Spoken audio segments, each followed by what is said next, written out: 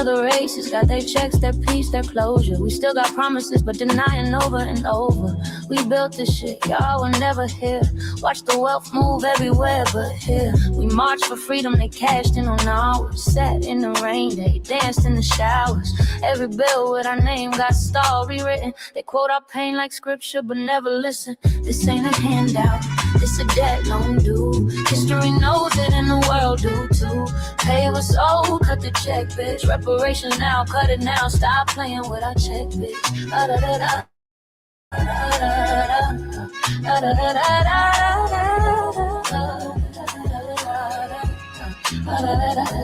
We lived in movements, open the door, then watched immigrants take the floor.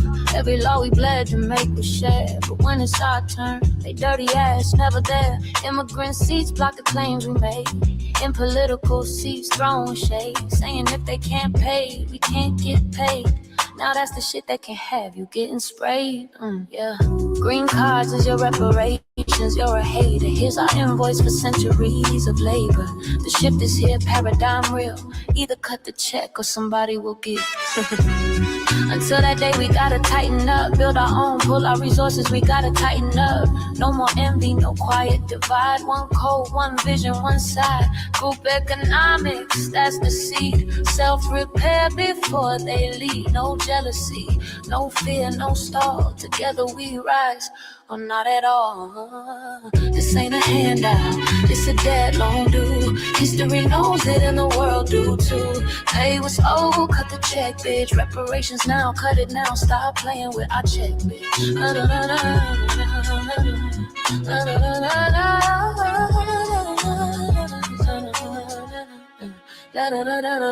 This is the shift, the correction, the call. We built the foundation, we own it all. RVA forever. It's not begging, it's a debt that owed. Stupid ass.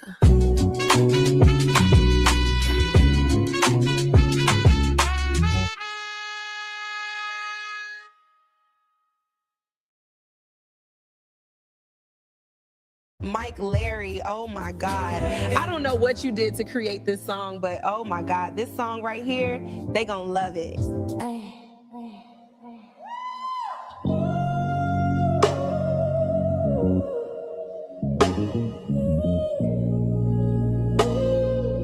It's R&B Mary J. Blige. Mike Larry, thank you.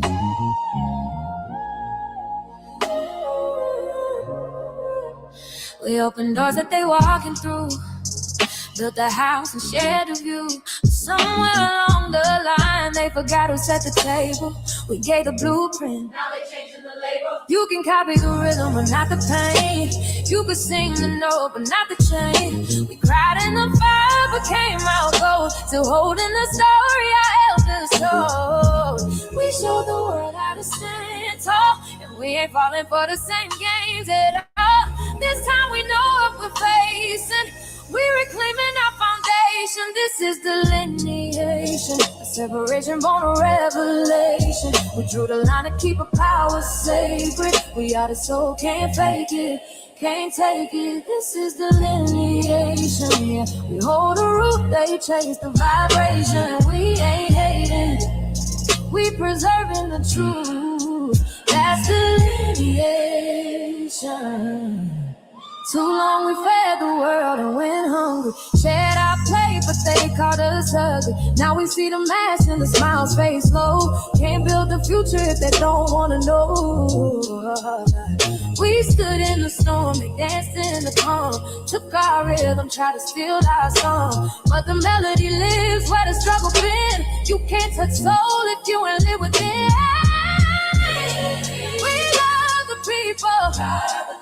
Every queen and king gotta claim their own. Can't fight for freedom, didn't hide from the fight. If you eat at the table, you better bring life. Oh, through the nation, we ain't breaking, we awakening.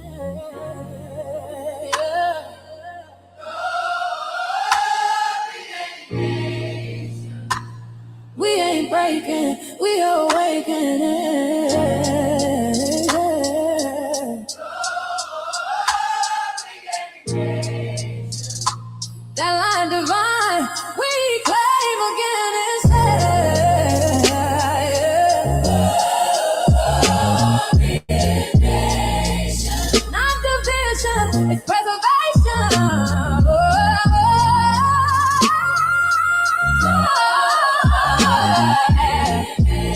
So you can't tether the truth, can't still control. This is delineation. A love that's proud and a pain that's patient. We ain't hating, we're cultivating the rules. That's delineation.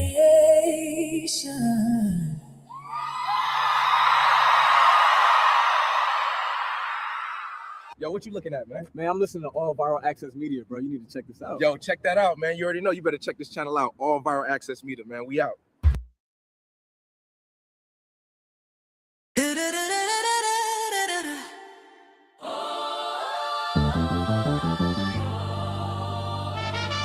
Yeah.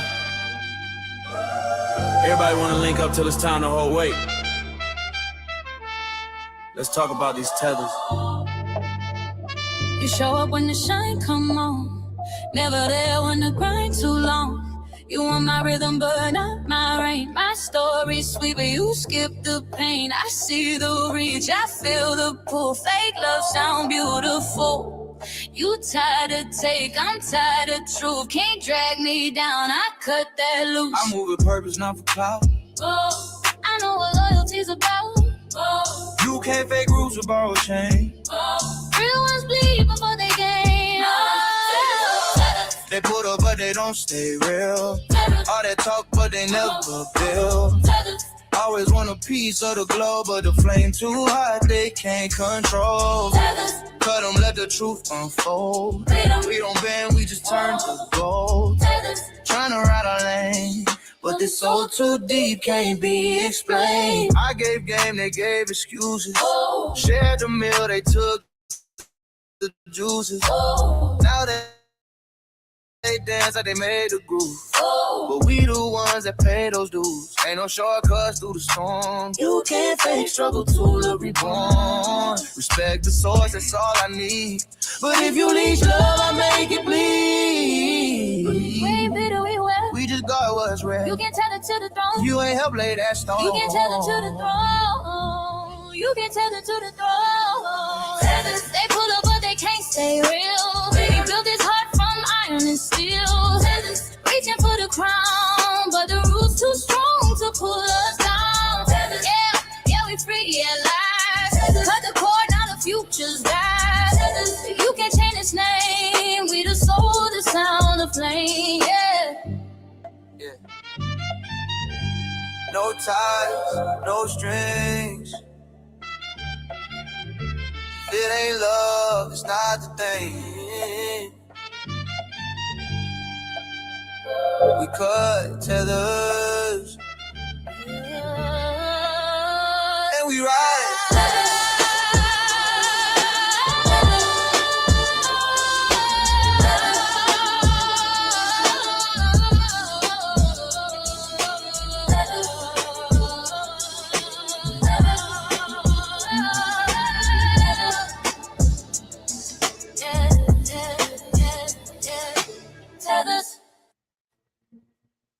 That's my shit.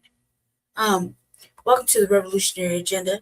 I'm your host, Seduction Delegate, Black Billion, Lady Che, Brandy, welcome to the Revolutionary Agenda. It's been a little bit. I know. I just get in where I fit in. In between Jesse and Chewbacca shows. And so I kind of came up with a little agreement. It's supposed to be like Wednesdays, Thursdays, a couple of my days. Just to go. Just to do what I need to do, or what I want to do. So we'll see if that lasts. I feel a renege coming. What have I been up to? Well, then doing a lot of research, watching some documentaries, and trying to get get these little stands put up so that I can use my camera for StreamYard. I'm almost, it's a work in progress. I think I need to replace my whole computer or just get another one, but I don't really have the time right now to do that. I got more pressing matters to take care of before I do any of that. So that's pretty much it. Watching documentaries and the news and just local politics and what whatnot, so I can assist Jesse in his run.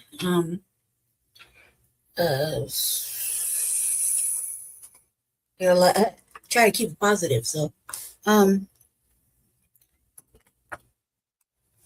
probably gonna do a little interview with him coming up soon. Get a little exposure, take it, that way he can try to get a little bit more exposure out here where we actually are. So we'll see.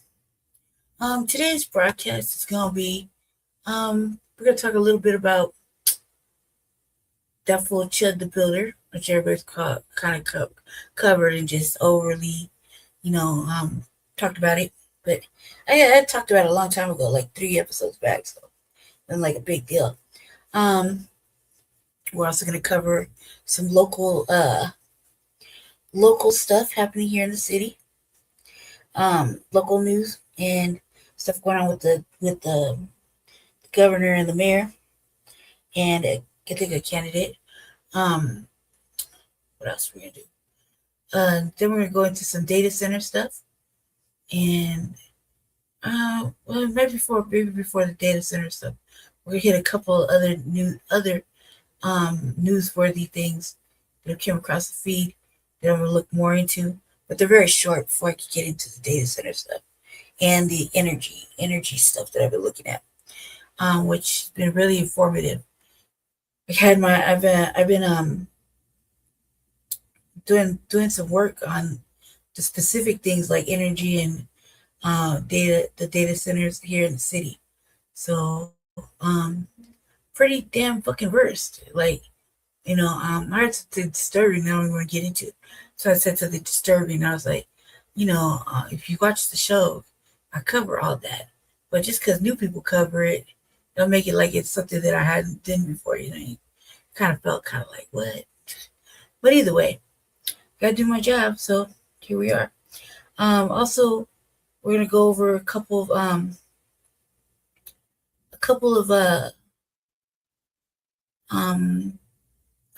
other things that I saw online.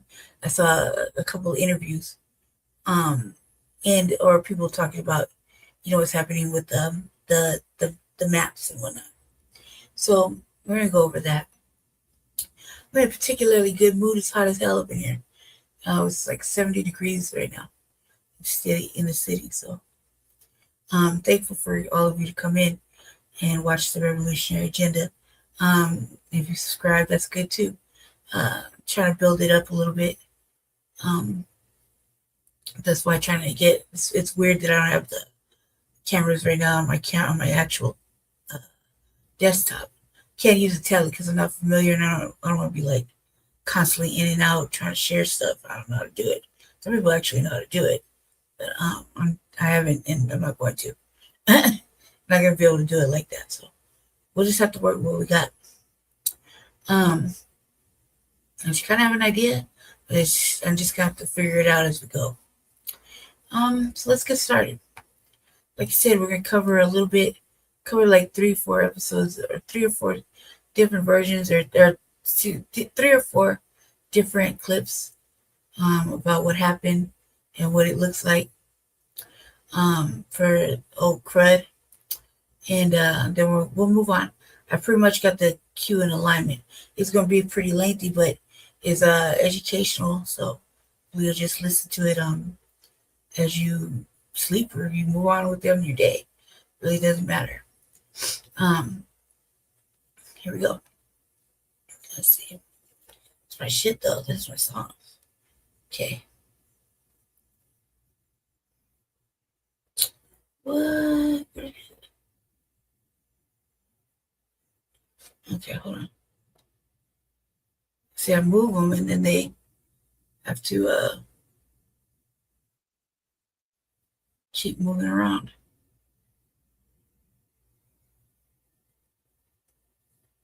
All right. Here you go.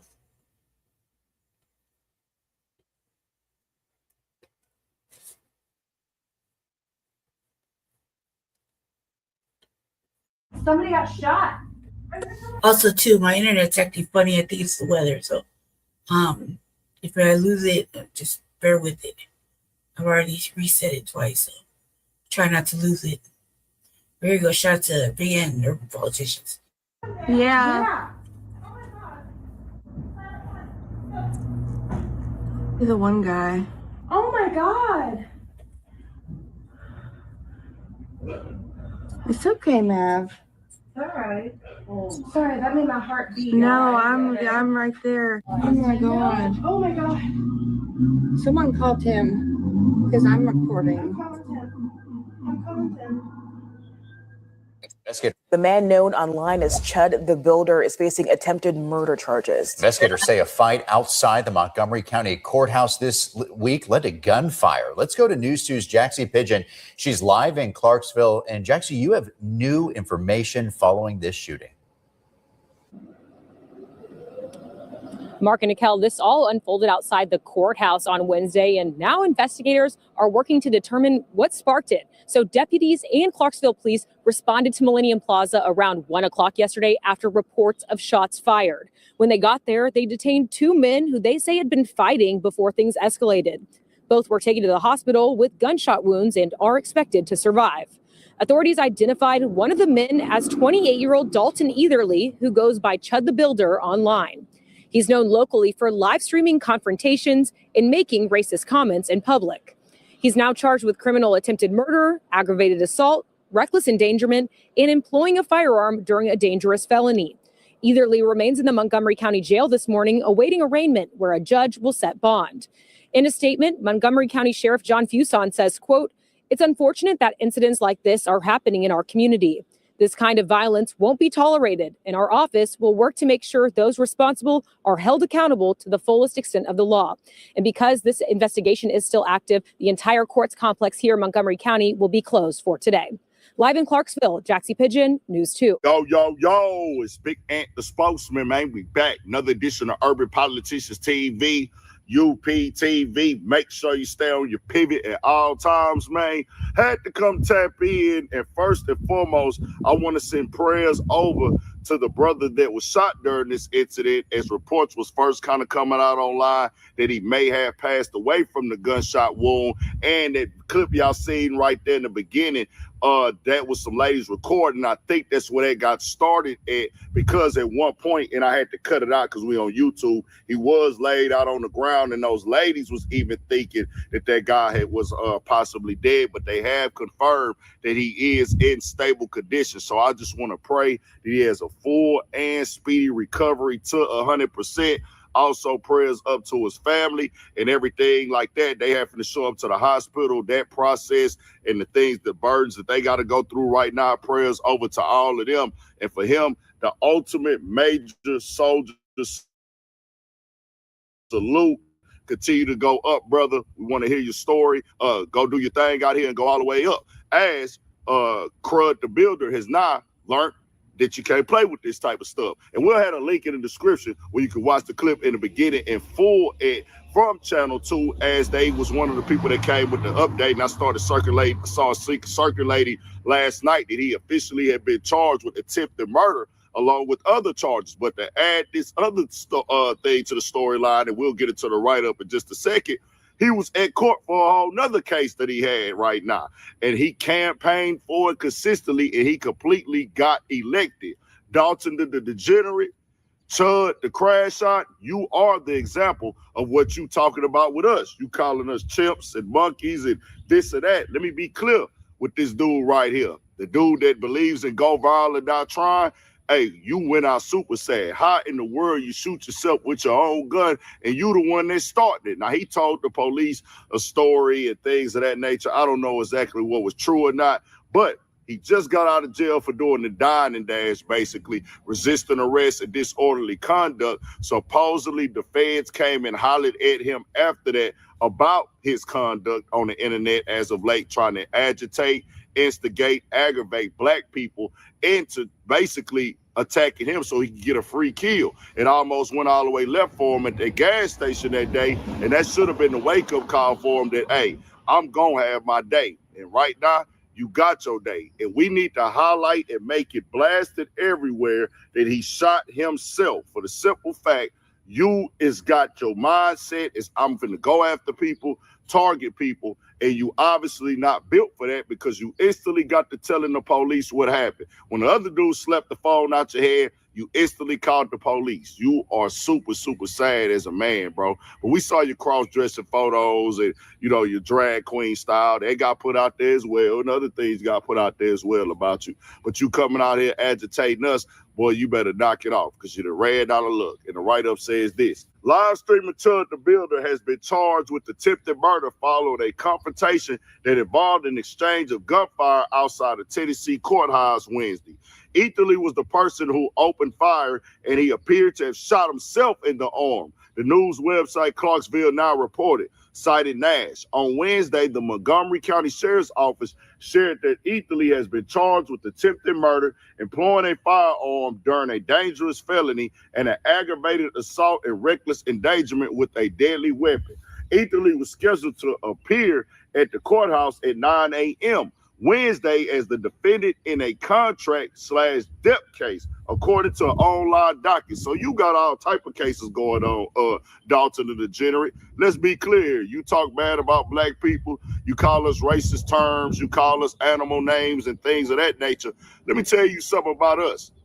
You look up the statistics and facts. Most black people, well over the majority, are never going to get charged with an attempted murder. I don't care what the media tell you or sell you. We never going to do a $400 dining dash. This is majority of us. This is not, this is well over the majority. High majority of us. We not finna go to jail for antagonizing other races and recording ourselves online. And we're not going to shoot ourselves, even though shooting yourself is common. That's the thing that does happen. It happens. Like, it's something that can go wrong for anybody who carries a gun. Most definitely, it can happen, no doubt about it. But in your situation, you was being an antagonist. It wasn't no just simple mistake. You brought it on yourself right there. That was God trying to show you something, dog. You ain't doing none of this in the name of God. You's a certified fraud. And guess what? We gonna celebrate the brother. We don't have his name released right now, but we gonna most definitely champion him. Hey, let's turn it all the way up. Hey, I ain't telling nobody to crash out. I ain't telling nobody to go hit them, put their hands on them, sacrifice your freedom. But if you feel like you got to do that, we gonna celebrate you with you. I'm not telling you to do that, especially now they are watching him, and he might be, we gonna see how this play out.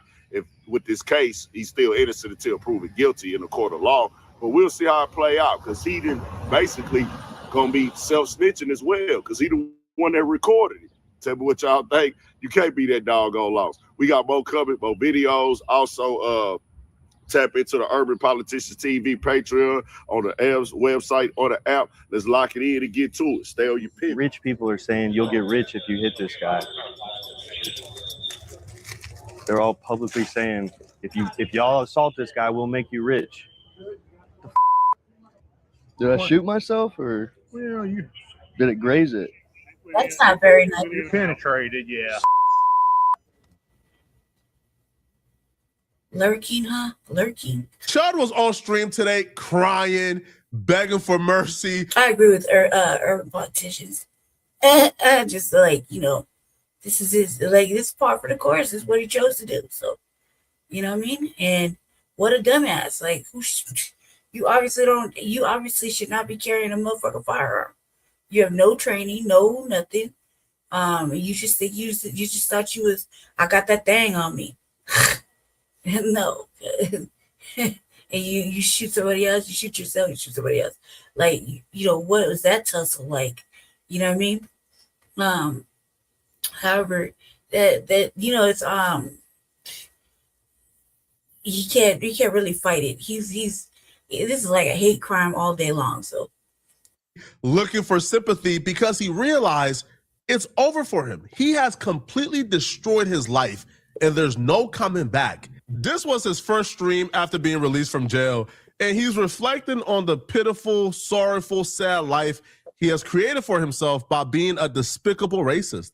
He was arrested by local police for dining and dashing because he thought, he don't got to pay for food. He can just eat the people's food and walk out. Man, so they arrested him. Now, he did say when he got out, he tweeted out that the feds interrogated him for multiple hours. Well, in his first stream back, he spoke more about that and exactly why the feds interrogated him.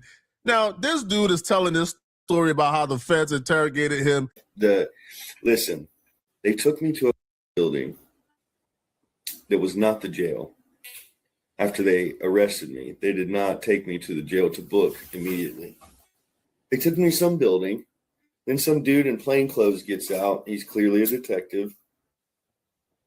And he takes me into the room in the back of the building, leaves me there for like an hour, again, handcuffed.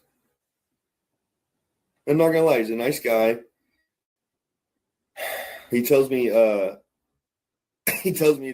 oh, you know, the FBI is interested in talking to you. We're waiting on him. We sat there for longer. He comes in there and they sit down. He's like, okay, I'm with the terrorist, anti-terrorist organization or whatever unit. So we're sitting there and he's talking to me, asking me questions, saying, are you with any organizations? Now I'm like, organizations? I'm literally just a dude with a phone. Just a phone. Then he says, well, are you affiliated with the GDL? I'm like, what the is a GDL? Never even heard nothing like that. The Goyim Defense League. I'm like, okay, is that Goyim, boy, handsome truth, pagan? Oh, so you know this guy? Yeah, unfortunately. I said, that guy's a bigger Fed than you guys.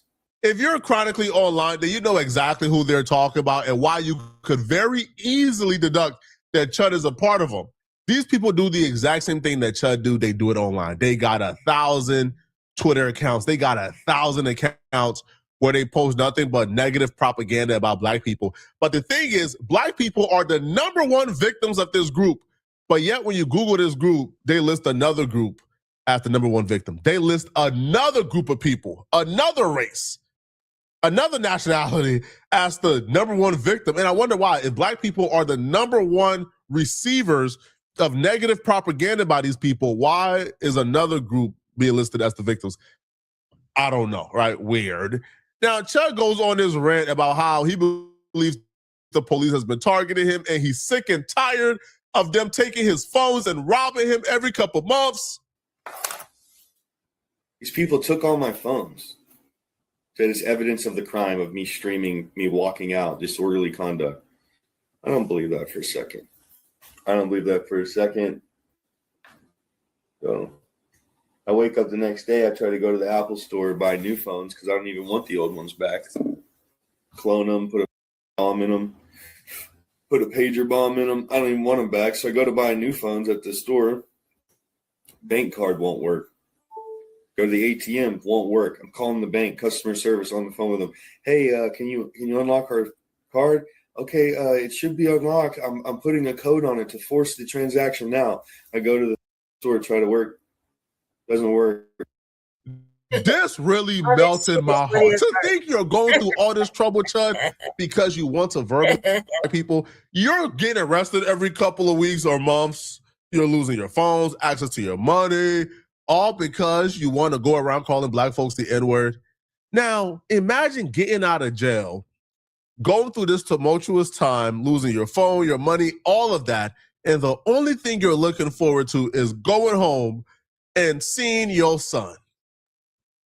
And then you get a text from your baby mama letting you know that, you know, she's keeping your son away from you for now, and she's changing his name because you are an absolute disgrace and embarrassment and an abomination to your son and her and your family, and they don't want nothing to do with you anymore. Know about yet. I might as well just tell you what I'm really upset about.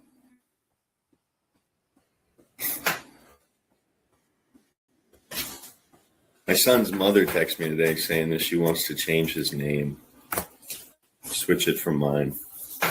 She fears for him.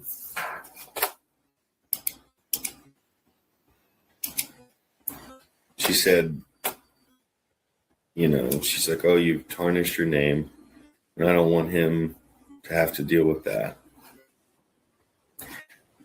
And I'm sitting there thinking,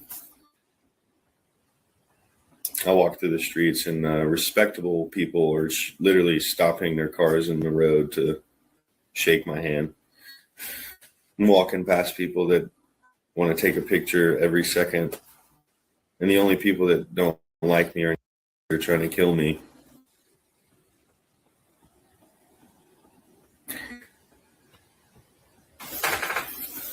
She's more racist than I am, is the funny thing. She's not they always want to make up.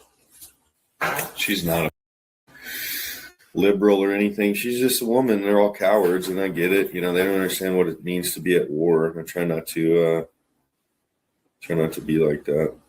God is good all the time. All the time, God is good.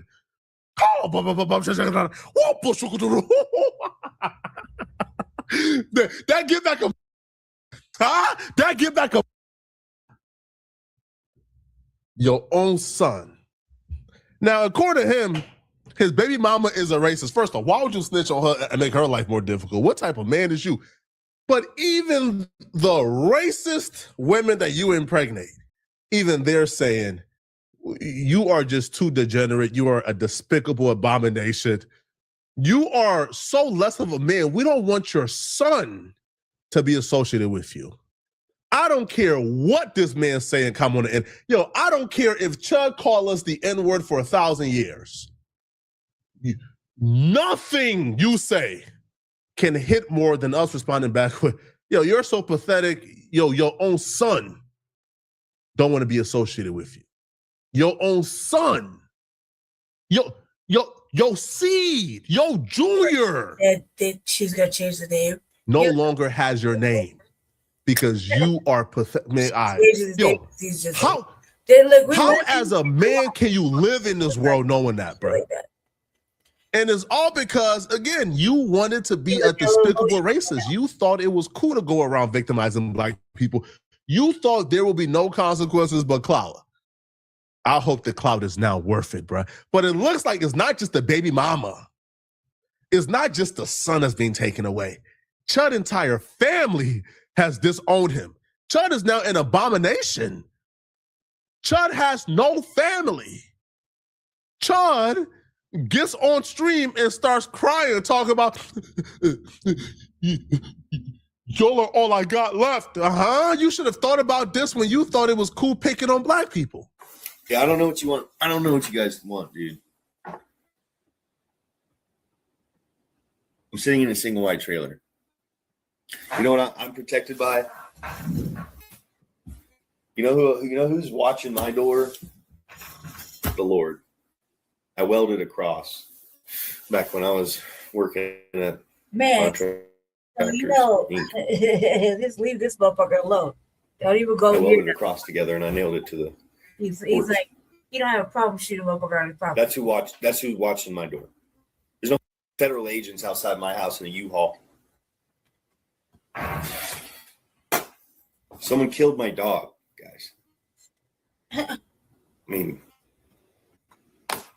who's helping me, bro? But there's no real sympathy right there. I can't even, my whole family doesn't even me, bro. I don't have federal agents.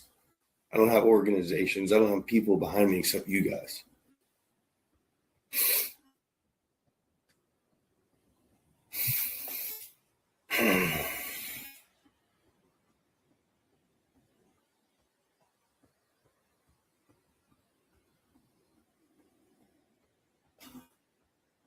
I feel nothing.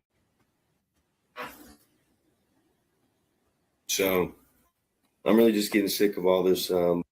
I'm getting attacked by the feds. Duh, Chud, I could have told you this, bro. I could have told you that people don't like racists. That people don't like despicable human beings who go around calling women and children the N-word. People don't like bullies. People don't like frauds like you. People don't like people like you. People generally don't like bad people. I could have told you this, Chud. I could have told you this. Yeah, right, so bringing up the dad dog for sympathy, bro, don't make me say what I want to say about that dog, bro. Don't make me go there, homie.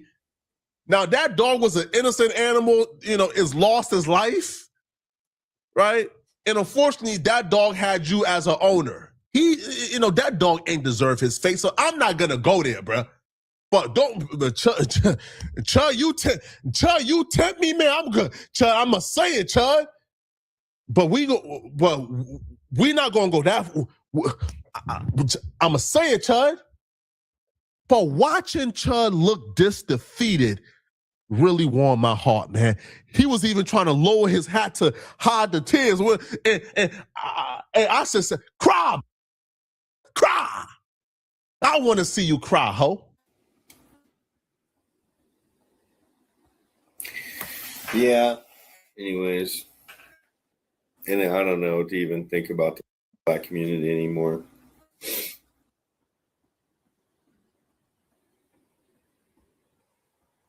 I know what y'all are thinking. No, we not doing it.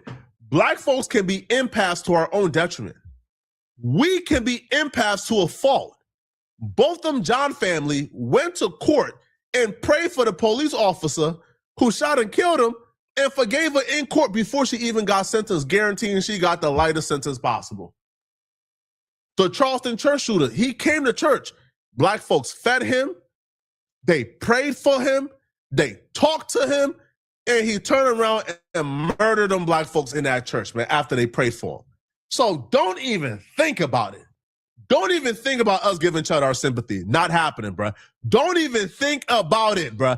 I know some of y'all is probably thinking, man, hey, listen, man, let's raise our hands in prayers for the brother Chud. Nah, we not raising no hands in prayers for Chud, bro. Not at all. I hope he never sees his son again. I hope that dog never comes back. Well, the dog ain't coming back. But I hope he don't find another dog who loves him. I hope his family continues to disown him. I hope the police continue to arrest him. I hope the feds get a case on him. I wish everything bad on this man. I don't wish nothing good. And y'all better stay on code, bruh. Y'all. Ooh. You got a good point, man. Don't feel sorry for that dude. He can cry all the white tears. But I get why he had to go hard like that, because when you have people that are funding you that are into like KKK and like that. This is the old girl that did the interview, or she did an interview, and it's called for Lily Venus, the interview that leaked Chud's narrative. That's what that's called. Yeah. I don't feel nothing. I don't feel nothing. Let me see. Get that out the playlist. It's not distracting. But they're not finna sponsor you, and you got some Black girl saying she used to feed you. She used to feed you. She used to feed you. She used to feed you. Boy.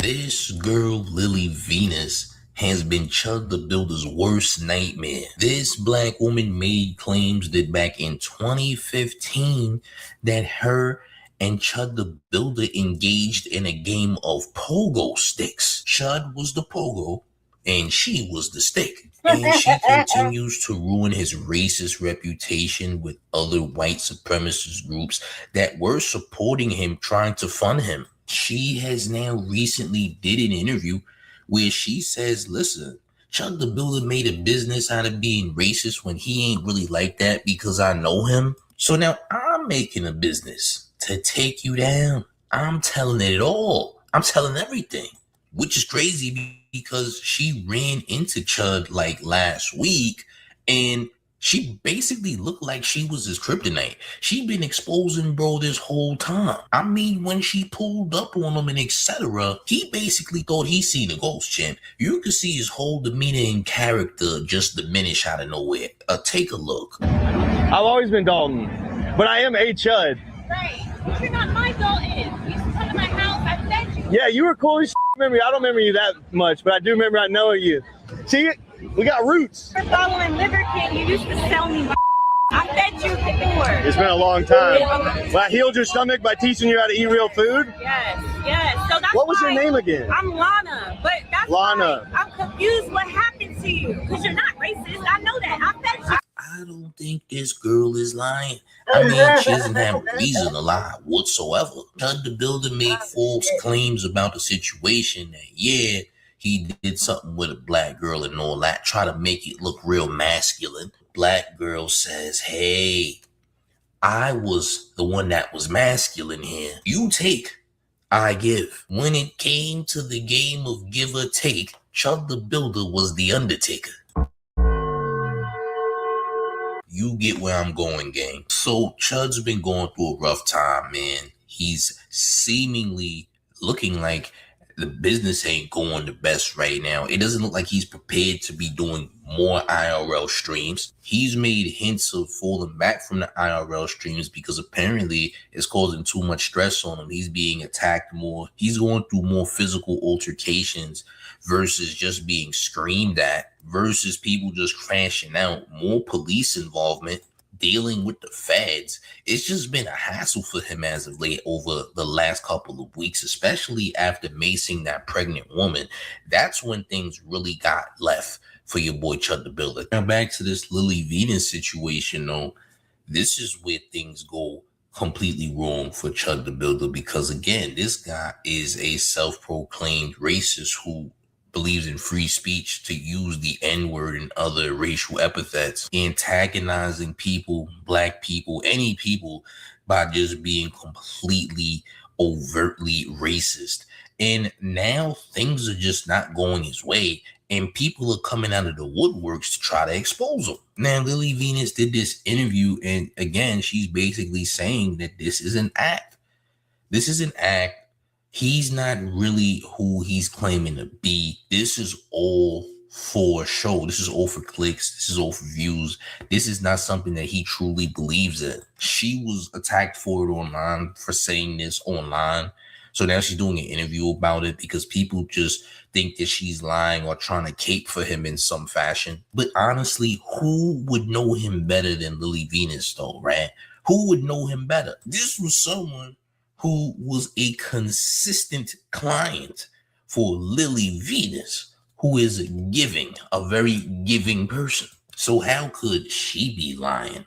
All right, you're seeing clips, you're seeing people testify, you're seeing Lily Venus testify of her accounts dealing with Chud, aka Dalton. So there's absolutely no confusion here, right? And the racist people who are supporting Chud the Builder, or that used to support Chud the Builder, are now falling back, man. They're now falling back. They're like, hey, man, hold on, champ. This ain't what you preaching. You never preached this. Who is this girl and why is she saying these things? Yeah, something ain't right. Apparently the racist people are catching on to his grift, and they just don't believe he's really practicing white supremacy like he says he does. They also believe that it's an act. But Lily Venus jumped and did this interview, and she had a lot to say in regards to your boy Dalton, aka Chud the Builder. Me saying what I said only happened because he said he f***ed me in the back of his trailer, and I've never even been to his trailer. So, but I get why he had to go hard like that, because when you have people that are funding you, that are insulin, and you got some black girl saying she used to feed you, now I'm finna pull my sponsorship. So he had to make it sound like I'm just some crack that he was slanging dick to. Like, I understand the business behind it, but now I'm finna be on my business. So when you say you understand the business, do you think he's putting on the front for, or he's just doing this out of just trying to create views, or he created this person just to be able to, you know, go viral, is what you're saying? I'm gonna just say I believe that there is an agenda behind the scenes that some of us might be able to tap into, some of us might not, but that agenda is pushing all of this.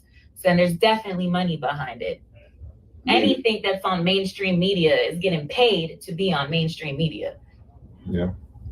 I mean, at this point, you know, that's so the plan is to make money from viral content, because obviously from the experience that he had with the young lady, you know, when he did the racial slur to her, caused him to lose pretty much everything. You know what I'm saying? So I can understand where it is a bit understood that he's trying to make a business out of it. He's just kind of doing what a Tekashi 6ix9ine does. You know what I'm saying? It's a character. He just told y'all this is his job. Okay. It's that simple. Case closed. That's pretty simple, yeah. It is pretty simple. I mean, so with that being said, what is your message that you want the people to understand? I tried them because I tried to tell them before this blew up to just leave it alone because this is his job. Just understand when he says something to you, don't take that personal. He's getting paid to do this people. Don't put your life on the line for this. It's a show. That's all I was trying to say, and they ate me up for that so now I don't give a So she's ready to go all in on Chud, man. She's ready to expose Chud for who he is, man, because apparently he ain't who he's claiming to be. This is all a facade, a character. This is his job.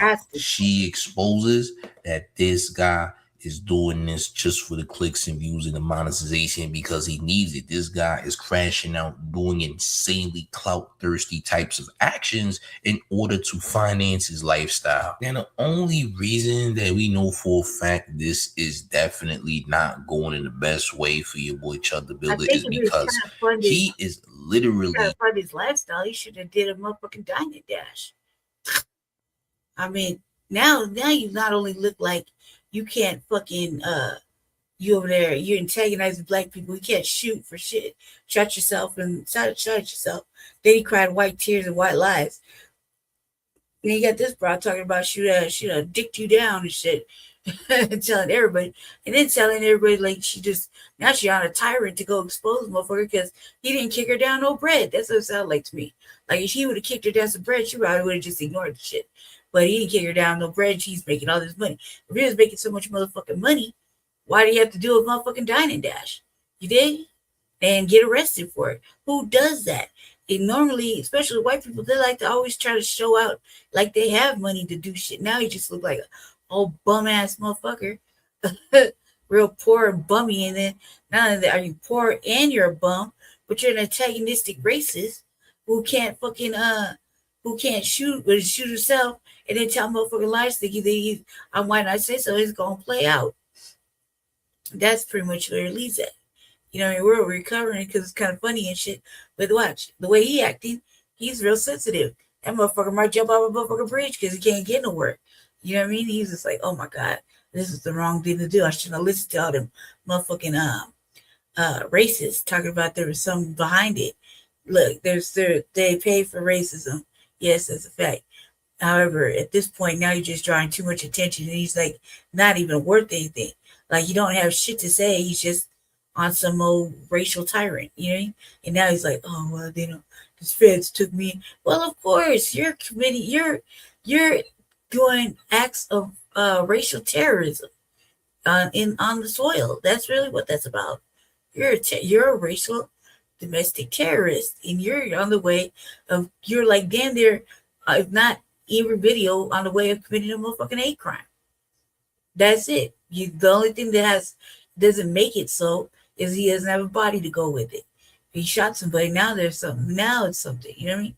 And the dude lives. So the dude lives. Dude's gonna tell the story, and we're gonna be like, You know what I mean? But that's what this is.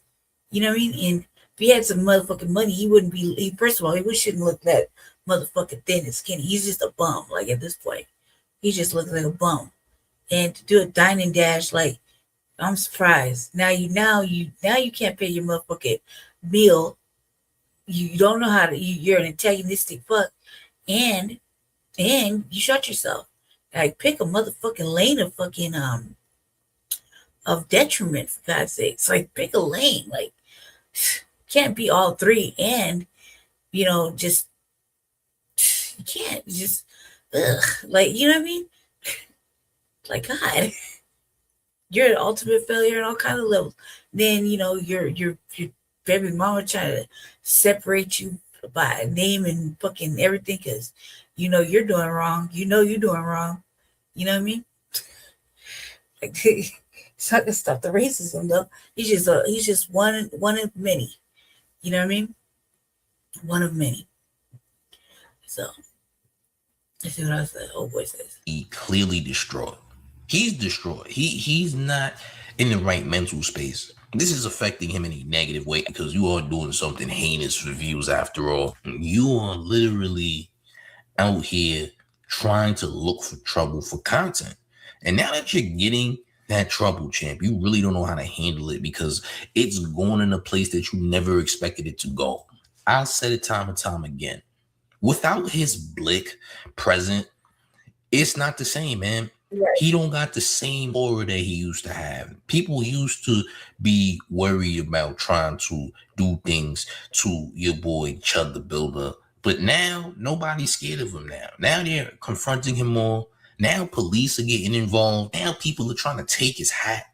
People are doing more things to him that are definitely aggravating him and causing him to have a mental breakdown almost. And that's just what it's come to. That's not something he was looking for. Whatever came out of this, he wasn't ready for it, it seems.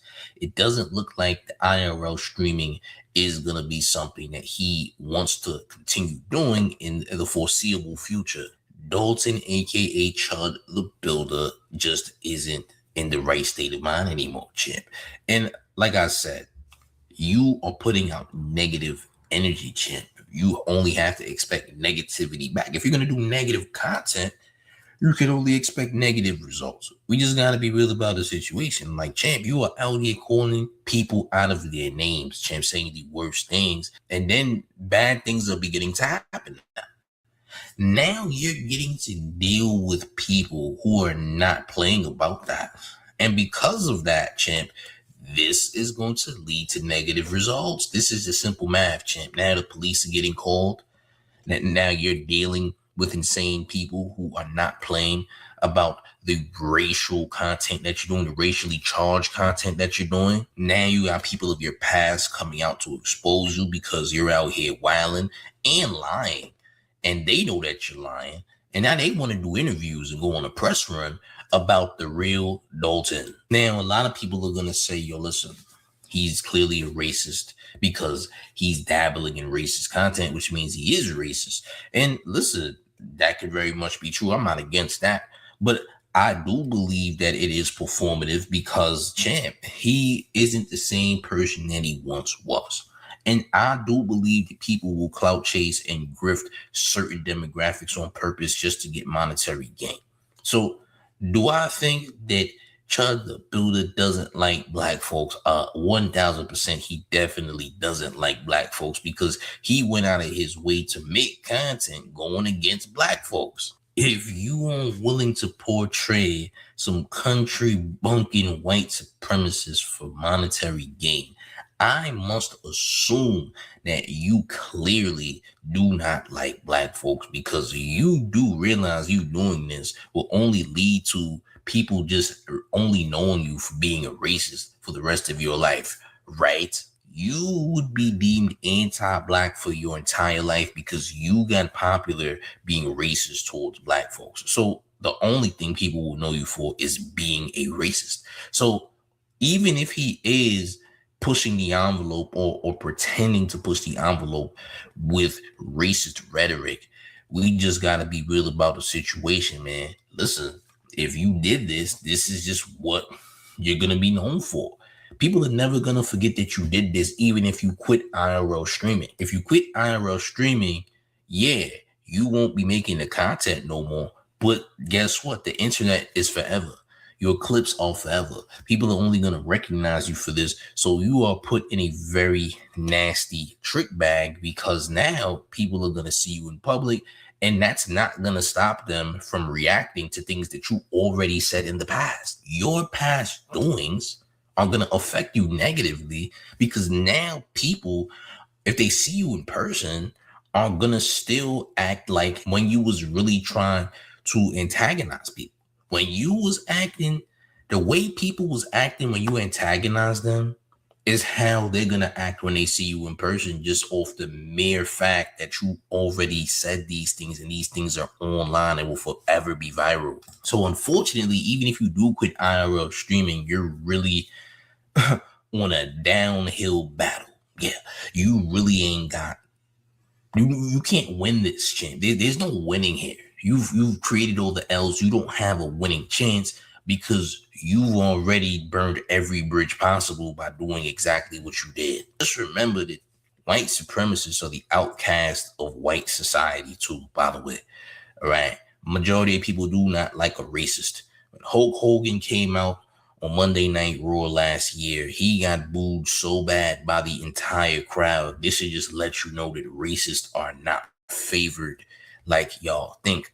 Right. I'm just saying. Game. Shout out to him. That was pretty decent. All right. Now we're gonna move into a little bit of some Colorado stuff.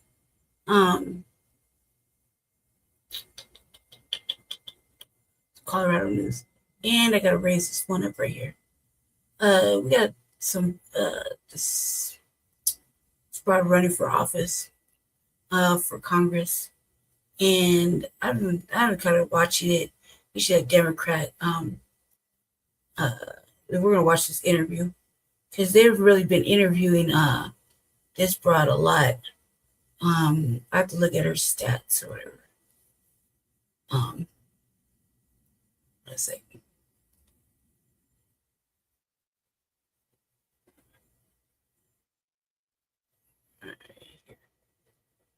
Okay. Let's make sure I got everything. Go ahead and let's go ahead and start. So we're gonna move in from a little bit of Denver news. Don't worry about this. I'm about to watch this. Well, hello. Oops. Well, hello, free people of the Rocky Mountain region. This is Brandon from Free State, Colorado, and I hope you're doing well. You know, the story made some headlines when it was in the news recently, but it's kind of getting lost in the news cycle. There's so many things happening right now, of course, in Colorado and Denver, across the country. But I really wanted to make sure you saw this because people have always been asking, especially recently, what about all this fraud with NGOs? What's the big story with all this money in these nonprofits, our taxpayer money that's going? Like, I'm all over it. You know, like, because maybe motherfuckers always talk about audits. Everybody needs a fucking audit, you know. The cronyism and the misuse of money, and the fact that, you know, the mayor don't ever really want to answer questions, and see, everybody's all complicit. You know, everybody's complicit of stealing from the taxpayers. And then they want us to vote for the same motherfuckers that are committing these acts, you know what I mean? But I've been doing research because Jesse's running for office, and because he's an independent, might not get as much play. So that's intentional. Hold on, sorry, family. I gotta get my little my little notes together because in case I hear something, I gotta write it down. But yeah, this is important. So Book City Council, I feel like they're just doing things just to be doing them, you know what I mean? They don't give a damn about the people, really. All right, so let's get into it. I like this guy. Going to these organizations, who is accounting for it, what's happening with it, and that's one of the biggest questions I keep seeing pop up online. So I'm not saying there's fraud here, don't get me wrong, but at the same time, this is kind of one of those things that people should be looking at, and especially if you're in Denver, you should be demanding some answers and really trying to hold the elected politicians accountable to make sure this kind of thing isn't continuing to happen. So this is over at coloradopolitics.com. No oversight. Denver's homeless plan cost $20 million more than previously reported, auditor says, from March 19th, 2026. Mayor Mike Johnston's campaign to curb homelessness has cost the city an estimated $20 million more than previously reported, Denver's auditor concluded. The audit determined that the mayor's initiative was poorly planned with underreported expenses, no monitoring plan, inadequate equity considerations in shelter sitting, and no one responsible for tracking the program's citywide expenses. Wow. It's a lot of money, folks. It's a lot of money. The mayor's office disputed the findings, calling some instances of the audit willfully misleading. $20 million in underreported costs is a lot of money, especially when the mayor's office is cutting budgets. That's right. They laid off some people recently, right? Auditor Timothy O'Brien said in a statement Thursday, "It is alarming. There's been no central oversight of spending, and measurements of success keep changing." Folks, this is so often the case in government, and that's why we need citizens. We need leaders in our own communities who are willing to step up, pay attention to these types of things, put it online, and keep your eye on it because stuff's going on, right?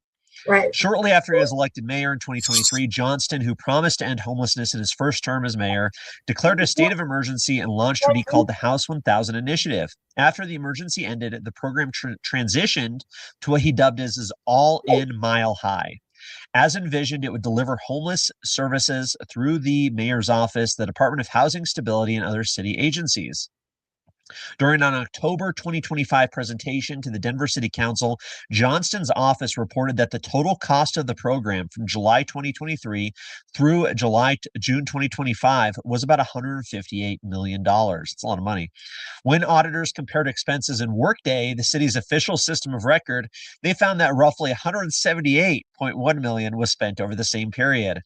Auditors said the mayor's office could not substantiate the figures and refused to give auditors access to House 1000 expense tracking spreadsheets, citing them as deliberative planning documents. I mean, that's the thing, folks. Anytime this is the government, like they're supposed to be transparent and open. And it's like if the auditor who's independent of the mayor's office is asking for these documents to track spending, when you're talking about $20 million, they should be getting it, I think. Johnston's office fired back in a statement, arguing that the audit misstates key facts and in some instances willfully misleading. This is not true, the mayor's office said. The mayor's office did provide supporting documentation, including on the $158 million figure, and also provided a host analyst to walk through all the figures. Host is this program, folks, the housing stability. First of all, that's just a cover up. That's like a scam. Like, look, why you don't want to give up your information? Because you hiding shit. That's why why are you afraid to give it up to the auditor? Because you know the auditor is going to do a deep dive and look into your nonsense and where this money went and do a whole trace on, figure it out. I bet that man sitting up there with red tape just going over there, linking things together like this don't make no sense. Wonder it's 20 million. 20 million is a lot of fucking money. You know what I mean? Why you don't want to give it up? Why does the mayor not want to give it up? Why you don't, you know what I mean? But if I was the auditor, I don't think I would have asked. I think I would have just went with a fucking a zip drive and just zipped it out of everybody's computer and told them they're just gonna have to wonder what I'm doing. You know what I mean? I'd take it back as from the time it started, right? Because you really can't hold Mayor Hancock accountable for it. They could say that he left them with this and that. It's whatever, but what are you doing in the office now is the real question, right?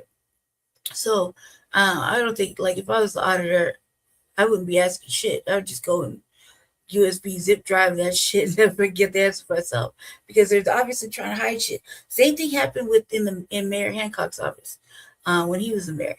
He had to write things talking about was people were writing when the auditor came around that they would cite instant racism, like even if he was just asking regular stuff, like for what they need. And that would be the ploy, you know what I mean? Because the mayor at the time was a brother. But that's why, you know what I mean? Just give up your information. If you ain't got nothing to hide, then you ain't got nothing to hide. Your math doesn't make sense though. And you need to you need a real mathematician and an economist, and you need somebody to really sit down and do math and on the budget, because this doesn't make no damn sense. Nothing they can say is going to really take up for that, right? But I'm like, why you hiding for them? And then you're going to lie on the mayor. You're going to lie on the auditor too, talking about it's willfully misleading. No, it's willfully misleading is when he talks. That's misleading. That's gaslighting.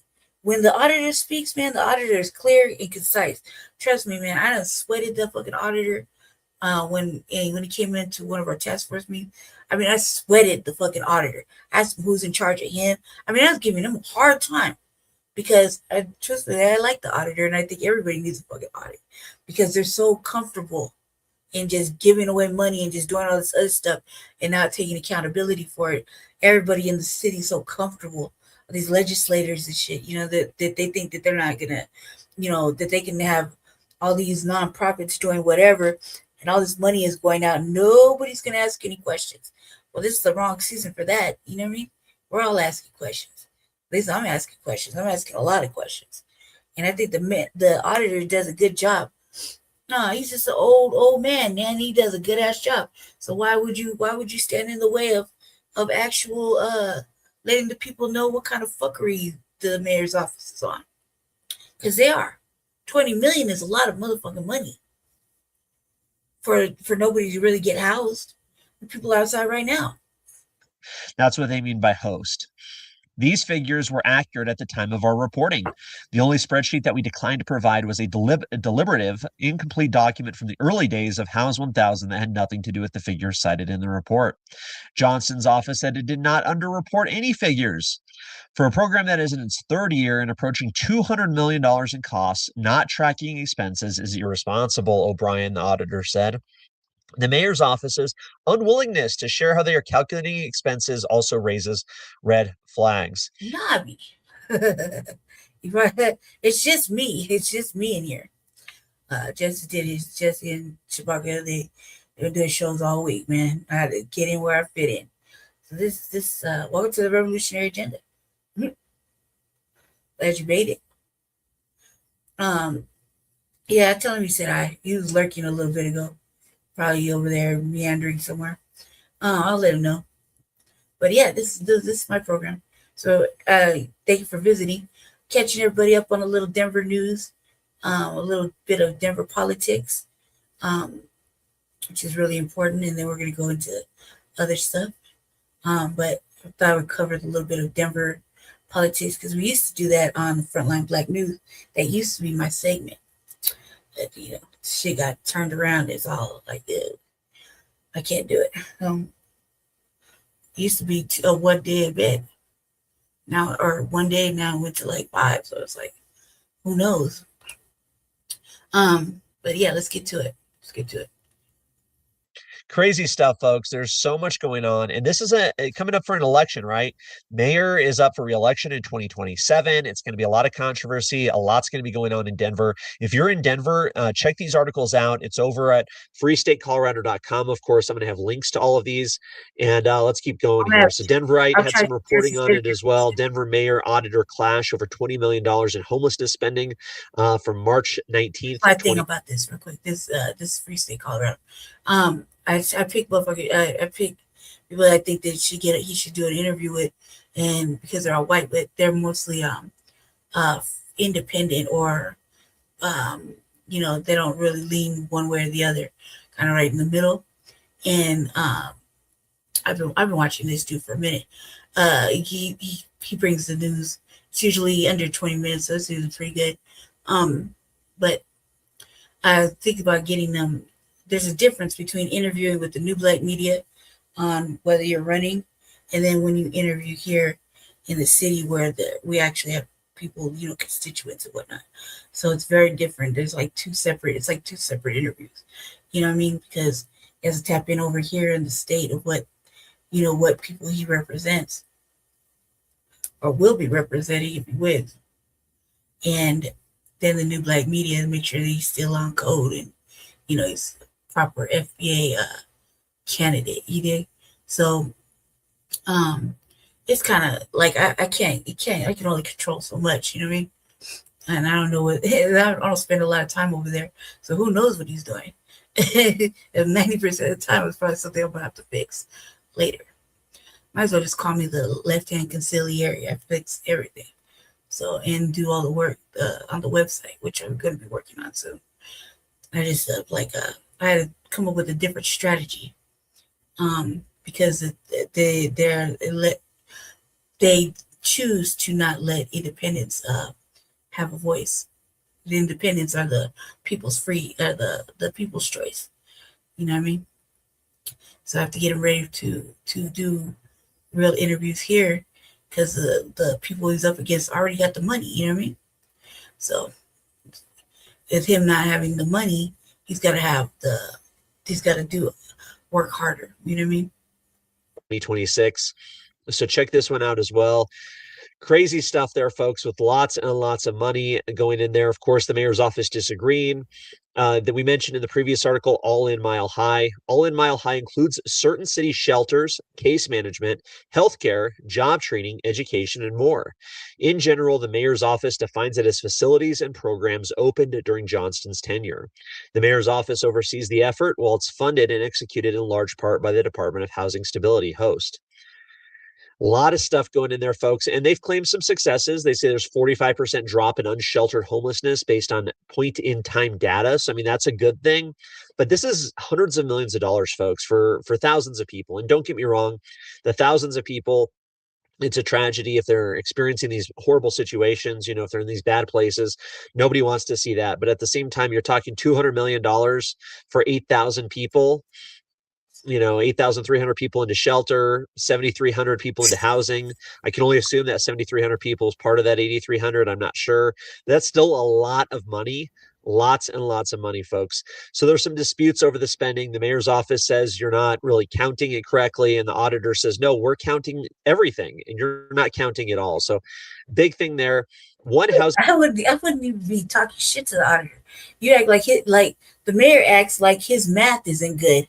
Like, if anybody's math is good, it's the fucking auditors, not the people, not the people in the mayor's office. They're attached to corruption and cronyism and embezzlement. You know what I mean? They're pocketing this shit somehow, or it's going to other things. It's not going to the fucking people. So if that's the case, they closed down so many of these shelters and or extended stays or whatever. They're like extended stays, like studio apartments. So come on, man. Like, you can't act like the auditor's math doesn't make sense. It's the mayor's math and everybody who's involved in the mayor's devilish motherfucking work. Housing Stability leaders said they do not know what All in Mile High program means, saying that the name and format of Denver's homelessness response program has changed roughly 15 times since they started working for the city, the report stated. It's not clear how long that person has worked at the city.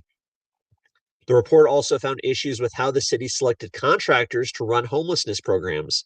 For example, the Salvation Army and the Colorado Coalition of the Homeless both were awarded sole source contracts that did not require a competitive process.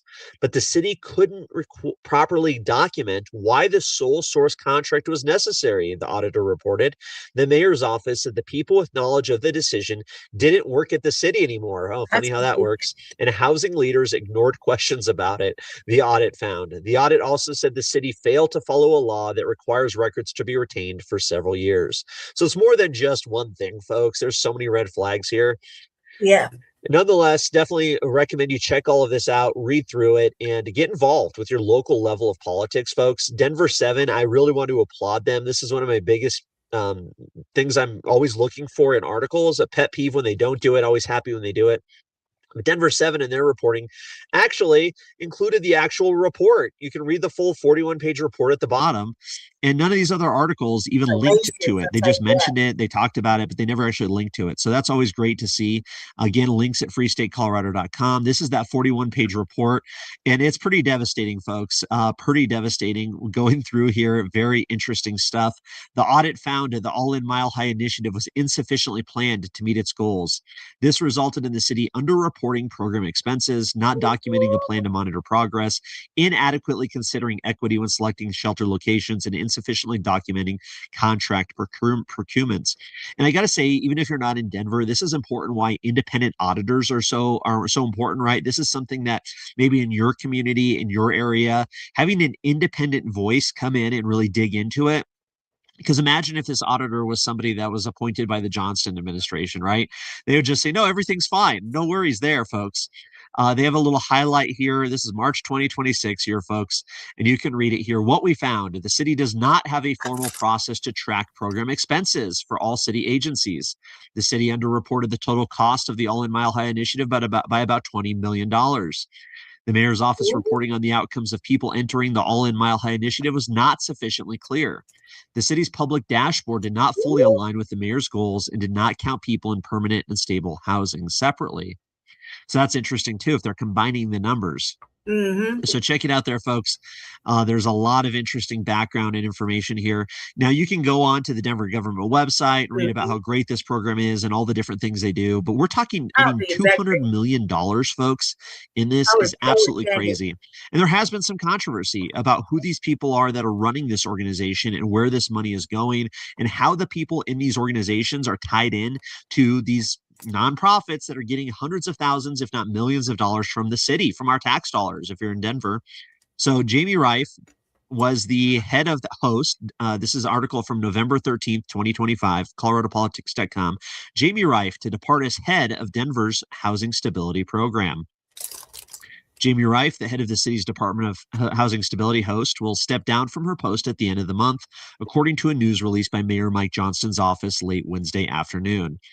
Reif, who was appointed by Johnston and who has held the position for just under 2 years, will become senior vice president of the tech-driven nonprofit Housing Connectors.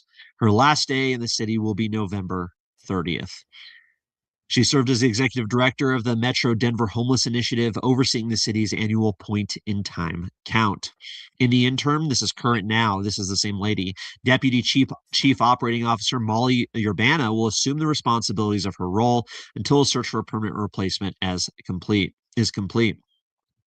So very interesting stuff to see, folks. Now, what's interesting is she's going to work now for this big nonprofit. So check this out. Housing Connector. You pulled them up on ProPublica here. You can see what kind of money they have.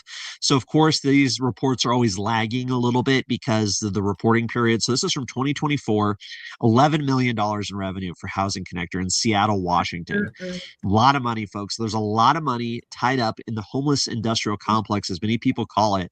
And you're like, okay, well, we're talking, sure, there's a good amount of people who are struggling with the homelessness issue. Don't get me wrong. There's money, but you're talking money to be made in fucking detriment. Let's just put it that way.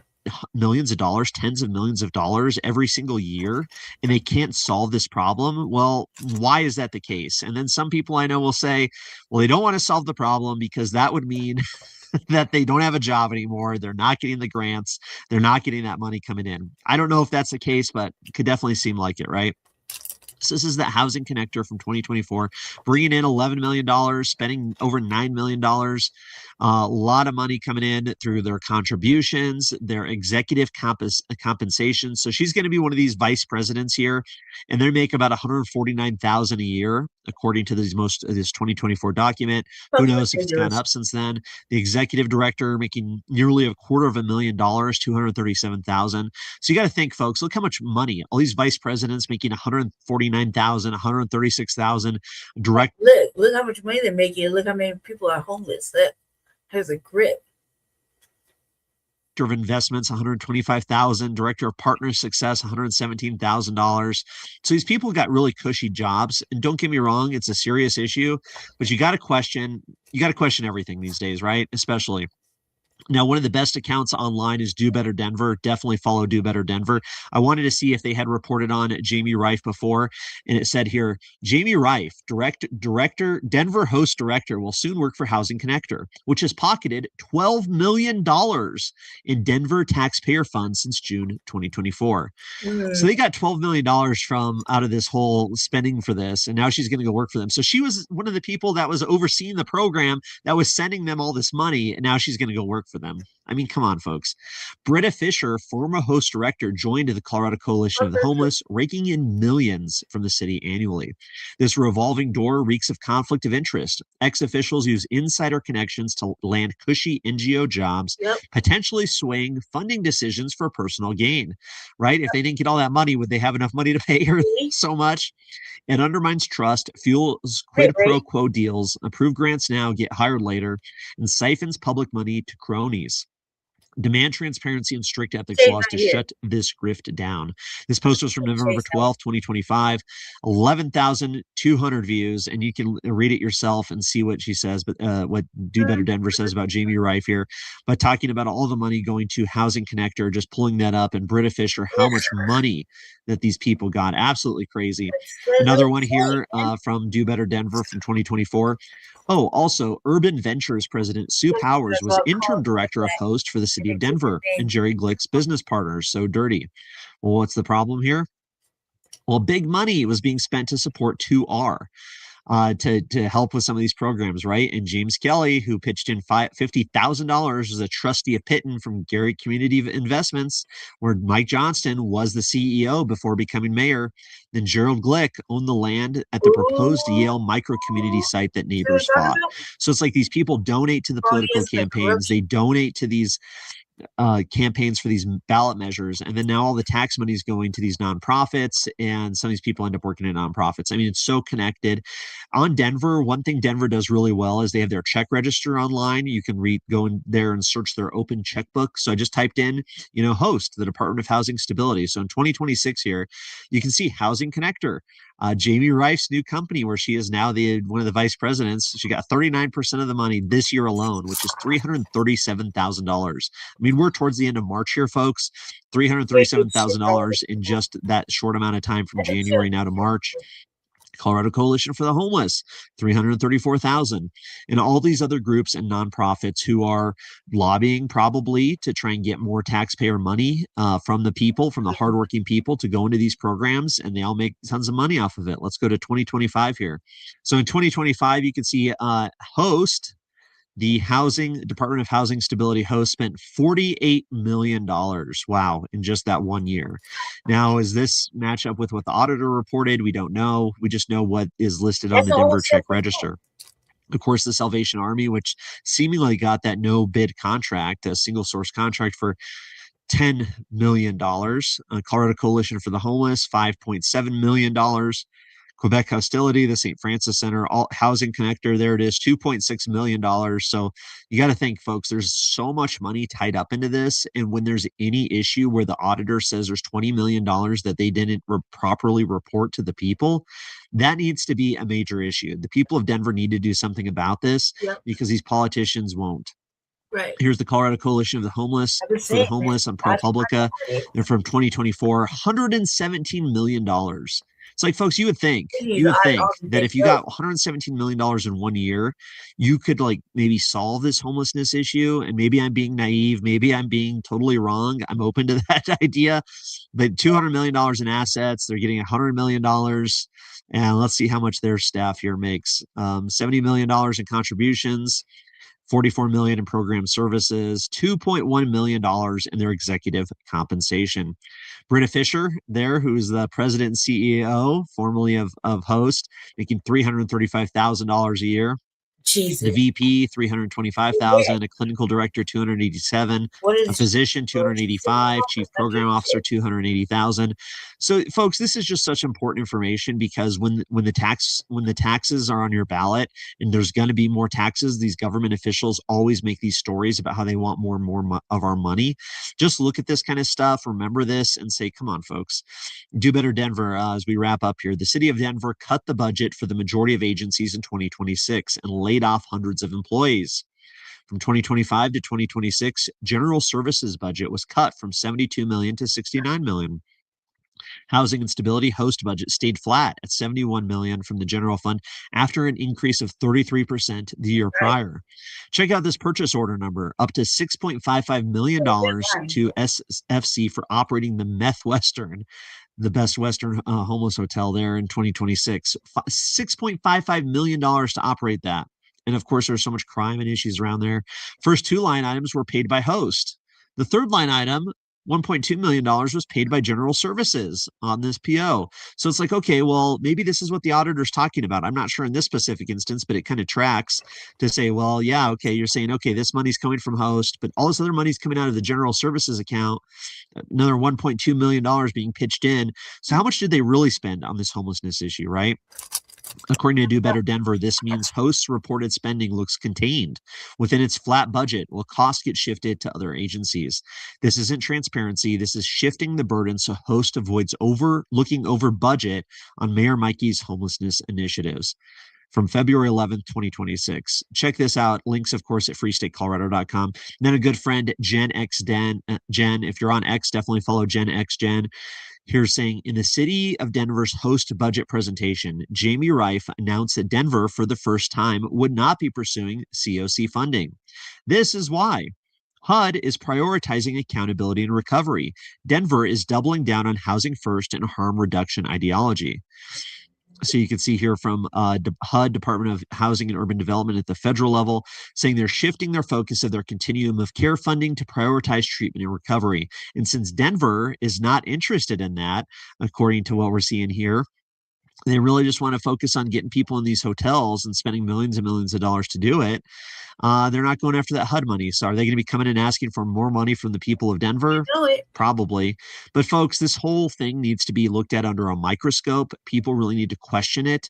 And before you give any more of your hard-earned money to these government officials, there needs to be better transparency, better reporting, and ultimately serious questions asked. Is this really the proper role of government?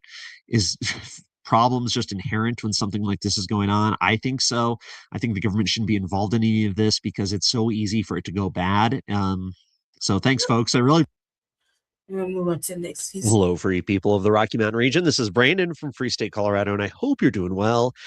Are we about to see Colorado's biggest boondoggle in our history? I think so. This whole Front Range passenger rail scheme is setting up to be a major disaster, and we need people across Colorado to be paying close attention and holding our electeds accountable to ensure that this doesn't go off the rails. Yeah. So this article here from the Rocky Mountain Voice from April 29th, 2026, the $3 million campaign behind Colorado's COCO rail tax proposal. My goodness. Check this out here. The Colorado Department of Transportation had options when describing what $3 million in state transportation funds would buy: public education, a feasibility study, community engagement. It called it a ballot access plan. That language, develop a ballot access plan, and implementation of the plan, sits in the purpose clause of a contract which took effect on March 26, 2026, between CDOT and the Front Range Passenger Rail District, the latter established by the legislature in 2021 to plan and eventually build passenger rail along the I-25 corridor. Rocky Mountain Voice obtained the contract through a public records request.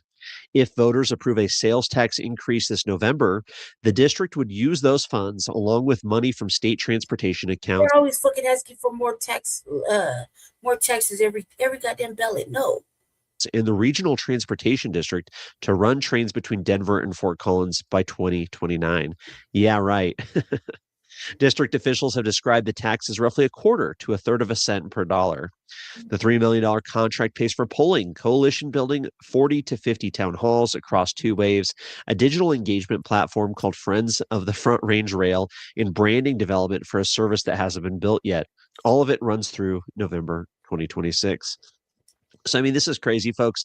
This idea here that they're going to use $3 million in state transportation funds to basically market and sell this idea to the people of Colorado. So expect to see a lot more advertisements. It's going to be a crazy election year as it is already. But nonetheless, here, another $3 million of our money being spent to try and sell the people of Colorado on this idea of this Front Range passenger rail district. So ads, polling, all of these different things, these manipulative tactics done by our own government to try and convince us to grow the government even more and give up more of our hard-earned money. What the non-advocacy clause does and doesn't do. Colorado law draws a specific line around public money in ballot campaigns. The Fair Campaign Practices Act prohibits government entities from spending any monies from any source to urge voters to support or oppose a ballot issue, including measures that would direct more public funds to those same entities. The contract includes a clause in Section 7.3 acknowledging that line, quote, no funds provided under the scope of work may be used for advocacy, persuasion, or campaign activity, and all outputs must be strictly informational in accordance with the Fair Campaign Practices Act, end quote. Now, folks, I've done videos with Natalie Menton, one of our great liberty leaders and taxpayer advocate, who really dug in and showed some of the examples about how push polls, something called the Delphi technique, these other types of ways that you can manipulate public opinion without actually being an advocacy, right? Without actually saying vote for this tax increase. They can still present the information in a very specific way that is basically doing that, right? The article continues here. A Colorado attorney with expertise in campaign finance law reviewed the contract at Rocky Mountain Voice's request. The attorney said the non-advocacy clause might help show Front Range Passenger Rail District was thinking about compliance, but does not by itself determine whether the law was followed. What determines compliance is the conduct, how the funds are actually used. The attorney said the funding route from CDOT to FRPRD does not change the analysis because both entities are covered under the statute. Two deliverables drew scrutiny. So I really do appreciate Rocky Mountain Voice of getting this contract, digging into it, and kind of finding some issues with it. Task 3.6.1 requires FRPRD to launch a Friends of the Front Range Rail platform, a digital dashboard named for supporters.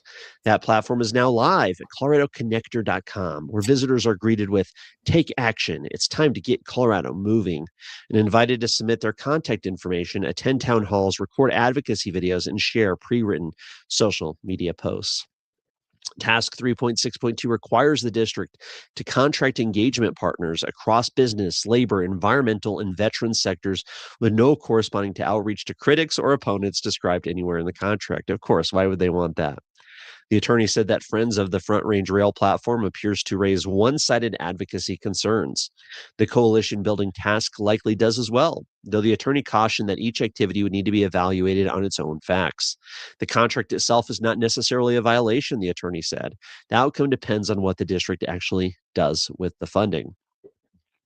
So, folks, you can read through this article. It's definitely worth it. This is a topic I'm going to be paying close attention to going forward for sure, because this is going to be a crazy scheme that the governor's been working on for a long time. Of course, I'm sure he wanted to push something through before he's out of office next year, but we're going to see this huge scheme. I mean, realistically, folks, who's going to be taking this train?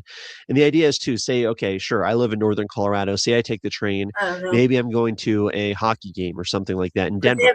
Now, it's going to take how long to get there compared to driving, for one. For two, say I'm going down somewhere to visit people, to Colorado Springs, for example. And then what am I going to do when I get there? I'm going to need a car to go where I'm going, unless that train takes you exactly where you're at. So, folks, you know, there's a reason the private sector, the market actually doesn't do this, because it's not necessarily going to be profitable, right? So read through this. It's very interesting. But this is just one piece of the puzzle here, folks.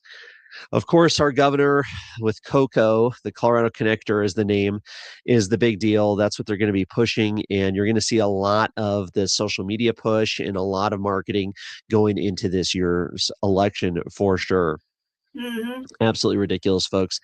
Colorado Connector was the #1 vote with 9,500 votes. The Front Range Express destinations, Fred, had more than 8,800 votes. And then the Colorado Ranger had 5,400 votes. RangeLink over 2,000 votes. So not a lot of people voted in this. Not that it matters too much what it's called, but, you know, I was rooting for the boondoggle train to nowhere there. But folks, you got to remember too, like, why am I so skeptical about this?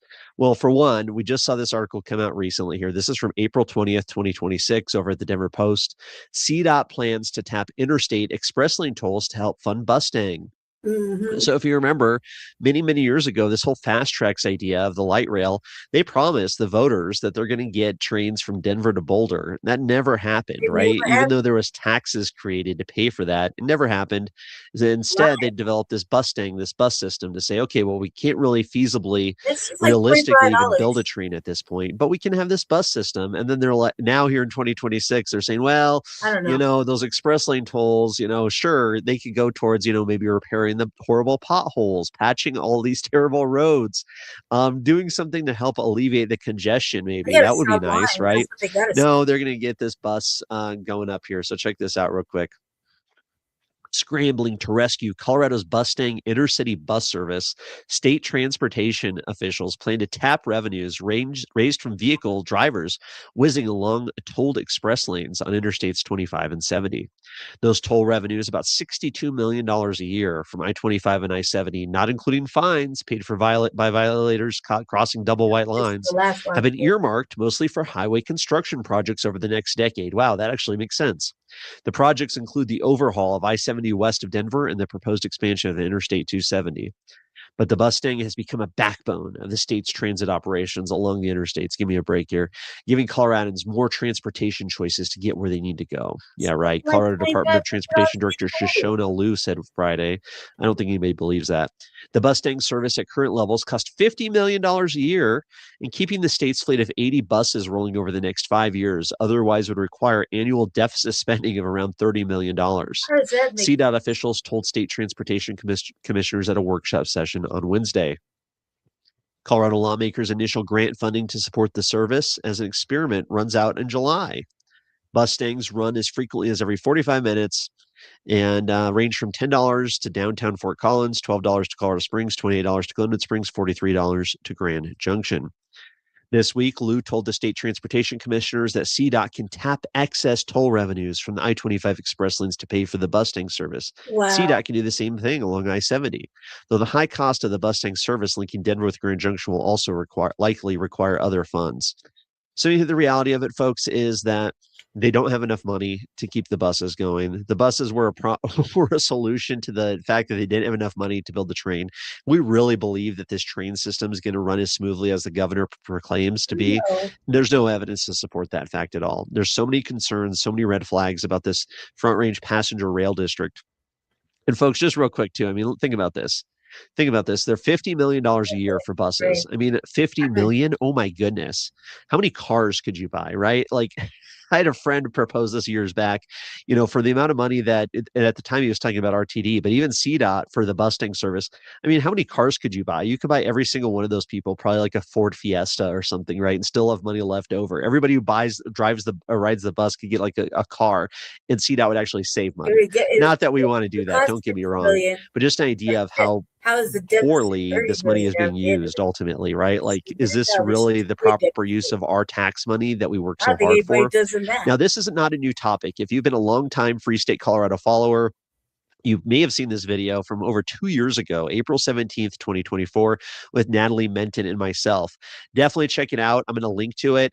This video is almost an hour long, but Natalie, who's a former RTD board member, who's an expert on all things transit and, of course, Colorado tax policy, we went through we created all the slides and really went through what we thought were some of the major concerns. One of the crazy things, folks, you'll see the governor. You'll see the governor saying this. You're going to hear this over and over again, right? This is a little press release from April 29th. More service for half the cost with no new taxes.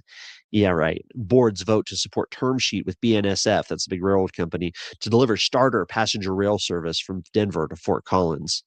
Today, after months of negotiations between the Joint Service Executive Committee and the Railway, all governing boards voted in support of the term sheet agreement with BNSF and made needed appropriations to advance into the design phase of the project.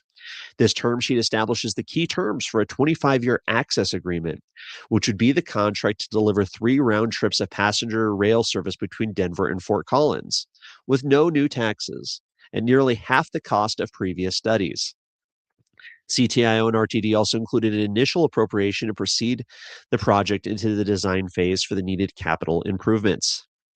So, folks, when you really think about it, of course, there's tax. They say no new taxes, but that's because they're already using tax money they've collected.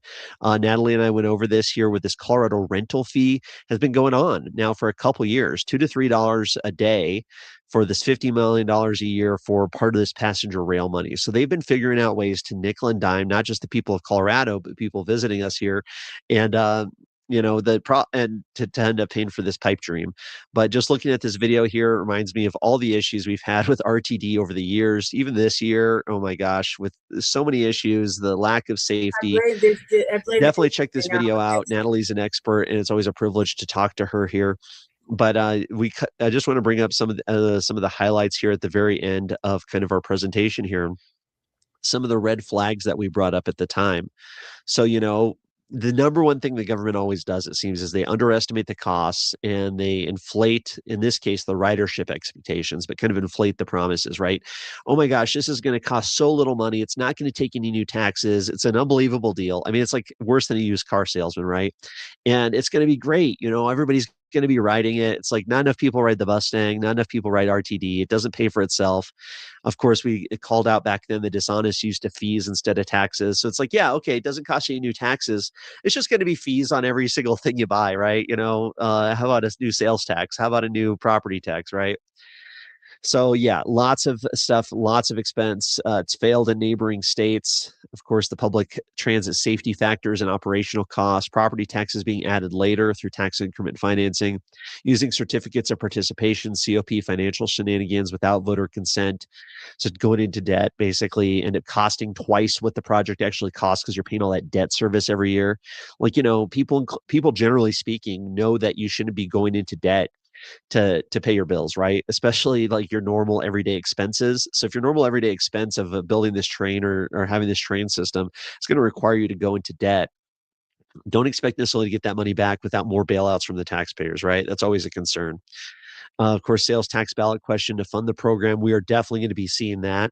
So just be very skeptical, folks. And I'm sure if you're watching this, if you watched any of my videos, you're very skeptical as well. At the end of the video, I'll play this little clip here from the bill sponsors. This was the most recent bill they introduced this year, Senate Bill 26-172, the Front Range Passenger Rail District. And don't get me wrong, this bill doesn't do a ton of stuff. This everything's been in the works for so long that this bill is just one small piece of the puzzle. But nonetheless, they changed kind of the areas it's going to be, which is interesting. But then they also talk a little bit about some of the taxes. So you're going to hear Amy Pascal, the state rep down here, talk about how they're going to have a sales tax or property taxes that they're going to be asking for to pay for this boondoggle. It's like, folks, the government can't even keep the roads paved. They can't even keep the roads in good working condition. The bus tank needs to be bailed out. RTD's consistently failing. And now you're going to add a front range passenger rail district for umpteen millions, if not billions of dollars. Absolutely crazy. So check all these articles out, links at freestatecolorado.com. Of course, I'll play this little video at the end, but just a quick update here. This was from April 30th. Of course, this is over at completecolorado.com, another great resource. Big changes to Front Range Rail taxing boundaries proposed. A Democrat-sponsored Senate bill changing the boundaries of the Front Range Passenger Rail Special Taxing District passed through its first committee hearing on Monday. That's that bill we were talking about. The bill excludes certain conservative-leaning communities from the district as a tax hike looms for the November ballot. So they're like, hey, maybe these conservative-leaning communities aren't going to approve this tax increase, so let's only do it in the more Democrat areas. Very interesting. As previously reported by Complete Colorado, the Front Range Passenger Rail, recently named COCO, short for Colorado Connector, has been in the works since 2021. The plan is to have an up and running passenger rail system operating from Fort Collins to Pueblo by 2029. The current special taxing district is the largest in the state. So this is a new government entity that's going to be having more tax money than anything else. RTD is already one of the largest governments, one of the largest taxing entities in the state. And now we got another one coming, comprised of 13 counties along the I-25 corridor, all of which are highly likely to be asked for a 0.5% sales tax hike this November to fund the project. Folks, when you keep thinking about it, 0.5% there, 1% here, taxes are only going up. Affordability is only getting worse for the people of Colorado. Vote no on any new tax increase, that's for sure. This bill that they're talking about in the article, Senate Bill 26-172, dramatically changes these boundaries, dropping about 40% of the existing special district population. Rather than incorporating every county along I-25 between Wyoming and New Mexico, the proposed legislation includes taxing sweet spots along the rail line. Of the scenarios that we explored, this is some of the highest, but not the highest tax base to be able to pay for what we're proposing to pay for while keeping the tax rates relatively low. Sal Pace, general manager of the taxing district, said to the lawmakers. The new district would include 30 municipalities and would allow others to opt in upon voter approval. The bill also allows incorporated areas to create sub-districts to ask residents to further increase taxes as they see fit. Conservative communities excluded. While sponsors claim the redrawing was centered around areas in which 20% or more of the population live within a 5-mile radius of the planned stations, the bill notably cuts out more conservative communities, including Greeley, Lone Tree, Monument, and Castle Rock. The railroad only has so many options as to where it can go south of the city. If that's the case, why are you including Sterling Ranch in tiny places and not including large areas that'll be served like Castle Rock and Lone Tree? Joshua Scharf, senior fellow in fiscal policy with the Independence Institute, told Complete Colorado. If you're going through the trouble of naming specific municipalities, why are you leaving out large population centers? Senate Bill 172 was approved by the Senate Transportation and Energy Committee on April 27th. 3 amendments were made to the bill, including the removal of North Glen from the taxing district after Democrat Senator Kyle Mullica requested the removal on behalf of the North Glen city government. Randall O'Toole, director of transportation policy at the Independence Institute, predicts this rail line, like many others, will end up needing yet more money while pushing its completion date for sure. Front Range Rail is not going to relieve traffic congestion. Agreed. It is not going to reduce greenhouse gas emissions. Agreed. It is going to be a huge money sink. costing a lot more than projected, and it probably won't operate until long after projected. Agreed, O'Toole told Complete Colorado.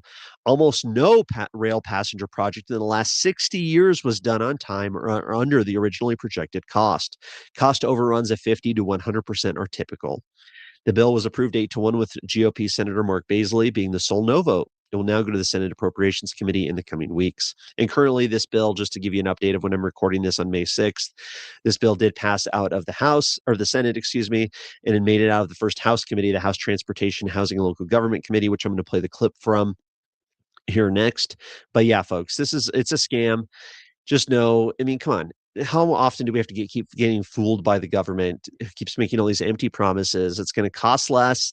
It's going to be delivered faster. We know that's wrong. So folks, start telling people in your community, vote no on any tax increases this November. And I just wanted to get this information out there because I'm going to be talking a lot about this whole Front Range Passenger Rail District plan and scheme over the next months, probably years. So just want to give you a quick update here and appreciate you joining me. Take care. We'll talk to you soon. Much, Rep. Spazenecker and Pascal. Who would like to tell us about the bill? Representative Pascal. Oops, we're going past that.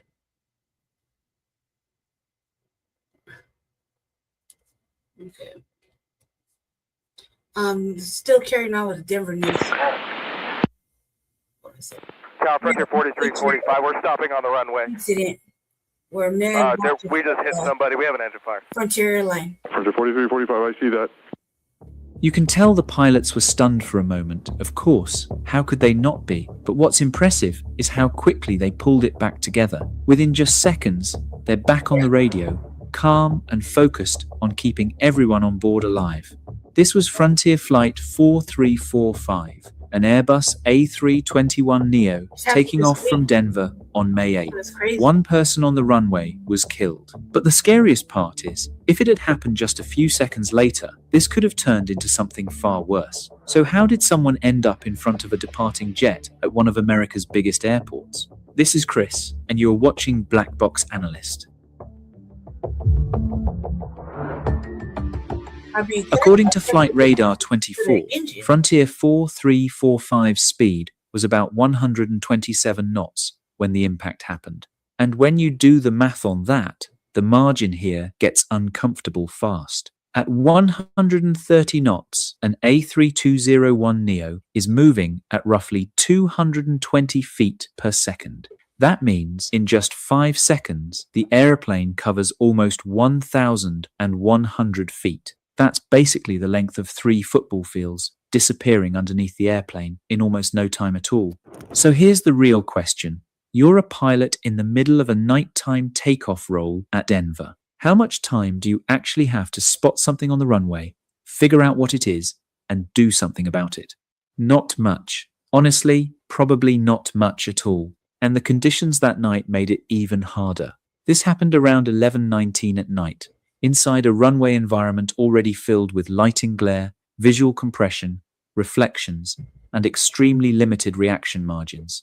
During takeoff, your attention naturally narrows down toward a few very specific things.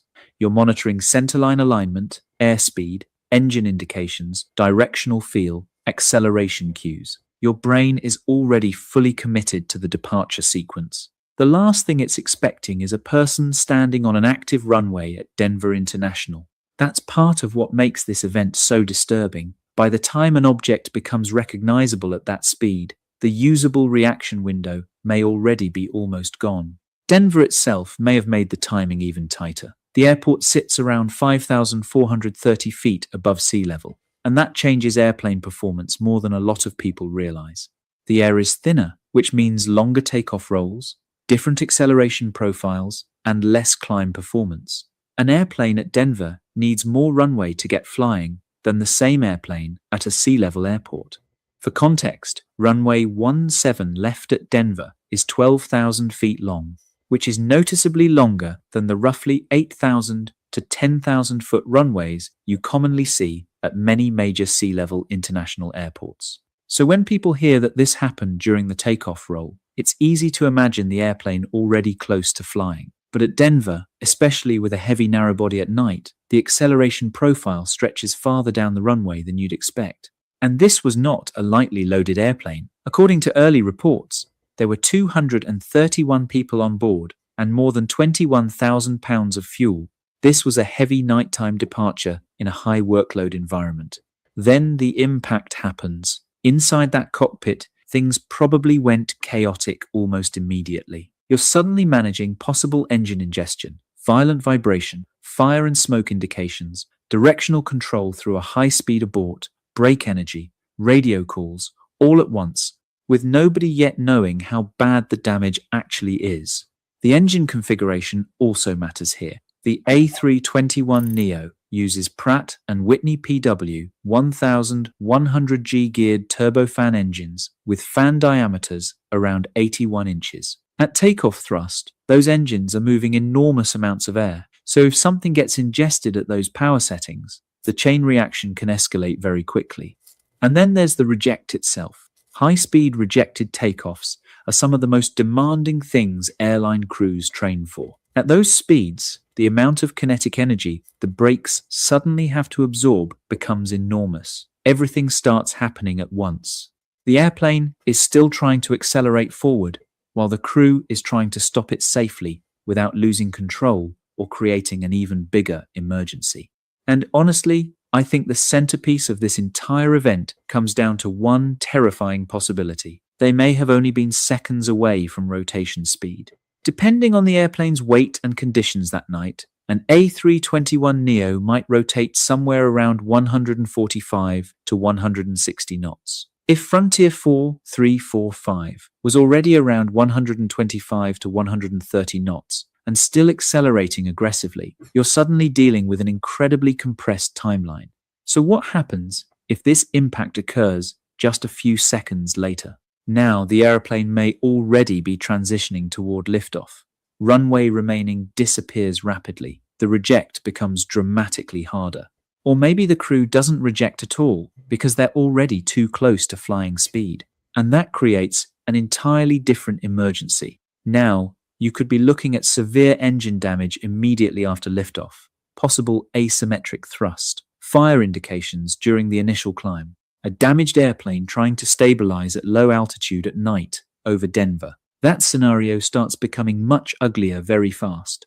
The difference between what actually happened and something genuinely catastrophic may have been just a few seconds of runway, a few seconds earlier in the roll, and this is a manageable rejected takeoff. A few seconds later, and it might be a low altitude engine emergency on departure, and somehow, despite all of that, the airplane remained controllable. The crew kept it on the pavement. There was no uncontrollable post-stop fire. Nobody on board was killed. And listening to the radio traffic afterward, they sound remarkably composed for people who just lived through that. But as shocking as the timing was, there's another question here that honestly may be even harder to explain. How does a person end up in front of a departing Airbus at Denver in the first place? Yeah, there's nothing around there. As unbelievable as this sounds, it's not completely unprecedented in the United States. Back in 2020, a Southwest 737 struck and killed a runway trespasser during nighttime landing rollout at Austin Bergstrom International Airport. So this kind of thing has happened before, but the Denver case feels different for one major reason. The airplane was still accelerating toward takeoff speed.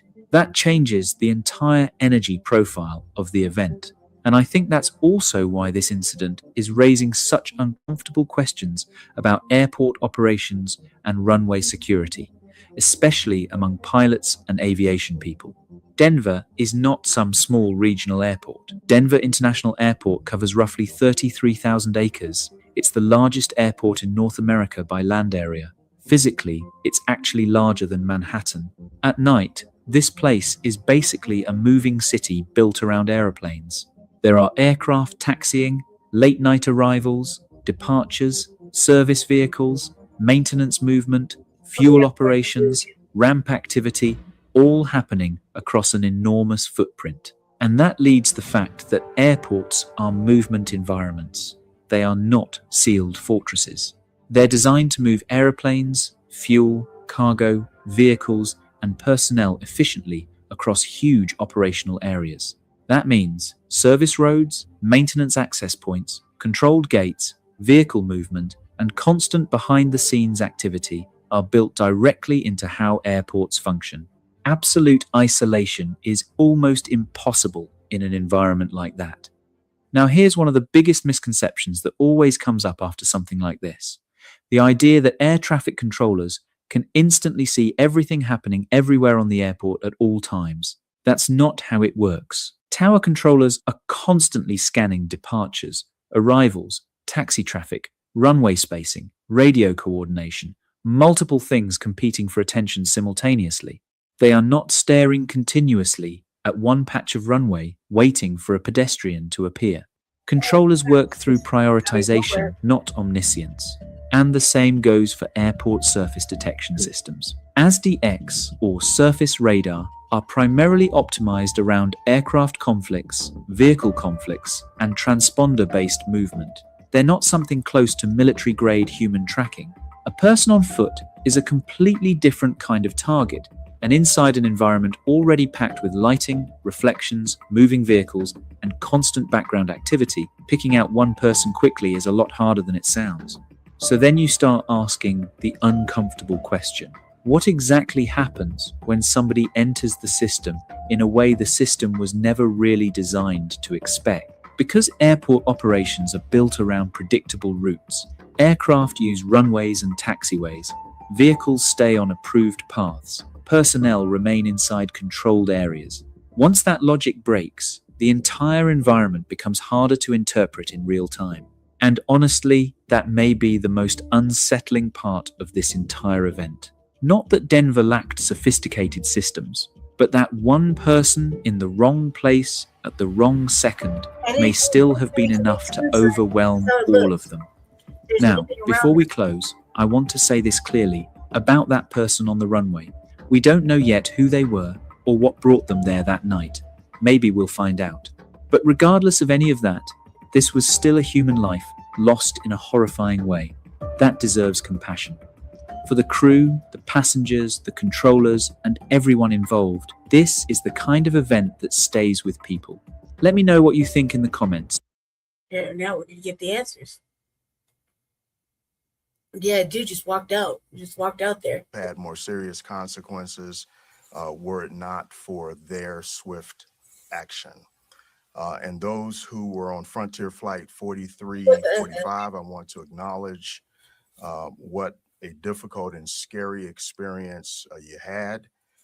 We know that some of you experienced injuries, and we are all very grateful that you are safe. So here's what we know. Shortly after 11 p.m., Frontier Flight 4345 reported striking a person during takeoff at Denver International Airport. Emergency crews responded to the scene. One person was struck by the plane and ultimately died. The person climbed over an approximately 8-foot perimeter fence topped with barbed wire. The person came over the fence at 11:13 p.m. And was hit by the aircraft just 2 minutes later at 11:15 p.m. while crossing runway 17 left. 231 souls were on board the flight, and 12 people reported minor injuries, and 5 of those were transported to local hospitals. We have heard that 4 of those 5 have since been released. We are not aware of the condition that they are in. Runway 17 left was closed for several hours, but reopened at 10:55 a.m. the next day, Saturday morning, May 9th. The passengers on the plane were bused back to Concourse A as quickly as we were able, while still trying to preserve what was a 4,000-foot debris field created by the incident. We knew that this was going to be considered a crime scene, which is why we went through great pains to make sure that we had people in certain areas and bus them back to the terminal. There are many agencies assisting with the investigation of this incident. The incident is being investigated by the National Transportation Safety Board. Denver Police, the Transportation Security Administration, also the FAA are assisting with the investigation. And the City and County of Denver Medical Examiner has been overseeing the investigation into identifying the victim as well as the cause and manner of death. We have more information to share with you related to the victim, the investigation, and security protocols. We will go through that information, and I know you have a number of questions. We will answer those at the end. Right now, I want to introduce Dr. Sterling McLaren, MD, Denver's Chief Medical Examiner, as a positive identification has been made on the victim. Doctor.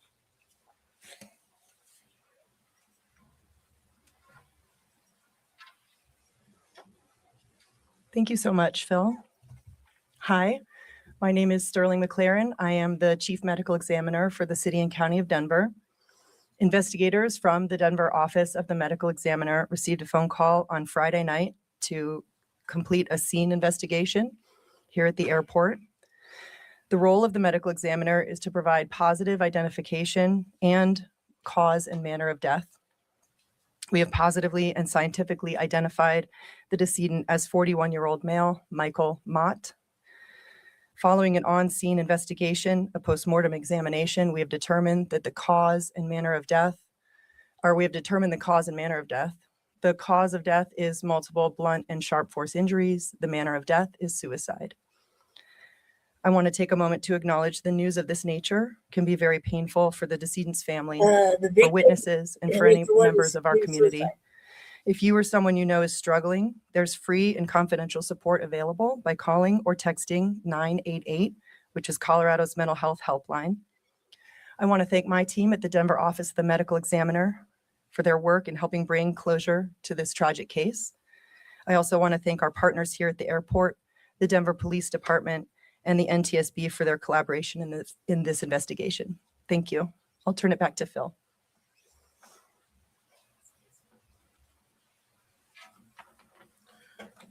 Thank you, Doctor. We have been in very close contact with the Denver Manager of Public Safety and the Denver Police Chief, Mr. Ron Thomas, who is here today. He will now give you an overview of the investigation itself. Chief.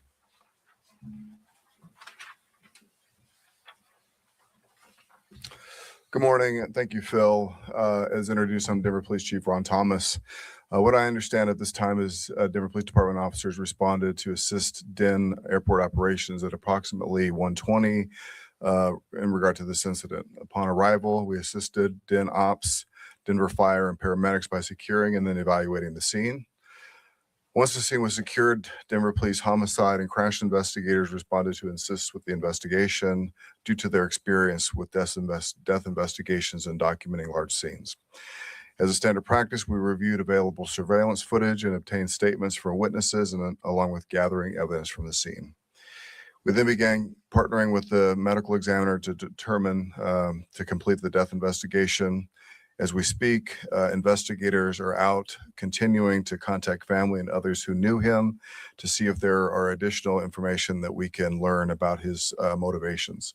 So a bit of a call to action. Anyone who may have known him or may have been in contact with him just prior to this incident, please reach out to the Denver Police Department.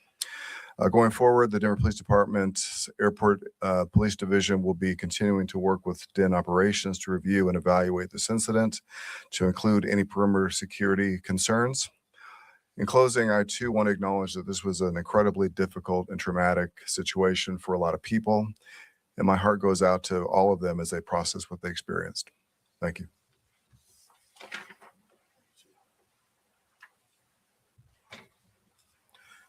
Thank you, Chief Thomas.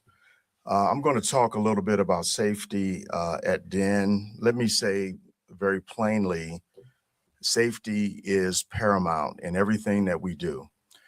It is paramount in the aviation industry in general, and it is definitely paramount here at DEN. After significant events or incidents such as this, or even incidents that do not rise to this, we conduct after-action reviews to identify areas for improvement, and we will do that here as well. As such, we will perform an incident analysis and an after-action review in the coming days. We have already started that, and they will include reviewing the ongoing investigation, including our perimeter security program. Safety is something that we take very, very seriously. In fact, we have received perfect scores on multiple FAA safety inspections, which includes validation of airfield safety and perimeter integrity. DEN's perimeter fencing meets TSA regulatory guidance. After the incident, we examined the fence as we do on a regular basis and found it to be intact in that area of the incident and surrounding areas. Our overall security approach is a layered one. DEN has multiple layers of security. We use technology. We conduct continuous perimeter fence inspections. We have security patrols. We have multiple tools deployed at our disposal to lower the likelihood or to prevent a security breach. Even so, it doesn't necessarily mean we can eliminate them all. Specifically in terms of the perimeter fence, we have 36 miles of fence line within our 53 square miles of airport property. Here, Denver International Airport is the second largest airport by landmass, second only to the airport in Saudi Arabia. Security officers and Denver police patrol the airfield regularly. We have closed circuit television monitoring on our runways. We have a ground-based radar system that monitors our fence line and identifies and captures video and thermal imaging. Last Friday night, the ground detection sensors set off an alarm at this location at 11:10. DEN's operator on duty reviewed the alarm and identified a herd of deer just outside of the perimeter fence, very near to where the incident occurred. They did not initially see the trespasser. The camera view was alternating between the wildlife and the individual. There are some ditches in the area, so the person was out of view for a bit as well. And then just minutes later, we were alerted by the FAA of the person being hit. And so again, about 120 seconds or so, or 2 minutes, all of this occurred, a motion detector with deer outside of the perimeter fence and the trespasser. It took approximately 15 seconds for this person to jump over the 8-foot fence topped with barbed wire. The time between climbing over the fence and being struck by the plane, again, was approximately 2 minutes. The location of the incident is about 2 miles away from the terminal. Given the short time period, we were not able to intervene and prevent this person from reaching the runway. Since this incident, we have been asked, why don't you electrify the fence? Or why isn't the fence taller? Or why don't use razor wire instead of barbed wire? Safety and security, again, is always our top priority. That's a big fence. We don't want our fence to be deadly. And even if the fence was taller, we believe a motivated individual could find a way to penetrate it. That is why we have many layers of security, which I previously mentioned.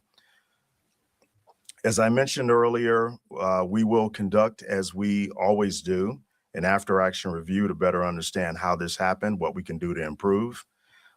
We are always looking for ways to make improvements, ensure the safety and security of our facilities, passengers, and employees. Finally, some of you have requested additional video showing the trespasser jumping the fence. We're working to get that to you. For those of you who have already requested it through the open records request, we'll send that to you. For those who have not, please submit that request and we'll add you to the list. Let me conclude by again thanking all of our emergency responders, the Frontier flight and ground crews, our airline partners for their professionalism and support. And let me also thank the United States Department of Transportation, and specifically the Secretary of Transportation, who gave a safety message soon after this incident, that trespassers never should trespass on an airport. It's dangerous. Here at DIA. I also want to thank our DEN operations, our maintenance folks, our communications teams for their swift and coordinated response during this difficult situation. As we prepare to open up for questions, I do want to introduce our Chief Operating Officer, who will be here, Dave Laporte, to help with questions as well. And now we will open up the floor to any questions that you might have. Yes, ma'am.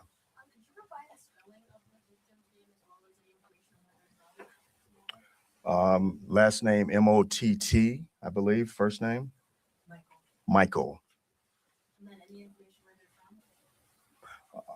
Not right now. Mm-hmm. Yes, sir. This person could have had weapons, a bomb, what?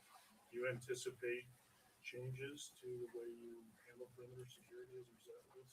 We will look to see what improvements we can make. We always do that. We will do that in this case as well. They really don't have to do the much. layered approach Do it. has worked for us in the past. We will take a look at that layered approach, meaning the runway. That That's you know, what happened. our security patrols, So it's not really on the DPD airport. The airport engage didn't do shit wrong. with folks, Frontier didn't do but we nothing will wrong. take a look at that. Dude just walked in. He walked into it. Mhm. We have, yes, we have had fence jumpers before. We will get that number to you on what that is. All of them, I should say, in the past were apprehended very, very quickly, but we'll get that to you.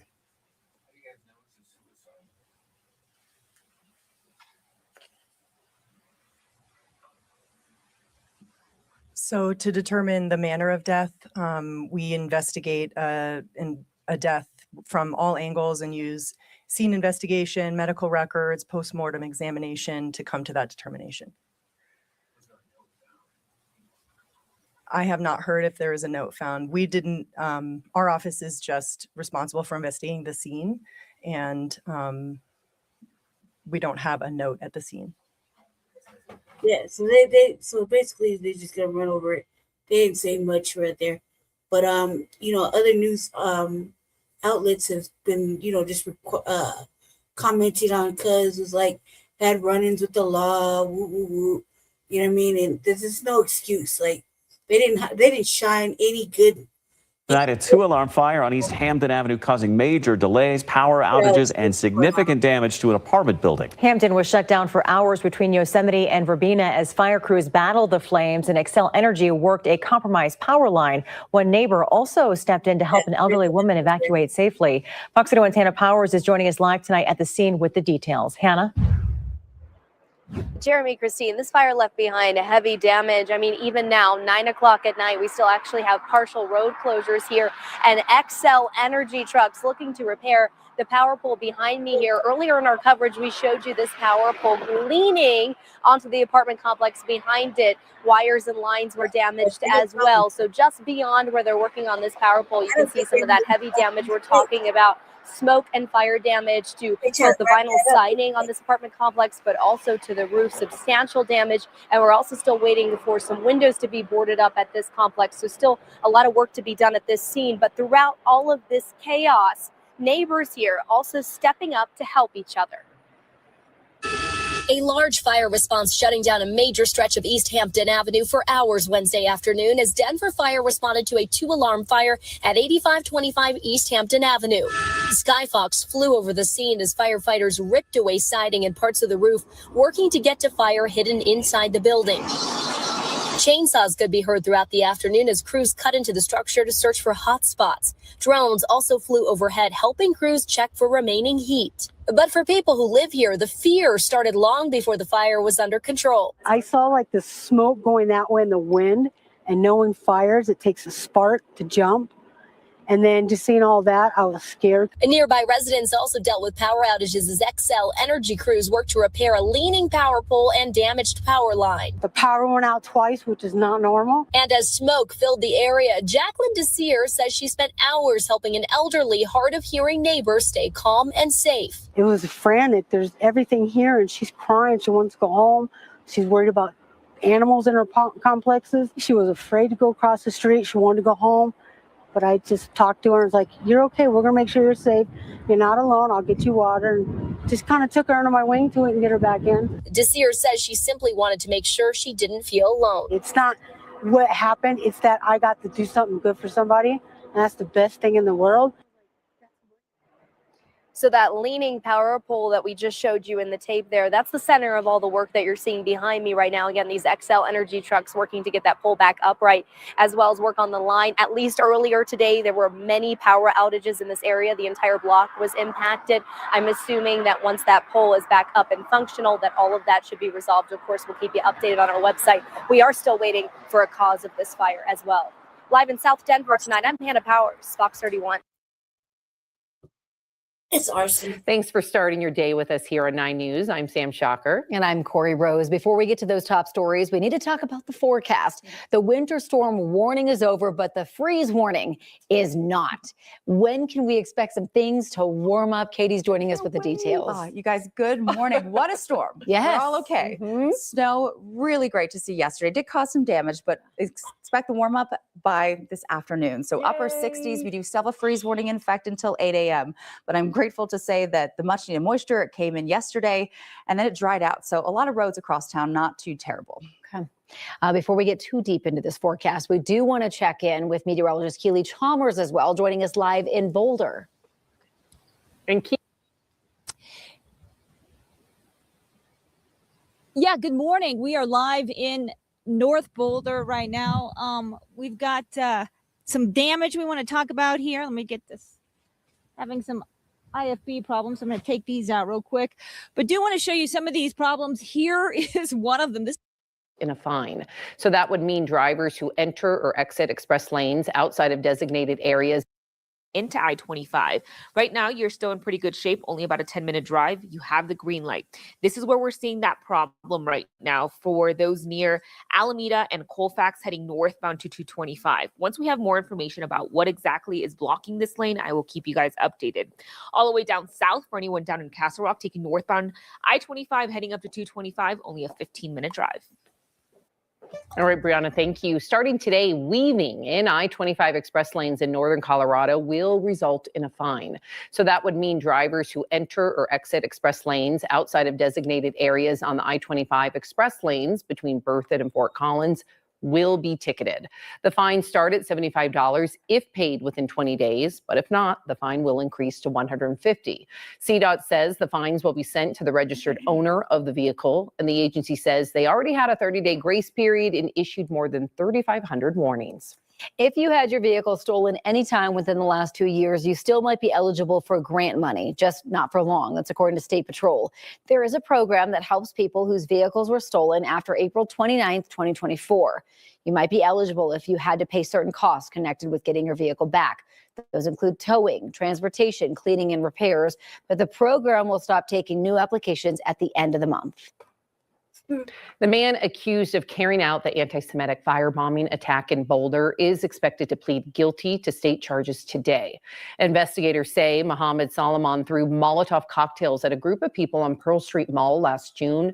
The group was peacefully marching to raise awareness about Israeli hostages held in Gaza. The attack killed one woman and injured more than a dozen others. Our Shalima Maharaj will join us in the next half hour with the latest developments. The Justice Department is suing Colorado over the state's ban on high high-capacity magazines. The move comes just one day after the DOJ sued Denver over the city's assault weapons ban. The Justice Department argues that the laws violate the Second Amendment. The state law was passed in 2013 in response to the Aurora movie theater mass shooting. The DOJ argues Colorado's ban on magazines that hold more than 15 rounds effectively outlaws standard magazines used in many popular guns. The Colorado Supreme Court unanimously upheld the law in 2020. Officials at both the state and the city level say they're going to fight the lawsuits in court. The city of Lafayette is putting off a decision on whether to permanently end coffin burials at their historic cemetery. Last year, city staff uncovered human remains in a plot at the Lafayette Cemetery that they thought was unused. The state archaeologists later confirmed overlapping burial sites and unmarked remains. As a result, the city put a moratorium on coffin burials that's been in place since last November. Last night, the city council was scheduled to vote on whether to permanently stop them. But there were concerns that the people impacted didn't have enough time to digest the news and provide input. I'm hearing when we try to dig to bury deceased Lafayette residents, we hit another casket almost every time. Or we're digging Or up other remains. human remains. I take the point. I just want us to be really clear about that because I think in the verbiage and specificity, we are losing the main thing, which is we don't want to disturb other people's families. Correct. If the city council does permanently end coffin burials, they'll give plot owners 3 options. They can have their ashes buried there, exchange their plot for one at the Coal Creek Cemetery, or sell theirs back for $1,500. A local Denver shelter is seeing success higher than the national average in its effort to help people experiencing homelessness. Many people working with the Dolores Project stay housed long term. But federal funding cuts across the board could halt all that progress. 90s reporter Courtney Yoon joins us live in Denver now to explain. Courtney, please talk to us about some of this funding. That's the only women's shelter there. Yes, good morning, Sam and Corey. So the Dolores Project, they're facing some serious cuts to their services like behavioral health care, rental assistance, housing navigation, all of these critical services that could be cut. So the Dolores Project says they've already lost $125,000 in federal funding and could soon face more reductions in that. So the nonprofit says those services are central to their unique 24/7 shelter model and are all located in one place, helping people permanently overcome homelessness. They serve women, trans and non-binary people, helping rebuild their health and independence with dignity. CEO of the nonprofit, Emily Whelan, says year over year, housing outcomes are improving at the shelter. She says on average, shelter guests stay with them for 4 months, and last year, 40% moved into permanent housing. Diane Domino came to the Dolores Project 2 years ago when she had nowhere else to go. She says the behavioral health services helped her get back on her feet. I had nowhere to go. I have no family. All my family's gone. So this is definitely my family now. Guests that get housing, I mean, it just brings you to tears. You know, some of them have never had their own place. The Dolores Project. Fuck them. I say that because I just, he said every time they bury somebody, they hit a casket. I'm like, ooh, ooh.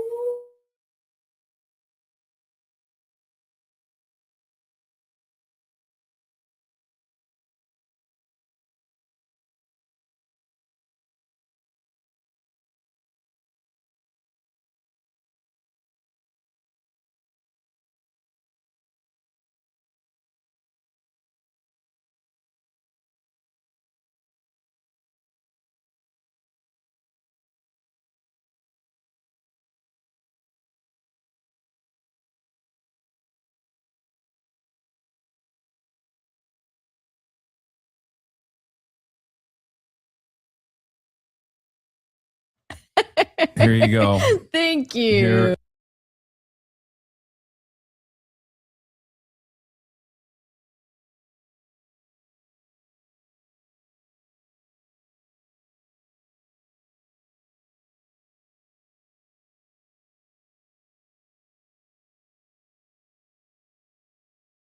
We have a policy of bringing this is some of so cool. some of the guests' favorite things. Oh my gosh. When they join the broadcast. Yeah, you're vegan, right? I'm vegetarian now. Vegetarian now. Okay. Yeah, until this campaign is over. Wait, what happened? What made you start eating eggs? I was starving. I Okay. didn't have time to cook my food. Uh-huh. And I needed to eat. I was starting to get really lightheaded a lot at events and stuff. So I was like, all right, let me just put in some dairy so I don't starve, especially when you travel. If you're a vegan and you're flying, airports are actually like deserts. So You've cooked the vegans in the chat. They're going to lose their I minds know. now. I'm They're gonna be sorry, like, "Oh, y'all. she's I'm a fake." traitor. I'm a traitor. How can we trust you, Maylot? You're I'm sorry. no longer fully vegan. Downside Until of the campaign is over. Okay. And then one of your policies is to make sure that it's only vegan food. For everybody. Yeah. Vegan food for everybody. No more meat. No more meat. It's over. Sorry, everybody. This is the real Green New Deal. They were saying like AOC can take your burgers away, but Maylot's gonna take. Okay, we should stop writing all the Oppo ads. But yeah, Maylot Quiroz is a Tigrayan American attorney, PhD student, and barista, mounting an insurgent campaign in Colorado's 1st congressional district against the 15. That means okay. So, stupid Jeff Fart over there is protesting about the famine and stuff going on in Tigray. And she's from Tigray. Tigray. So now it all makes sense that that's who the party's gonna back for whatever she's running for.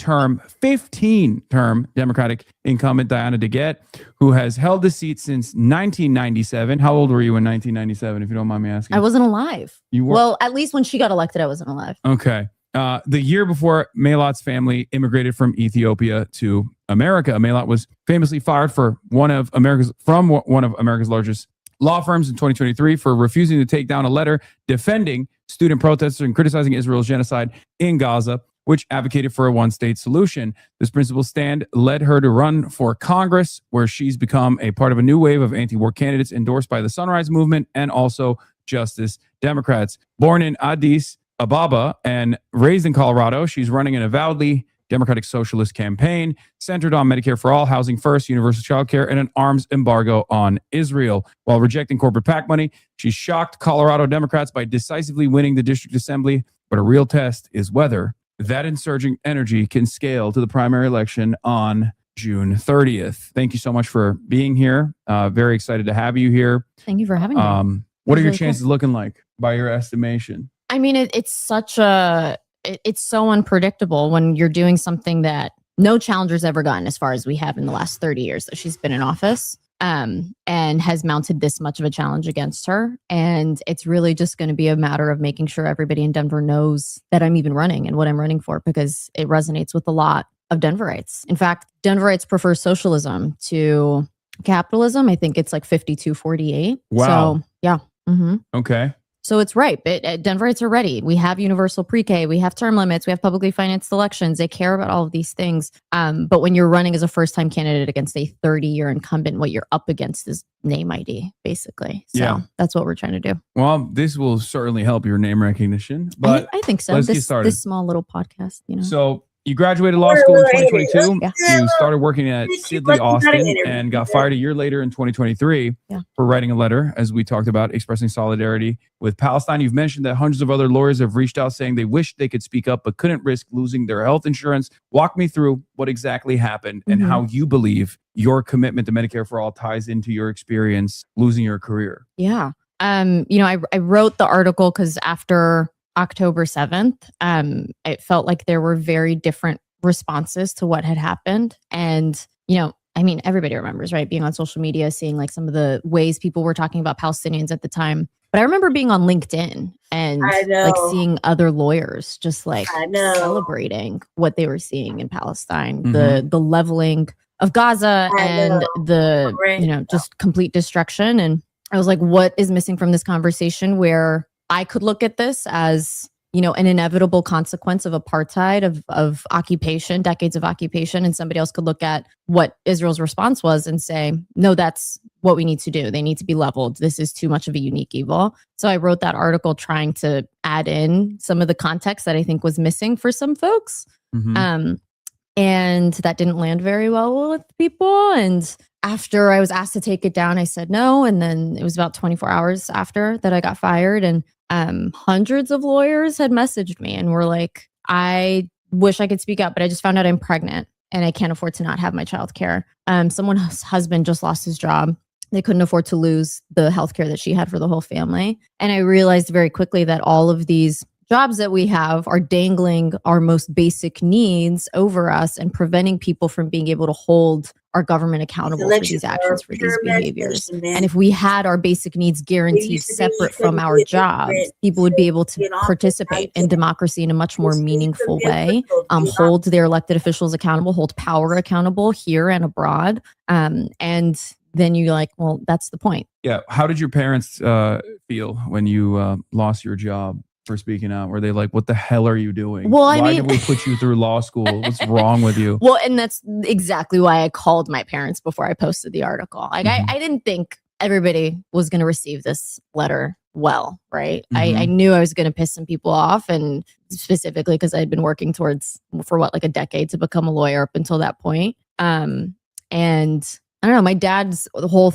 point of coming here and immigrating was so that I would have choices in a way that he didn't. And he was like, you're speaking out on genocide. And that's something that we witnessed ourselves in Ethiopia with the civil war that happened a few years ago. And, you know, to not speak out when I have the privilege to, like, I didn't have kids, I didn't have a partner. I knew I'd be able to go back home if I really needed to and figure out my next steps in a way that a lot of people couldn't. And it felt like, you know, I had a responsibility to say something in that moment. Yeah.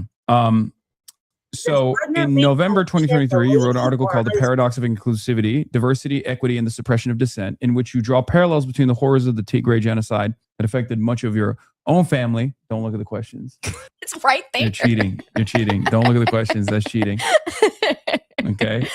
I'll look somewhere else. Yeah, I'll eat my chips. Of the Tigray genocide that affected much of your own family, with Israel's then looming genocide of the Palestinians. With the privilege of hindsight, how do you view the shared struggle between the Tigray, the Palestinians, and even the indigenous Americans in your home district who have all fallen victim to imperial conquest? Yeah, I mean, that was largely why I wrote it in the first place. I remember like being 12 years old and doing some kind of project in social studies, and I saw that map of 1946 and then the UN partition, and then, you know, up to 2008. I'm like, this is colonialism. Like, it's pretty clear cut, pretty obvious. But seeing so many other people have a completely different perspective looking at it, and I'm like, what? I don't understand where the disconnect is here, especially when I was seeing a lot of, you know, the rhetoric from Netanyahu, from different members of the administration, that were almost identical to the things that I heard the Ethiopian government saying against the Tigrayan people during the war.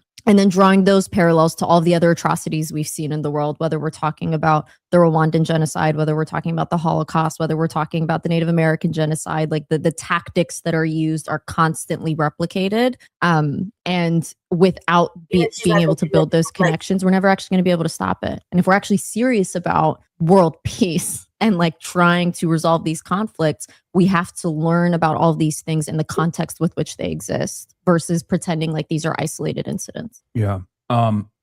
So a few weeks ago, you pulled off a shocking upset in a district where no Republicans won since 1970, D+29. The political machine assumed incumbent. Diane DeGette was untouchable. I mean, 1997. Yeah. I was 6 years old when she got into office.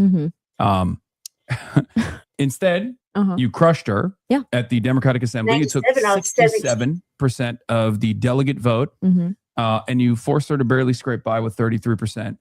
How did a 28-year-old barista and a PhD student out-organize a 30-year incumbent who has the entire Democratic establishment behind her? How did that happen? Yeah. It happened in like 9 days. We actually almost didn't even go through the process. So Colorado has a mixed primary system where you can either collect signatures, about 1,500 signatures of registered Democrats, or you can go through the caucus and assembly process. And the caucus and assembly process, as much as I love it, as somebody who, you know, just loves the democratic process in general, it's inherently anti-democratic, right? It's something that it's like 3 different days over the course of 3 different weeks. It takes up 12 to 18 different hours, depending on which levels you go to. If you have hourly wage job, if you have kids, if you just have a life and don't want to spend all that time participating in the process, you end up finding that it's mostly older, wealthier, more retired, conservative voices that are there, which is why it's such a incubator for protecting a lot of these incumbents. So we weren't going to do it, but we were collecting signatures to get on the ballot, and all these people were saying, I'm going to go caucus and I want to go caucus for you. And so we walked in, and I would say we probably already had like 50% of the room. But we were at South High School, which is where she went to high school. And there were a lot of people in the room that were her former classmates, friends of hers that I'd spoken with. And I extended my respect for her service and you know, how much she's done for our city, although I don't think it's nearly enough. And then when she came on, she like called me a liar for calling out the fact that she literally only takes corporate PAC money almost. And that didn't resonate with a lot of people. Even classmates of hers were like, that was not cool of her. And so then I think that's what got us the extra bump there too. Do you ever wonder what is the reason why people still hold on to their firm grip of power after decades? Ego, without question. I sincerely think most of these incumbents think no one could do this better than they could by virtue of the time that they spent there. Like the experience, the institutional knowledge of it is, you can't give that up in order to be productive. And I'm like, no, I actually think that's exactly why you're bad at your job now. Like that's the thing. Institutional rot that sets in after decades and decades of doing this, which is supposed to be the opposite, right? You're supposed to be a more experienced legislator. And yet, I think year over year, and this is something that I talk to other politicians about as well, that like when you spend a good deal of time in DC, you realize that you have to make strategic choices. And a lot of those strategic choices are actually concessions that you're making to corporate interests in general. And especially if you're, you know, somewhat lazy. I'm not saying that she is or was, but it's the system is very turnkey. You have lobbyists that come to your office and say, look, not only will we give money to your campaigns so your seat is safe all the time, but we will also write the legislation for you. You don't want to read through all the paperwork. Well, you're a lawyer. Do you like reading through the paperwork? I do. Okay. I do. No, I tell people that all the time. I say this has nothing to do with the Congresswoman as a person or her character. This is a systemic issue where we've created this campaign finance structure where you have 2 years and you have this broad legislative agenda. You're not going to get it done in 2 years. So your number one priority is to get reelected. The fastest way to fundraise without taking your eyes off of your legislative agenda is to go to the corporations and the wealthiest donors, get it done, and then keep it pushing without keeping in mind the influence, whether you see it or not consciously. It's there and it plays into your legislation. It plays into the relationships that you build while you're there. And you slowly become more corrupt and embedded into this, like you said, institutional rot. So one of those big corporate donors for your opponent, Diane DeGette, is AIPAC. Although she stopped openly taking AIPAC money in 2022, her number one career donor is a firm chaired by a former AIPAC vice president. She's refused to sign on to the Block the Bombs bill, and she's voted in favor of Republican resolutions to continue supporting Israel's right to exist in its current form as an ethno-state. How do you believe your opponent accepting corporate PAC money influences her votes? And how do you differ on your stance with respect to U.S. aid to Israel between you and Diane DeGette? Well, for one, I don't take corporate PAC money. I never will take corporate PAC money. And when it comes to aid to Israel as it exists today is an ethno-state that is engaging in occupation and apartheid of the Palestinian people. There is no justification for our taxpayer dollars supporting the ethnocracy that exists in Israel today. And until we see a secular, truly democratic state, right? We hear them say they're the only democracy in the Middle East. And it's like, that's just not true. When you have it in your constitution that the only group of people that have the right to self-determination are Israeli Jewish people, that's not a democracy. And so for our taxpayer dollars to be co-signing that is ridiculous. Yeah, it's supposed to be a cherished position amongst liberal internationalists, like the humanitarian position, and yet many liberals fall short of that. So let me ask you, do you believe the U.S. should provide Israel with defensive weapons? No. Okay. A weapon is a weapon. It's interesting. Okay. It's good. I mean, I agree with it, but I feel like it's quite the controversial position for some weird reason. Do you believe in not only an arms embargo on Israel, which I assume you're in agreement with an arms embargo. You mentioned it. Do you believe in also implementing some semblance of accountability measures against Israel for the war crimes that it's engaged in and for the genocide of the Palestinian people. Yeah, absolutely. I mean, there are literal warrants out right now for Netanyahu's arrest, right? Like the only reason violence continues in the cycle that it often does is because there rarely ever is accountability for the perpetrators of that violence. And in order for there to be true resolution to what's happening right now, the people that perpetrated this have to be held accountable. Yeah. Let's get back to your opponent. Yeah. DeGette came out against the war on Iran Mhm. and the $1 billion per day price tag. In a recent interview, you pointed out that she actually voted no on 10% Pentagon cuts in both 2020 and 2021. Yeah. If we were to cut the Department of War budget by 10%, what's your vision to repurpose that money? Where does it go? I think it's got to go to Medicare for all. When we're talking about what are our values, what are our priorities, I think our budget is a reflection of our moral compass and what our priorities are for our society. And healthcare has to be at the top of that, especially now as people are getting crushed by healthcare costs, by medical debt. And I mean, that on top of the fact that the Pentagon has failed literally every single audit that they've ever had for 8 years now is ridiculous. And so, and mind you, 2020 and 2021, though the cut was meant to go towards pandemic spending. And as somebody who calls herself the #1 healthcare Democrat on the Hill, it's ridiculous. We had an opportunity to do it then and to also actually make a difference in undercutting the military industrial complex that we have today. Your opponent is CU Regent Wanda James, who's a wealthy weed entrepreneur. One of the challengers, yeah. Yeah. She bypassed grassroots assembly process completely by gathering signatures, likely by paying signature gatherers. She managed campaigns for Central Governor Jared Polis, served on Obama's finance committee, and worked as an executive for multiple Fortune 100 companies. Does her presence in this race come across like a deliberate attempt by the corporate wing of the party to provide a safe alternative to DeGette, specifically to fracture the vote and prevent an actual working class socialist from taking the seat? Or is her presence in the race actually good for you?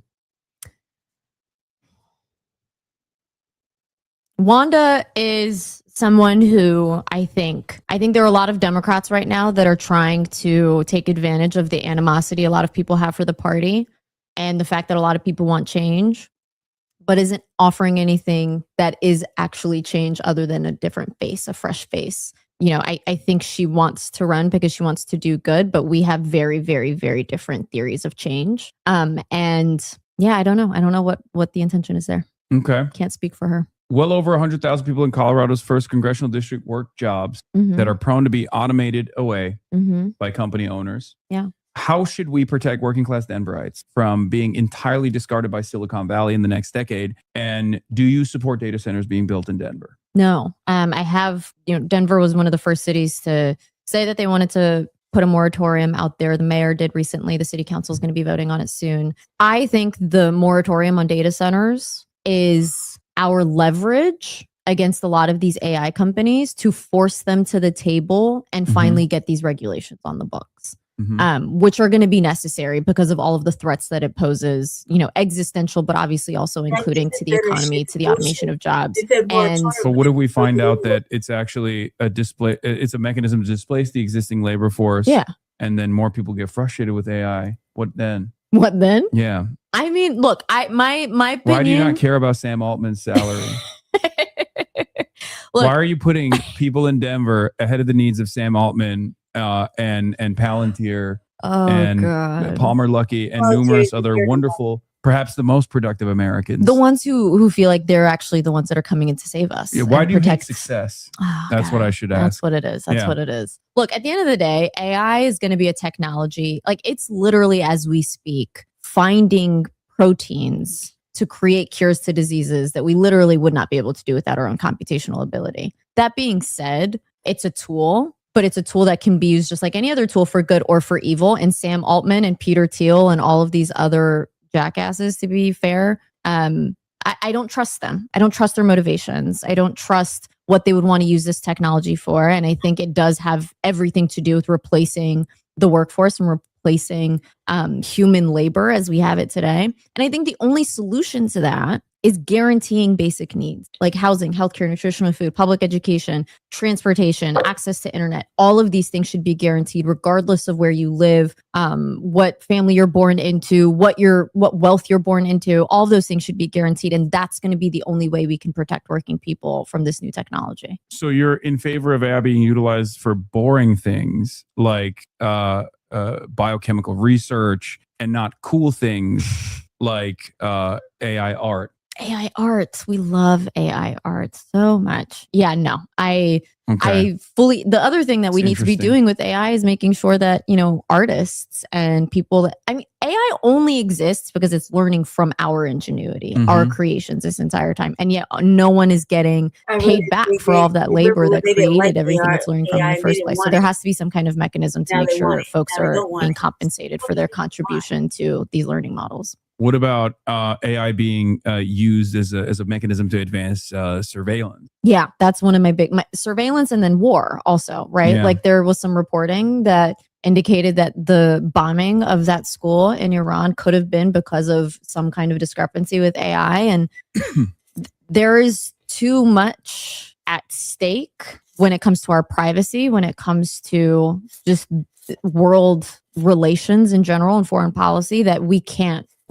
allow this technology to continue until we all just sit down. And I don't know how Bernie described it earlier in the week, but like just slow down for a second and let's figure this out, because we don't even know how this technology works. The people running it don't even know how it works. And there's just too much at risk for us to not figure this out first. Also, hopefully we can put a moratorium on people using ChatGPT, because I personally hate the way ChatGPT speaks. How does it with speak? The M dash and the constant juxtaposition. Yeah. Where they'll Starts be with like, the negative, yeah, ends with the positive. You're not just brilliant, but you're exceptional.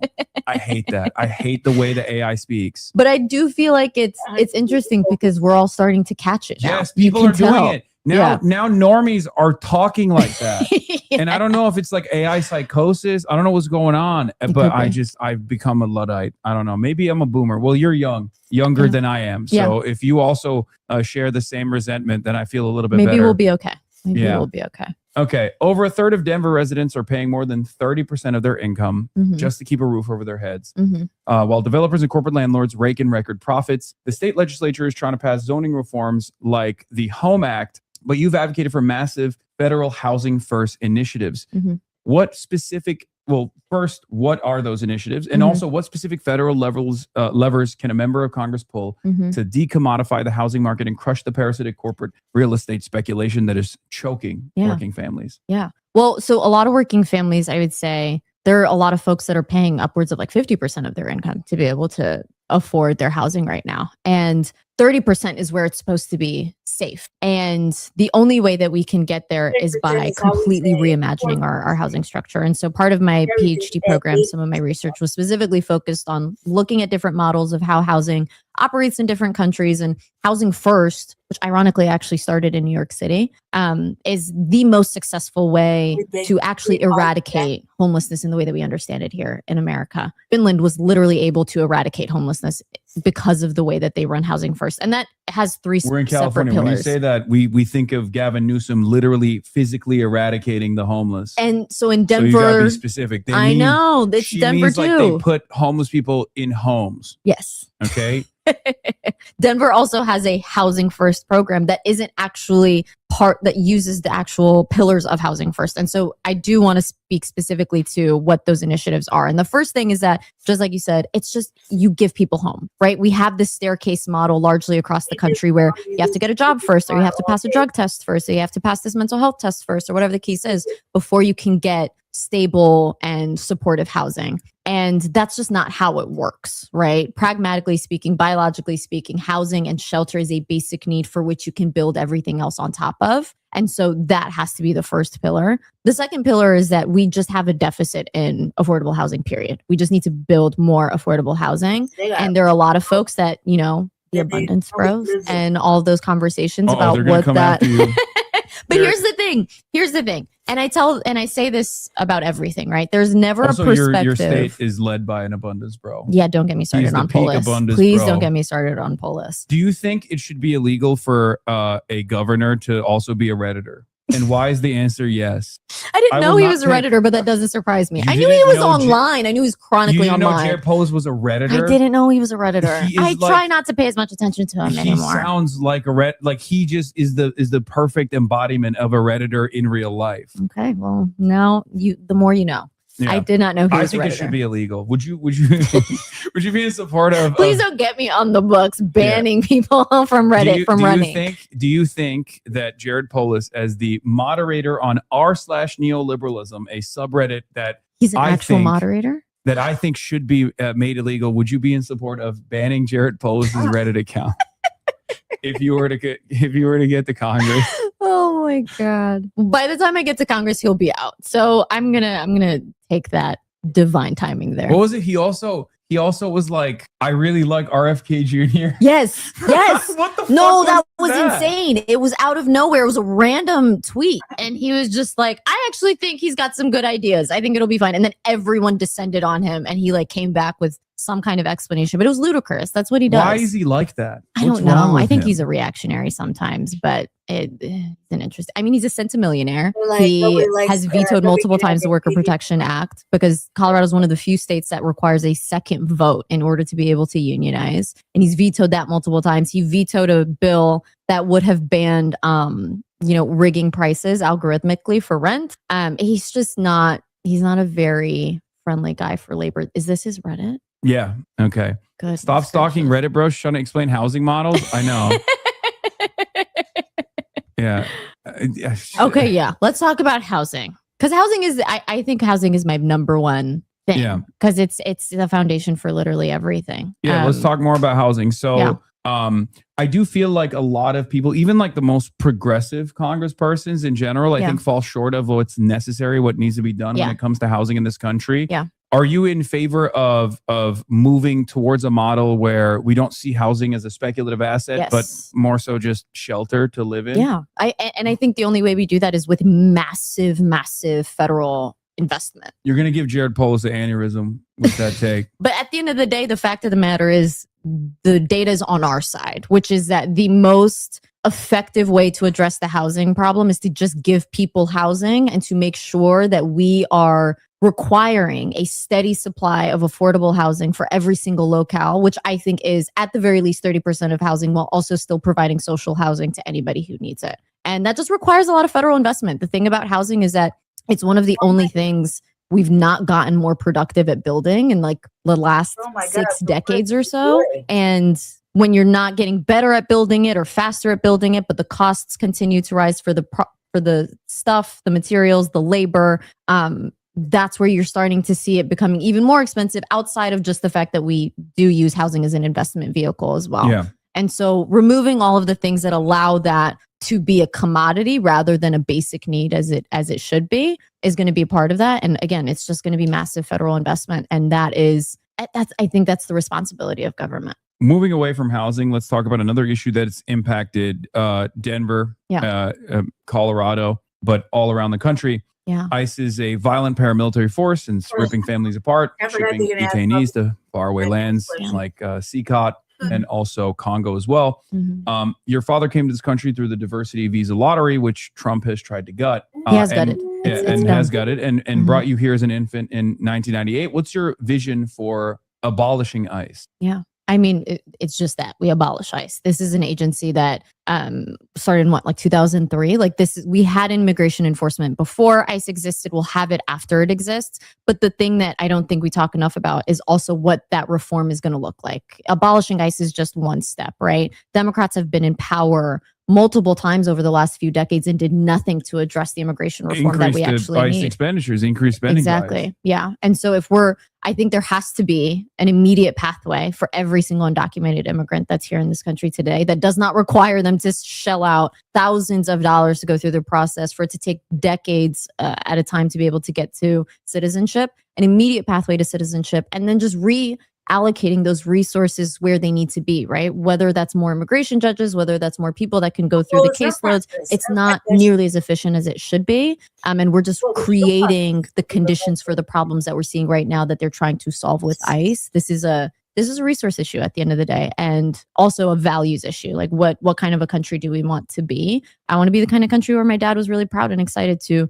immigrate to this country to be able to build a new life. Do you support not just abolishing ICE, but also holding members of the administration and its loyal soldiers accountable for crimes that they may have committed while working for ICE? Yeah, absolutely. I mean, taking back the House might be a little bit harder as of recent events, but I still think it's doable. And, hopefully taking the Senate, although that's even going to be harder, but that has to be our number one concern, is making sure that we're holding all of these administration officials accountable. And especially with ICE, prosecuting every single agent that infringed on people's rights, that killed literal Americans. Like it's absolutely ridiculous that we're allowing this to happen in the first place. And when we take that power, that has to be our number one priority. What's your vision for America's role in the world? Let's talk foreign policy a little bit. How would you define American leadership in the modern day? And what principles would guide your foreign policy decisions? And would you do a nuclear first strike on Iran? Jesus. No, let's start there. I think, it was a question that Tim Walz had to answer in the vice presidential debate. I had to hit a mainstream media take. Okay, fair enough. You got in that between in there. that. No, I think going back to immigration, even, America has been such a destabilizing force for so long that we've created conditions in other countries that have made the crisis that we see in immigration today as well. When I think about our role, so many people want America to be like the world's police, that want to be the one that's like in charge of doing. That's ridiculous to me. And especially when we talk about how our climate crisis, all of the endless wars that we've been dragged into, all of them coming from this neoliberal perspective that I don't believe in. I really don't. And when I think about what is going to be required, not only for us to address climate change, for us to address the global economy and our role in being such an extractive and exploitative player, I think is going to require more diplomacy, more cooperation, and less of the exploitative, I think, tactics we've been using as of late. What do you think about China? What's your stance on America's current economic warfare with China? Do you feel like this is productive? Do you feel like we should be fighting harder against China, a country responsible for 30% of all of our trade? I will always lead with diplomacy first. I will always lead with cooperation first. The fact of the matter is, everything is viewed from this lens of combativeness, and as if we are not literally all in this global economy together and have to figure out ways to be able to participate and collaborate and cooperate in meaningful ways for the good of everybody. That's not everybody's first instinct, I think. And especially when we've created all of these systems that benefit from this combative relationship. Obviously, those are big problems that are going to take big solutions. So no nuclear first strike on China either. Fuck the nukes. Okay. No. I'm a little bit confused because, that's the normie It's position. usually what I hear from Democrats is like, someone's got to get nuked. We have all these nuclear arms. Like, why can't we use them? Did you see that movie on Netflix? It was a movie recently that talked about what it would look like if there was a nuclear strike, I think on like Chicago. And like the whole point of it was to say, this is actually kind of psychotic that we are living in these conditions where at any minute we could go into some kind of nuclear war and apocalypse. And so no. See that you're not a fan of the Fallout series. I haven't seen that. I've both gotten on Amazon told to and watch also it. the video game that came before it, which shows a very cool perspective of what would look like, what it would look like if nukes did drop. Also, that was against China. So I'm just saying, you think it's bad, but what if you can have a Fallout universe style situation? That might be maybe worth the trade-off. I don't know. All right. Good to know. Two things I always ask candidates is the Zoran method. Zoran famously came out with 5 key policies, like 5 main policy proposals that he wanted to be defined by. And it was very successful for his candidacy. What are your 5 main policy proposals? Medicare for all, housing first, universal child care, abolishing ICE, and more than anything, the thing that I'm the most focused on is publicly financed elections. Okay. Yeah. Wow. That's cool. All right, now we're going to do rapid fire. Okay. Do you support Medicare for all? Yes. Do you support universal child care? Yes. And elder care. And elder care? Mm-hmm. Okay. I'm not in favor of giving boomers anything, but that's fine. That's the difference between you and I guess. The abolition of ICE. Yes. The Green New Deal. Yes. National rent control. Yes. Interesting. Ending the embargo on Cuba. Yes. Ending the embargo on, ending the war in Iran. Yes. Ending aid to Israel. Yes. Sanctioning Israel. Yes. A free Palestine. Yes. All right. Well, thank you. Yeah. This was great. Yeah. And what are some of the biggest hurdles that you have to climb right now? Like Money. what do you want from this community at least? So I think the thing that I've really tried to get across for a lot of voters this cycle, not just in my district, but like in districts across the country where we're seeing so many challengers that are coming forward, is that there's a reason why all of this money gets spent in these campaigns, right? They are buying up advertisements on TV, on digital, socials, whatever, because name ID is what gets most people elected in a lot of these races. And if we want to see Democrats that are not constantly rolling over, that are not constantly failing on advancing a progressive agenda, we have to elect Democrats that are not bought and paid for by a lot of these corporations and billionaires that are perfectly happy to keep things exactly as they are because there's so much money for them to be made. And like I was saying earlier, they're in a system right now where it's so much easier for them to go to these billionaires and these corporations to fundraise. That's not the way that I want to do this, right? Like I'm running because not just because I think that we need to pass Medicare for all or housing first, but because I think these are basic human rights. And the only way we can do that is by not being in bed with these corporations. But to win, we still need money, right? We need to pay for the ads. We need to pay for the mailers. We need to pay our staff a living wage. And so the thing that I tell folks is that until we can get to publicly financed elections where we can do all kinds of things like shorten the length of campaigns, where we can create ballot access measures where you just get signatures and then everybody gets a certain amount of money. And then it's really just about an actual battle of policies and ideas instead of who knows the most rich people. Until we can get there, we have to fundamentally change the balance of power in Congress. And that's why I'm so proud to be standing alongside people like Schweikot, to be standing alongside people like Daria Lisa and Angie that are running on the exact same values. And once we can do that, then we can finally get something like publicly financed elections. Because at the end of the day, there are a lot of people now that I think are for Medicare for all, for universal child care. She's not going to get nowhere.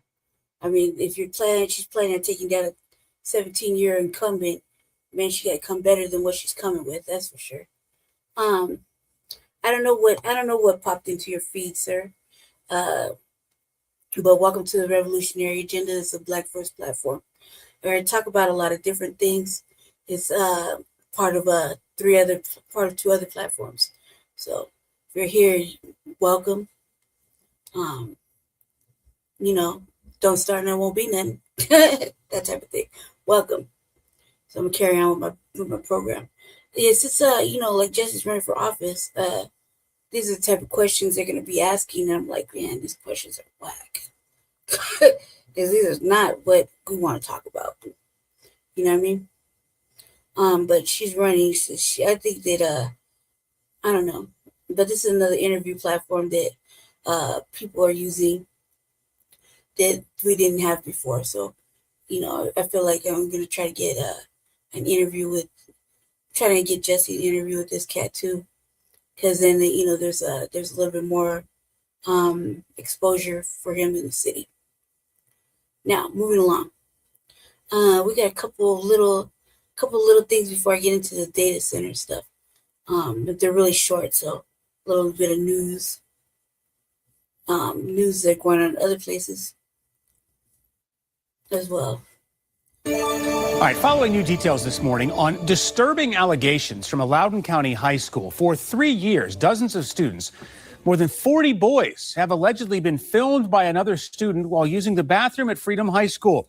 According to 7 News sources, administrators knew what was happening and didn't do anything about it. Let's get straight out live to reporter Liana Golden in Loudoun County. So, Liana, what do we know and what have we heard from district leaders? Well, Ada, good morning. We're live at Chantilly at Freedom High School, where these concerning allegations have been coming from for 3 years. 7 News has been trying to get answers directly from LCPS, but we have yet to receive a statement. So last night, my colleague Christian Flores showed up at a school board meeting. Take a look at that interaction.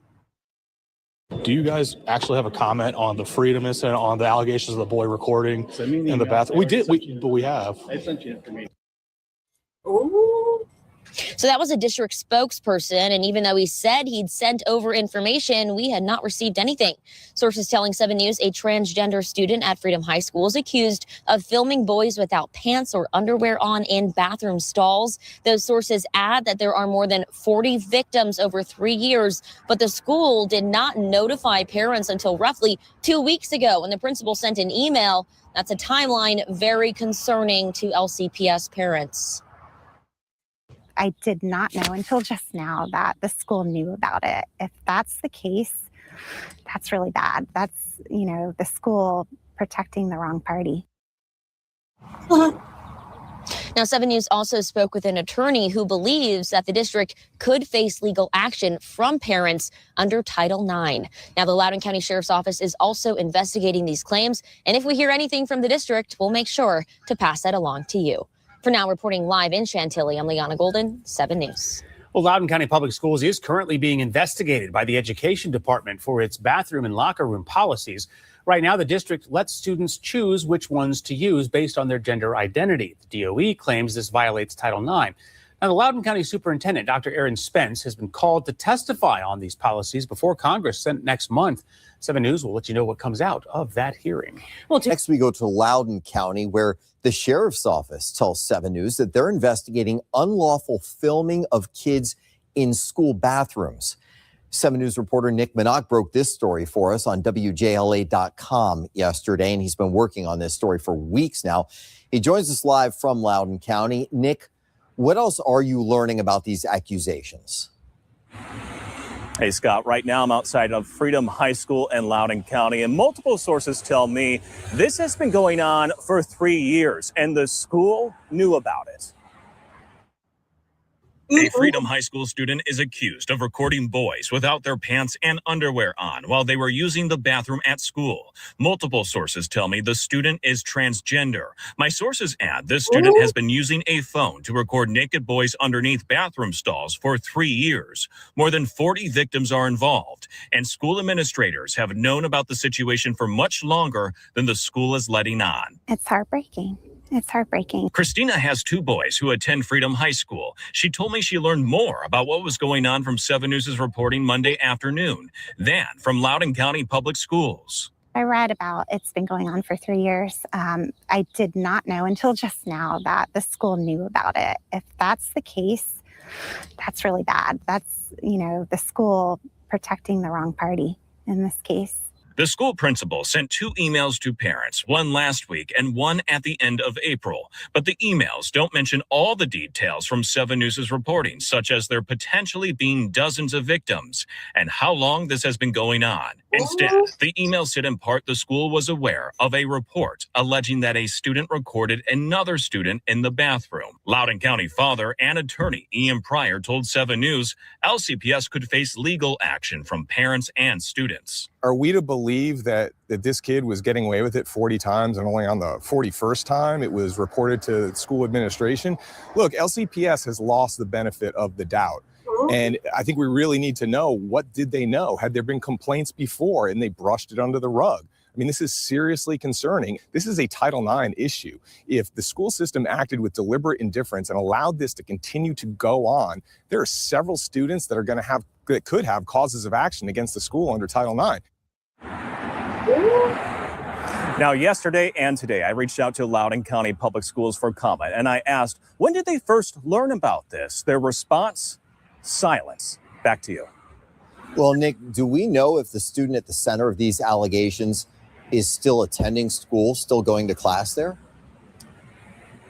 Scott, it's a really good question. A lot of parents are asking that question, and the answer is we don't know. Parents don't know either, and it really goes down to transparency. Parents for a long time in Loudoun County felt like their school system has not been transparent when issues like this come up. Back to you. Yeah, a lot of questions to be answered. All right, thank you, Nick. Now, our Christian Flores is going to a Loudoun County School Board meeting that starts at 6 o'clock this evening, and he will have a full recap of what we learned and what concerned parents have to say tonight on 7 News at 11 o'clock. Meanwhile, 7 News has also learned that Loudoun County Superintendent Aaron Spence will testify before Congress next month. On June 10th, he will testify about parental rights. The Department of Education is investigating LCPS over a policy that allows students to use bathrooms and locker rooms based on their chosen gender identity. Spence issued a statement that reads in part, quote, "We are in the business of building trust, partnering with families, and creating a sense of belonging for every student we serve while following the law." At the alert desk, just one day. For 3 years, dozens of high school boys, more than 40, have allegedly been filmed by another student while using the bathroom at a Virginia high school. According to several 7 News sources, administrators knew what was happening and did nothing about it. So tonight, our Christian Flores tried talking to Loudoun County school officials about the claims, but was repeatedly turned away. We've been pushing the school district for a response to these allegations, so we showed up to the school board meeting. The only thing that they've told me is you can't set up down here. You can set up in the boardroom like normal, only because this is for employees, and you can't. But I mean, we have spoken to employees in the back here before. Right. Our cameras were not allowed in a portion of the public parking lot at Loudoun County Public Schools headquarters where you could try and get answers from district officials and school board members. So we tried getting answers inside the building from a spokesperson. Do you guys actually have a comment on the freedom incident, on the allegations of the boy recording in the bathroom? We did, but we have. I sent you information. At that point in the day, 7 News had not received an email with responses to our questions. Sources tell 7 News a transgender student at Freedom High School is accused of filming boys without pants or underwear on in bathroom stalls. Those sources add that there are more than 40 victims over 3 years, but the school did not notify parents until roughly 2 weeks ago when the principal sent an email. I did not know until just now that the school knew about it. If that's the case, that's really bad. That's, the school protecting the wrong party.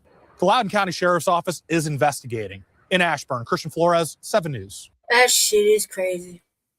Look it. There you go. Thank you. A transgendered student doing that. You know what I mean? They don't have no answers. I mean, they're just going to let it ride. Tonight, we continue to follow breaking news out of Akron, where 2 people have died after a plane crashed into a home. This video from a witness showing the large orange flames and smoke erupting from the home. This happened this afternoon around 4 o'clock on Canterbury Circle in Akron. And good evening. Thank you for joining us. I'm Russ Mitchell. And I'm Lena Lai. We have team coverage tonight. See, a New Yorker spoke to witnesses. But we begin in Akron with Hunter Bertram, who has the latest on the investigation. Hunter, good evening. Russ, tonight investigators searching through the wreckage while the identities of the 2 killed remains unknown and not yet released. The big question, however, how the pilot and passenger ended up crashing into this neighborhood.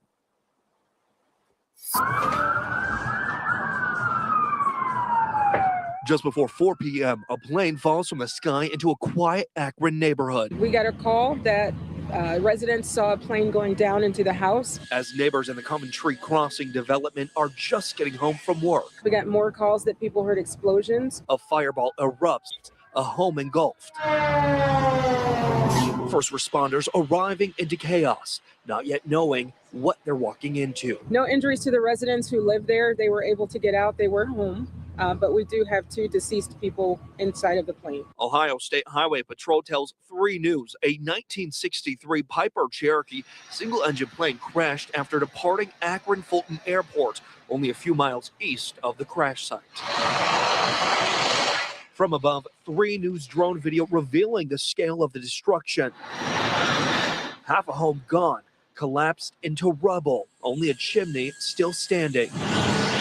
On the ground, the homeowner standing silently, taking in what's left of their property, emotional as neighbors watch the aftermath unfold.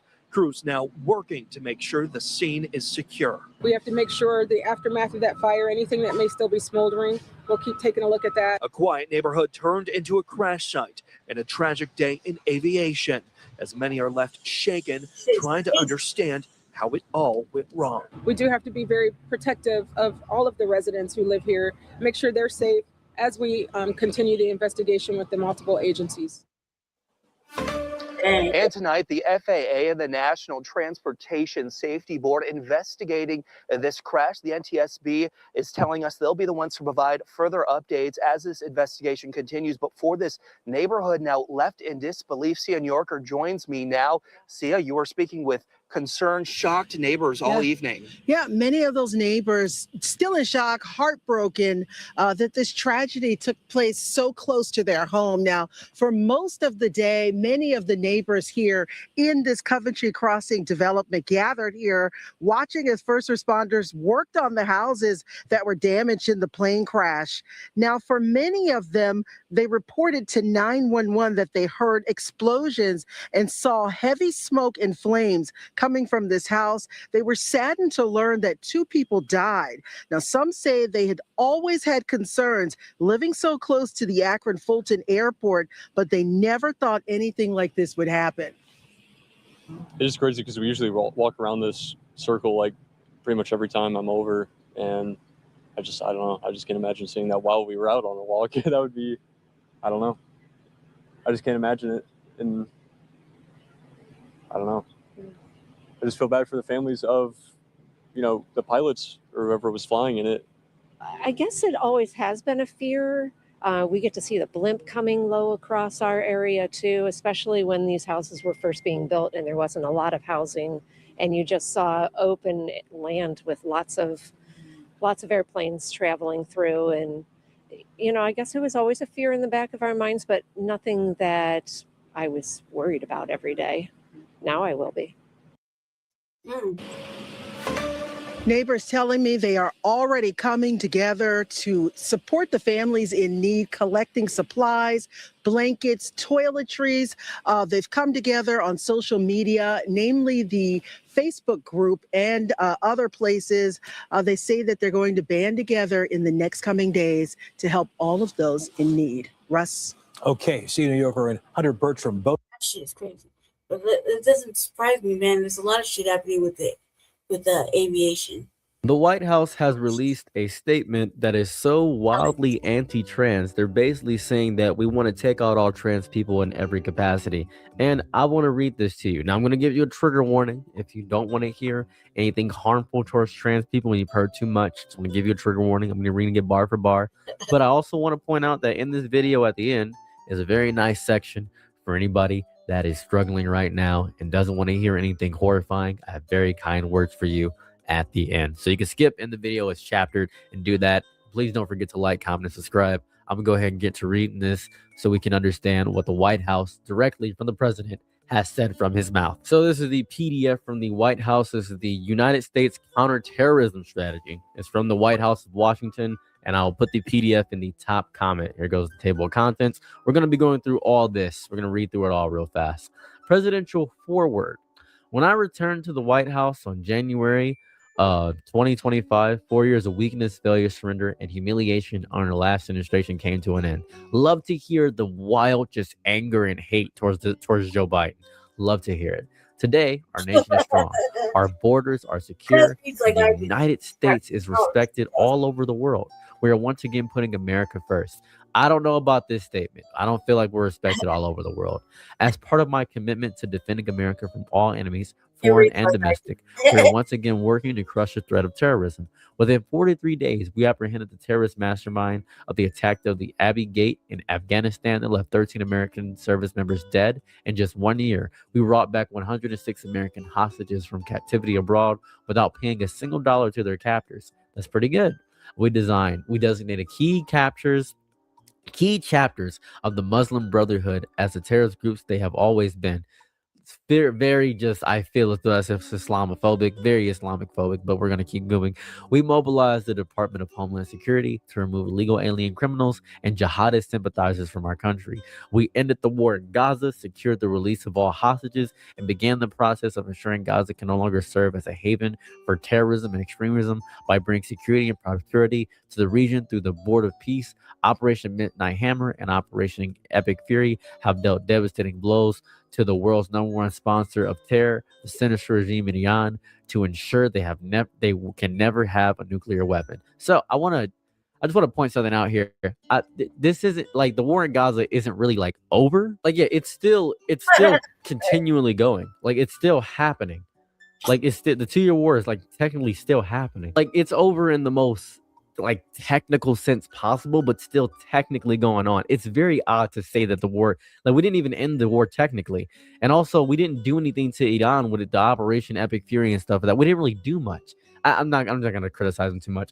At the same time, my administration has put up an unprecedented focus on dismantling threats to the homeland in our hemisphere. We are no longer permitting the cartels and gangs who have poisoned millions of Americans to freely operate in our regime or smuggle their drugs, guns, or traffic women and children into our country. Okay. Cool. That's nice. Last year, I rightfully designated the deadly cartels as terrorist organizations and began using the full strength and power of the U.S. military to stop and destroy their operations. Our armed forces also demonstrated their incredible power and skill by capturing the narco-terrorist outlaw, Venezuelan dictator Nicolas Maduro, bringing him to face American justice. We will not let cartels, jihadists, or the governments who support them plot against our citizens with impunity. Terrorists of any kind will not be allowed to find safe harbor here at home or attack us from abroad. Our new U.S. counterterrorism stratagem is a return to common sense and peace through strength. Okay, I don't know about this. This seems evil. Like, peace through strength is that's a horrifying thing to say. As I said, after our first successful counterterrorism mission, just days after sworn to office, if you hurt Americans and are planning to hurt Americans, we will find you and we will kill you. Okay, very, very horrifying, evil thing to say. To be quite honest with you, a very horrifying and evil thing to say. But let's keep going. So basically talking about counterterrorism in the totality of this entire thing, talking about using God-given rights and annihilating people. I'm just going to summarize this because reading this is just, it gives me a headache. It's very sad. The real important part of this entire thing is the threat. So this is who Donald Trump feels the threat is. So I'm going to take my glasses off so I can read this with full, look at my big eyes, read this full thing. We must protect our country from invasion, not just from unchecked migration, but from cross-border threats to terrorism, drugs, espionage, and human trafficking. Under the leadership of President Trump, America is again the world's most powerful nation with the largest economy in history. That's just not true. The most advanced technologies and the bravest and most skilled war fighters the world has ever seen. You can kind of just say whatever for propaganda. You don't really have to say anything that makes any sense. You can just say, we brought in $14 trillion of trades. We're doing the greatest thing of all time. You can just say whatever numbers you want to. If it's all fake, it doesn't really matter. It just sounds cool. This newfound strength has been amply demonstrated by historic operations such as the neutralization of the Iranian nuclear threat under Operation Midnight Hammer and Operation Epic Fury, and the arrested. This is the same thing he just said. Okay, this is the same thing he just said. But the terrorist threat has changed. Hold on. This is important. The terrorist threat has changed. We face new categories and combinations of violent actors that make the established ways of doing counterterrorism insufficient or obsolete. We face a multiplicity of deadly threats from terrorist groups and non-state actors, often secretly supported by governments who wish to undermine us. So this is very important languaging here. He has stated that there are secretly supported by governments who wish to undermine us. Now, let's look at the threats of what they are. Currently, we face 3 major types of terrorist groups. These are the types: narco-terrorists and transnational gangs. Okay, that means that doesn't mean trans yet. Legacy Islamic terrorists. Okay, now this is the one that's insane. This is so wide. Violent left-wing extremists, including anarchists and anti-fascists. That means if you are against fascism, that means if you are a violent left-wing extremist, you're an anarchist in any way, the government hates you. We can defeat every single one of these groups, but the threat is significant and pervasive. So here goes the fun thing here. Now, I know they're trying to say Antifa right here, but you just put out the whole word. You want to destroy people who are against fascism. You want to take out people who are against fascism. Is basically what you're saying. Maybe I'm stupid, but that's okay. I'd like to be educated. Maybe I'm dumb. The borderless America created by the Biden administration was so badly exploited by threat factors that during one 12-month period of the previous administration, more Americans died as a result of the illicit drugs flooded into the country by the cartels than all the U.S. servicemen killed in combat since 1945. That is an existential threat that President Trump does not tolerate. I want to fact check. Give me like 1 second. What I'm understanding about let's see, it says 1945, about 150,000. I'm reading through this, sorry. 150,000.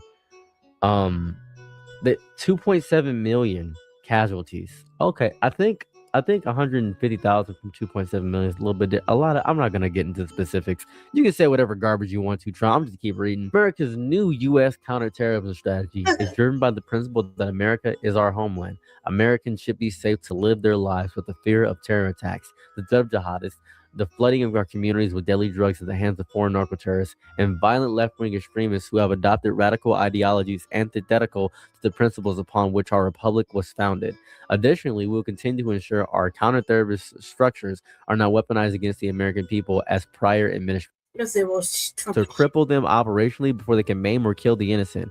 We will do the same with state sponsors of such group and those governments undertaking lethal plots on U.S. soil or against Americans anywhere. This is the most horrifying, evil, nasty, vitriolic, and filthy nonsense I've ever seen in total. This is just angering and nasty to say. Why would you even try to do this? Is just gross and disgusting. Like, trans people are not a threat to U.S. soil. They're just trans. Like, why would you put that next to terrorists and narco-terrorists and groups of deadly druggers, narco-terrorists? They're the same. When it comes to state actors, our priority is to identify and fully degrade the lines of covert support provided to cartels and Islamists by our adversaries. A lot of Islamophobia here. This is going to make Islamophobia worse.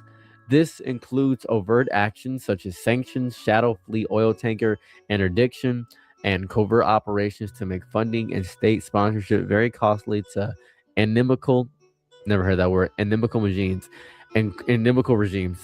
including their provision of dual-use technology, especially drones, advanced conventional weapons, and our precursor chemicals they used to make deadlier narcotics.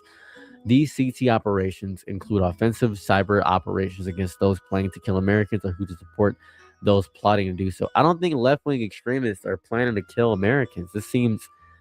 I understand the rest of the groups a little bit, that's very horrifying, but that just seems strange.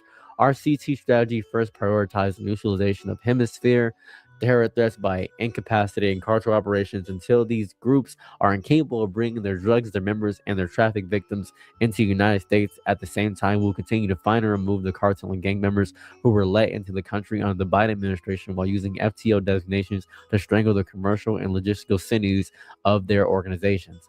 Jihadi terrorists have continued to plot against and kill Americans, in part because of the failed forever war policies of prior Republican administrations, the empowerment of terrorist sponsoring regimes like Iran under Democratic administrations, and a past unwillingness to challenge Islamic ideologies head on. As a result, our second priority is the targeting and destruction of top 5 Islamist terror groups, and we have the intent and capabilities to execute external operations against the United States, starting with Al Qaeda, especially is the most aggressive subgroup. Al Qaeda is the Arabian Peninsula, AQAP, and ISIS, starting with ISIS Khorasan, ISIS-K, with the FTO designation of the Muslim Brotherhood MB, who will continue maintaining pressure on the global jihadi movement until global MB enterprises can no longer recruit and fund terrorists under the United States. Okay. Now, I looked up the word trans specifically because I wanted to see if it popped up. I'm sure I knew it was going to. Our nation has not been well served by the intelligence community, which has been mirrored in old ways, looking at threats, or has been actively weaponized by its leadership as a political tool, whether plotting against conservative Catholics, attending traditional mass in Virginia, parents standing up for their children at school board meetings, members of Congress, or President Trump and his associates. This administration will continue to prohibit the IC from being used politically against innocent Americans. As real threats were ignored or underplayed, Americans have witnessed the political motivated killings of Christians and conservatives committed by violent left-wing extremists, including the assassination of Charlie Kirk by a radical who espoused extreme transgender ideologies. Interesting. Very interesting phrasing there. Very interesting phrasing.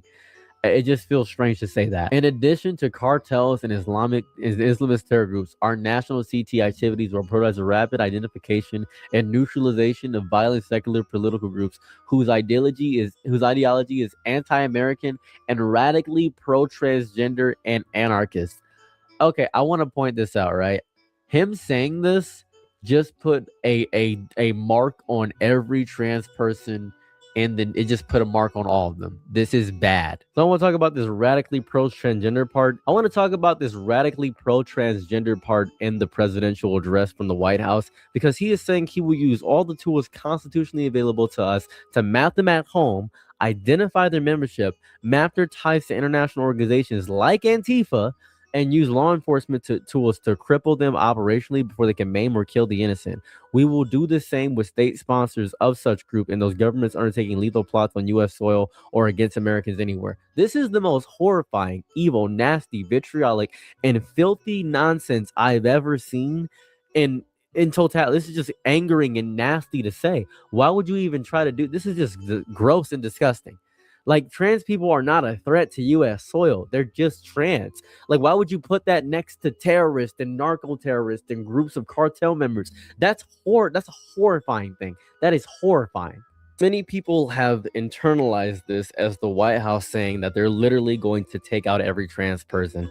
Now, the rhetoric surrounding transgender people has become dramatically harsher and colder and more hostile over time. The danger of political language is not always in one giant cartoonishly evil sentence saying, we got to destroy all trans people. You got to really read. That's why I read that for you guys. And if you want to read the article, it's in the top comment. It's the slow normalization of talking about an entire group of people like they are a threat to civilization itself. These people, these trans people, they're saying are a threat to everybody, which is just not true. The only threat they are is a threat to my mental health when I'm playing Melty Blood or my music career trying to learn hyperpop, and they're just better than me. That's it. Cruelty starts sounding reasonable to exhausted people that are exhausted and just angry, and it happens everywhere. Angry audiences who hear the same messaging every single day. The message does not need to directly say, we will kill them. The message just needs to say, these people are dangerous. They're dangerous. Well, what do we do with danger? We get rid of danger. I'll let you guys know right now. They deleted my life. They violated me. Oh my goodness. I'm just going to die because somebody's feelings are hurt and their paintings are in a twist. It's not going to stop me. Listen, it ain't going to stop me at all. I'm still going to do my thing, and I'm still going to let y'all know what I think. Period. I don't care who likes it and who doesn't. If you like it, great. And if you don't, I'm sorry for you. Try to take a sleeping med and go back to bed.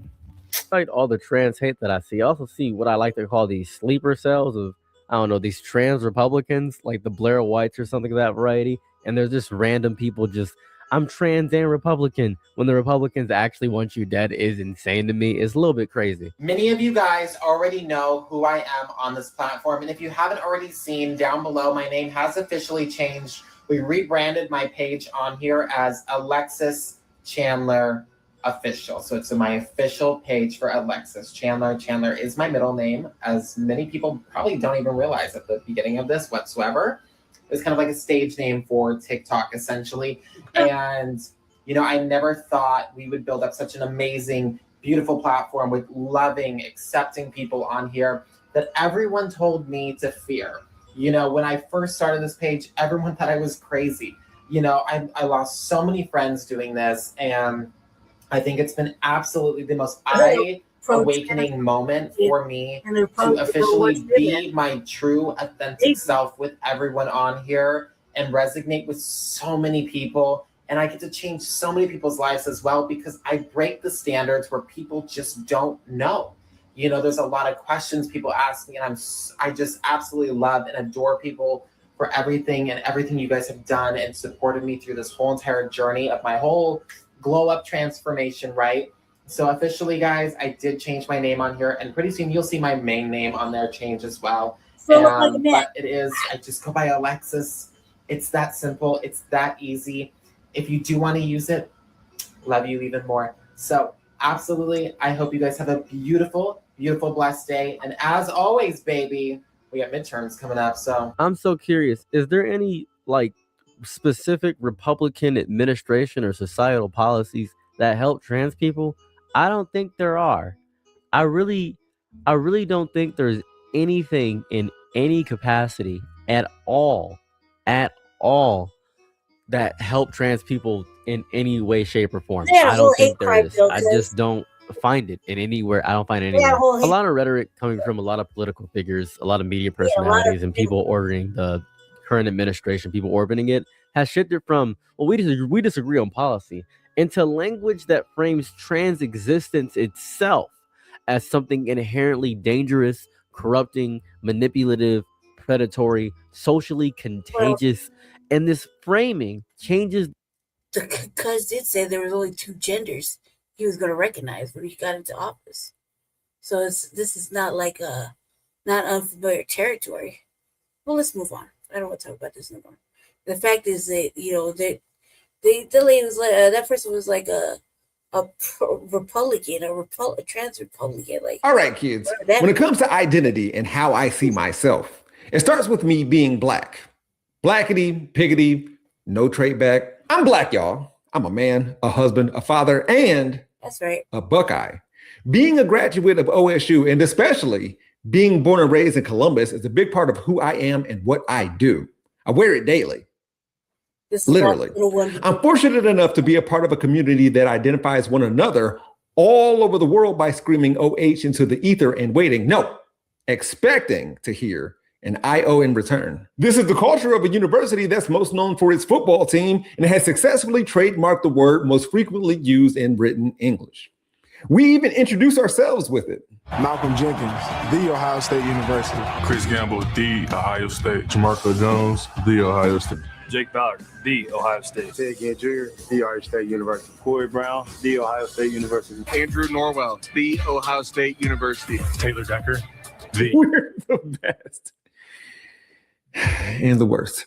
Today, we will talk about The Ohio State University, the largest land-grant college in a state whose name is slang for bad or weird or cringe these days, where there has been Bigfoot sightings, plural, recently, in the big 2026. Last week, I made a video about Afro Man who had been cosplaying as Don King, born in Cleveland, by the way, when combating the Adams County sheriffs that were wrongfully looking for kidnapping victims in his CD cases. Anyways, I was judging small town Ohio the whole time. I was like, ugh, this is exactly why I don't be coming around. No need to even ask who all gonna be there. I won't. I can't even claim y'all. This may sound familiar to millennials who use these things as explanations and excuses as to why they don't go home to see their boomer parents on Thanksgiving. But for me, it was. I know you're from Florida, and every time you absolutely are Florida. I'm from Miami, though. Right, Miami, Florida. No, so I know Miami-Dade that. County. Right, Miami-Dade County, United States of America. Exactly. Right, Florida. No. Hey, I know I treat my city like it's the greatest place on earth. If I'm being real, and I'm allowed to say this, you're not. Columbus is a mid to large size city with no discernible identity. If an artist from here were to say, get a chance to perform at the Super Bowl halftime show, Rascal Flatts, what part of our history and tradition are they going to show off? Pizza cutting squares? How about these leaves? A chocolate peanut butter snack? They're called Buckeyes. That's part of the problem. If you need me to say it, C-Bus is an overgrown, overglorified college town. Put it on the board. Got him. That's how we do it. Glad I got that off my chest. But not literally. The Ohio State University is the economic engine of this place. It drives industry and commerce. And in many ways, Leslie Wexner is behind the wheel at OSU. I made a video about Les Wexner last year because it seemed like nationally, people didn't know who he is, let alone what his relationship with Jeffrey Epstein was. Wexner either made Victoria's Secret, Slow Songs Are for Skinny Hoes, Pink, Bath and Body Works, Abercrombie and Fitch, Lane Bryant, They Need Tempo, or made them what they are. And that's just to name a few. And while I'm not going to focus on Wexner today, instead opting for other people in power or high places or politicians, a lot points back to him. I guess it's foolish pride preventing me from dedicating so many words to a man who can get away with saying so few. It was just regularly done.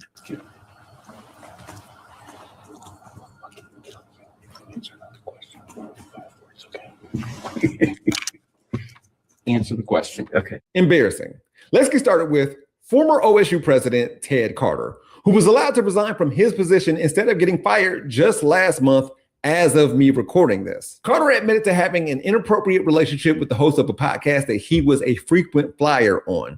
He also confessed to giving inappropriate access to Ohio State leadership to that woman who wanted help with her business. Ted Carter, 66, who has been married to his wife Linda for nearly 45 years, served as a Top Gun pilot and instructor during 38 years in the Navy following his graduation from the U.S. Naval Academy in 1981. So he is what Tom Cruise pretends to be in movies, not in a cult and straight.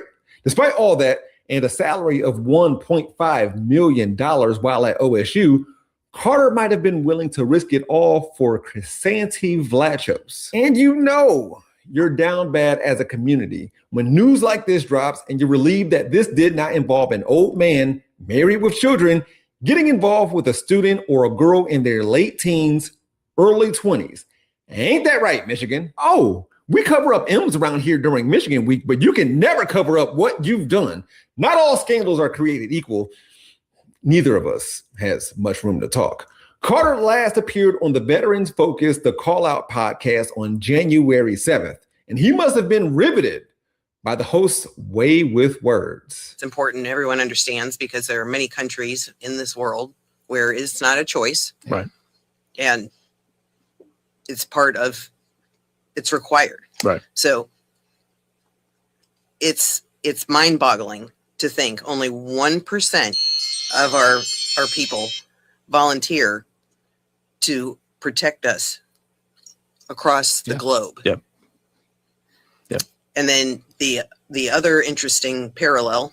Jobs Ohio paid her $60,000 to produce 4 episodes of that podcast, $15,000 each, but only one was created. So Jobs Ohio might be looking to get their money back. And going back to the top of this episode and my identity, well, no, I don't want to make this about myself. So if Jobs Ohio wants content created, I know a guy who makes a pretty good and underrated YouTube channel out of Central Ohio who could be contracted. That company would essentially be funding themselves being called mother, just in case there are things happening behind the scenes that he doesn't know about yet and he doesn't want to be caught lacking, or just due to whatever he's fretting about that week. But it would be much better than what I just showed you. OSU spent around $500,000 to a third party to find Ted Carter. Pennies when searching for someone to oversee a budget of $11.5 billion. And although he was only around for 2 years, Carter made his time count. He presided over the university when OSU won the college football playoffs national championship. He also caved to Trump when it came to OSU's DEI initiatives. He banned chalking on campus in the midst of pro-Palestine protests and took it upon himself to nominate this dude to do the 2024 commencement speech. So I know this might feel polarizing, but I encourage you to keep an open mind right now. I see Bitcoin as a very misunderstood asset class. Whoa.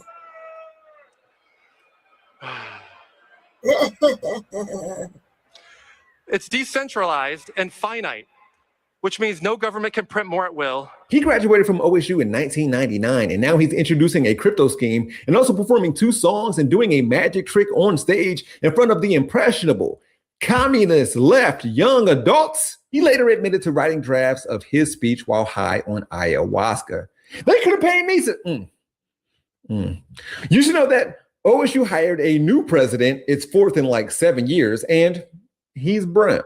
I'm assuming he knows what glass cliffs are because he's inheriting a situation where students, along with faculty and staff, are demanding answers and wondering why Les Wexner's name remains on the football complex and the medical center and the Center for Arts, a place that I worked at when I was a student. Seeing how they can't express themselves through chalk, young adults have been using spray paint and tape to say they want to oust Wexner and asking questions when they can. Just one more. No. Whoa. Whoa! I told you not to put that in my face. Dude, you can't do yes, that. You did. No, Dude. I'm not going to ask you again. Don't touch me. Don't touch me, motherfucker. Who the fuck are you? Put your hands on me, sir. You put your hands on me, sir. God damn, dude. You shoved that camera into my face, sir. On February 9th, Luke Perez, an assistant professor, was placed on administrative leave when he assaulted Columbus filmmaker Mike Newman. This took place after one of Perez's classes, Profiles in American Leadership. Can't make this stuff up. The course includes a series of guest lecturers, and E. Gordon Gee, the two-time former Ohio State president who is currently serving as a consultant, held a session. Newman and the Ohio Rooster, DJ Burns, whose work I've used in the past and in this video, both separately wanted to speak to Gee concerning his recent comments about survivors of sexual abuse engaging in cancel culture by wanting Leslie Wexner deposed in the class action lawsuit against Ohio State. And when you can afford to buy every single student's school loans, you can't be canceled. Gee was mentioned 33 times in the Perkins Coie LLP report, which cites him for negligence in handling allegations against Dr. Strauss, who was or wasn't removed from his position roles in 1996. Gee allowed him to retire. Strauss then opened a men's clinic off campus where he continued to abuse people. He maintained emeritus status with the university until his death by suicide in 2025. See, E. Gordon Gee may look like the fairy godfather of football, but is bippity boppity boy. My wife and I have a picture with him after she graduated. His first term as president overlapped with Dr. Richard Strauss. Gee is quoted as saying he doesn't remember much of anything about that era. And how? Does he not have a TV? He sexually abused football players, wrestlers, tennis players, hockey players, fencers. He sexually abused students who were not athletes, whom we saw in student health services. He did this repeatedly. He did it, right under the nose of OSU, and the whole thing might have just died away forever. That's a clip from Surviving Ohio State, a documentary from Max, HBO Max, the Fresh Maker. Dr. Strauss worked as a physician for OSU's athletics department and also at the Student Health Center.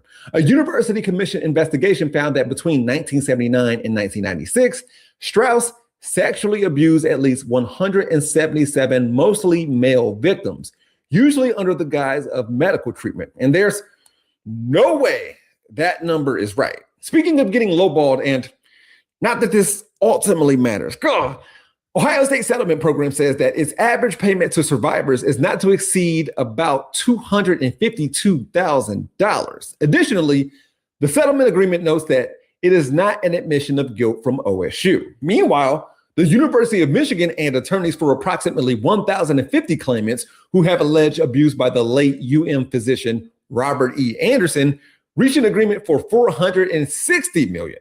That's nearly $442,000 per. And circumstances were different, sure, but at least Larry Nassar's victims got some degree of justice.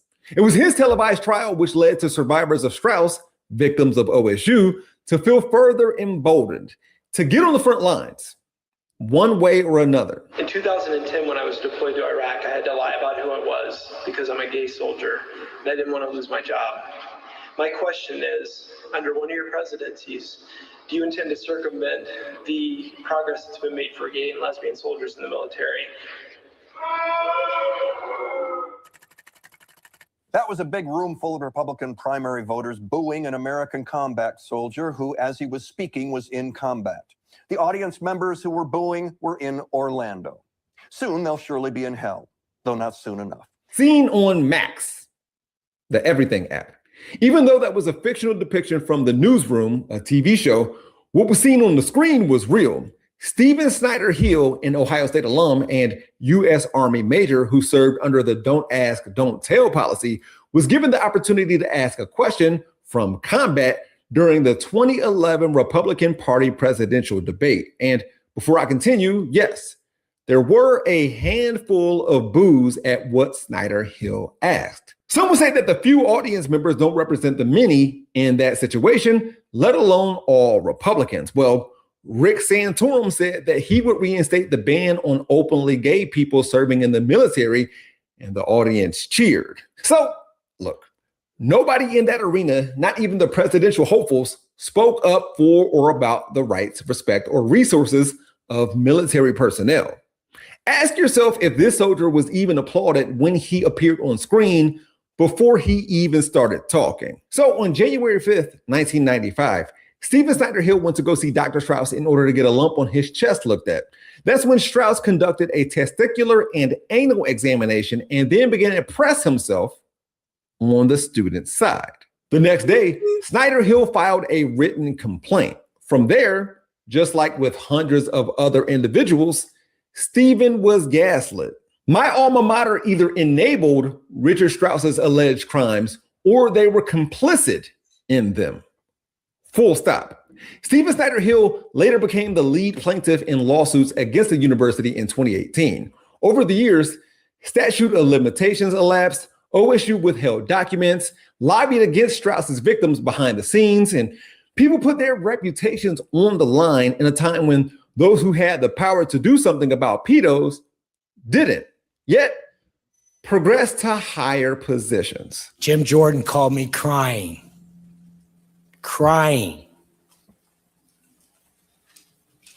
groveling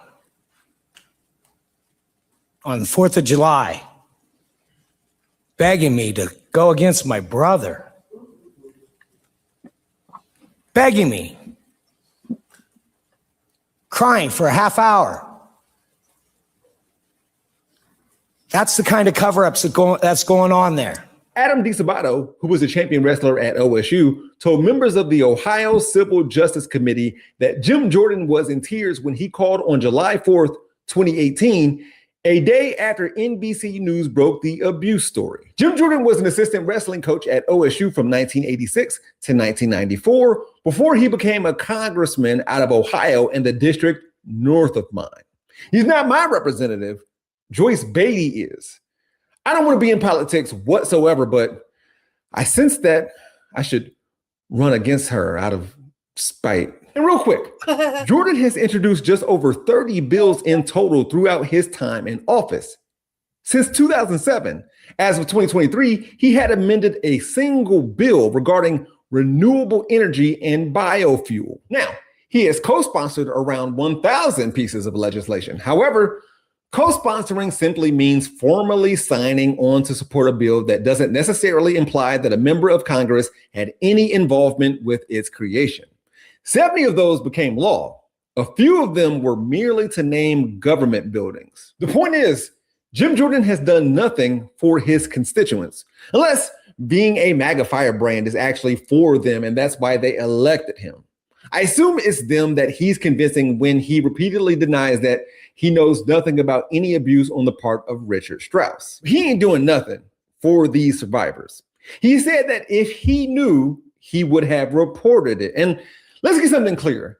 Based on what we've learned about the Epstein files and who is named in them the most, none of this would kill his political career. Mike DeCebato, whistleblower and brother of Adam, claims that Jordan knew about the unnecessary and inappropriate examinations of students' bathing suit areas, as well as when the doctor took showers and saunas with the team. Jim has acknowledged that showers were taken together as a team. That was commonplace at the time. And maybe I missed it, but to watch a high-profile lawmaker, not so much as we're all trying to find the guy who did this his way through, is weird and wrong. After all this, I've been reassessing what it means to be a Buckeye, and I hope I'm not the only one. With that said, RV. Les Wexner is not the. He will never be the. He can pay all the money he wants to pay. but he never played on a field that actually built these buildings. Again, I've already made a video about Wexner's ties to Epstein and how he hasn't been bound to them. I'm not going to rehash that here, but what I want to add is former Abercrombie & Fitch CEO Mike Jeffries. He was indicted on 16 federal charges in October of 2024, including sex trafficking and prostitution. Jeffries worked for the company from 1992 to 2014 and was hired by Les Wexner. Jeffries, along with his partner Mike Smith and one other middleman, have been accused of recruiting young men for sex events. They have pled not guilty to the charges, which carry a maximum sentence of life in prison. Mike Jeffries was recorded telling Smith, "We're screwed and in big trouble," if he was found fit to stand trial. Jeffries said he is hoping for a good outcome, describing being found fit as a disaster, and tells a doctor, "You better find me incompetent." There's a podcast series called World of Secrets, Season 1, The Abercrombie Guys on BBC, as well as a documentary called White Hot, The Rise and Fall of Abercrombie & Fitch, just in case people forget. It was recently reported that Jeffrey Epstein gave quarterly payments to the head of Ohio State University's gynecology department, Dr. Mark Landon. The OBGYN at the school's Wexner Medical Center allegedly received as much as $25,000 per payment for an unspecified period in the early 2000s. In email correspondence, somebody named Eric said that he had billed LHW/Abigail for the $25,000. Could that stand for Leslie Herbert Wexner, whose wife's name is Abigail? Neither Wexner nor Dr. Landon has been accused of any wrongdoing in connection with the Epstein case, and both of them have claimed that they had no knowledge of Epstein's crimes.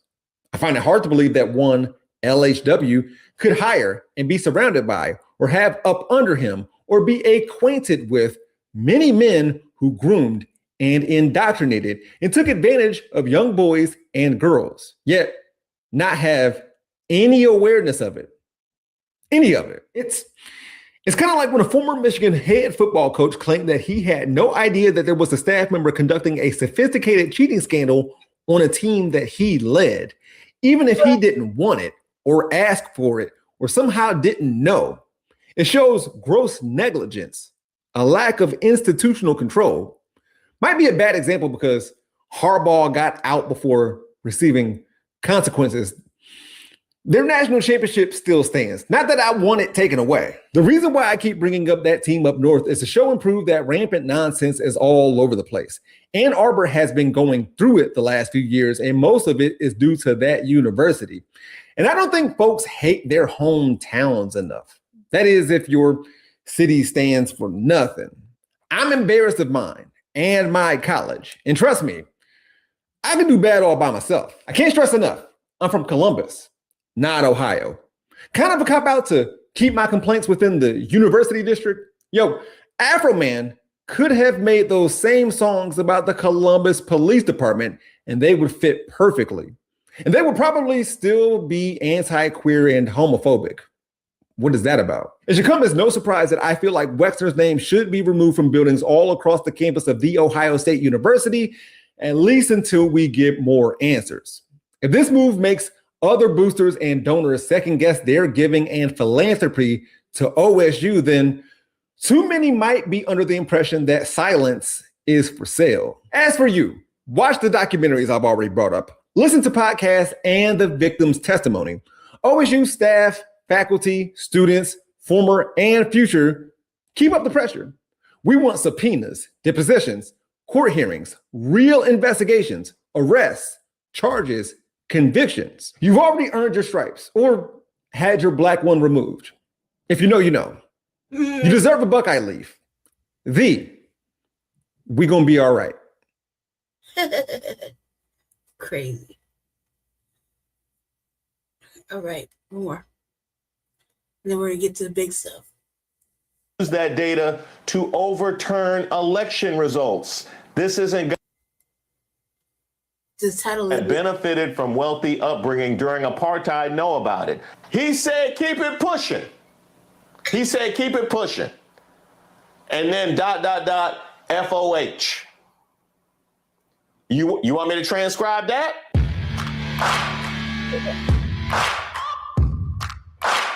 Yes. Shout out to all the subscribers and the members here on the channel. Don't forget to like the video. My name is Reese Waters, and this is Racist of the Week. We explore the stupidity and hypocrisy of discrimination in hopes we can build a more perfect union.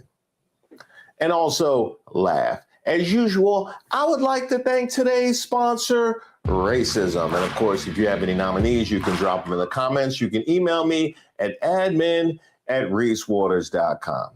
All right. Who are we talking about today? Oh, Mark Cuban, a new one. I don't dislike Elon, but he says some stupid shit. And it's just like, I have no problem calling him out. And then he buys Twitter, right? And then he starts getting real political, right? Yeah. And so not a lot of people are going to stand up to him. And I'm like, I don't care, right? So he's called me racist. He called you what now? He's called me, poop emoji multiple times. He calls me all these names. No, not that. No, not that. Before that. Not a lot of people are going to stand up to him. And I'm like, I don't care, right? So he's called me racist.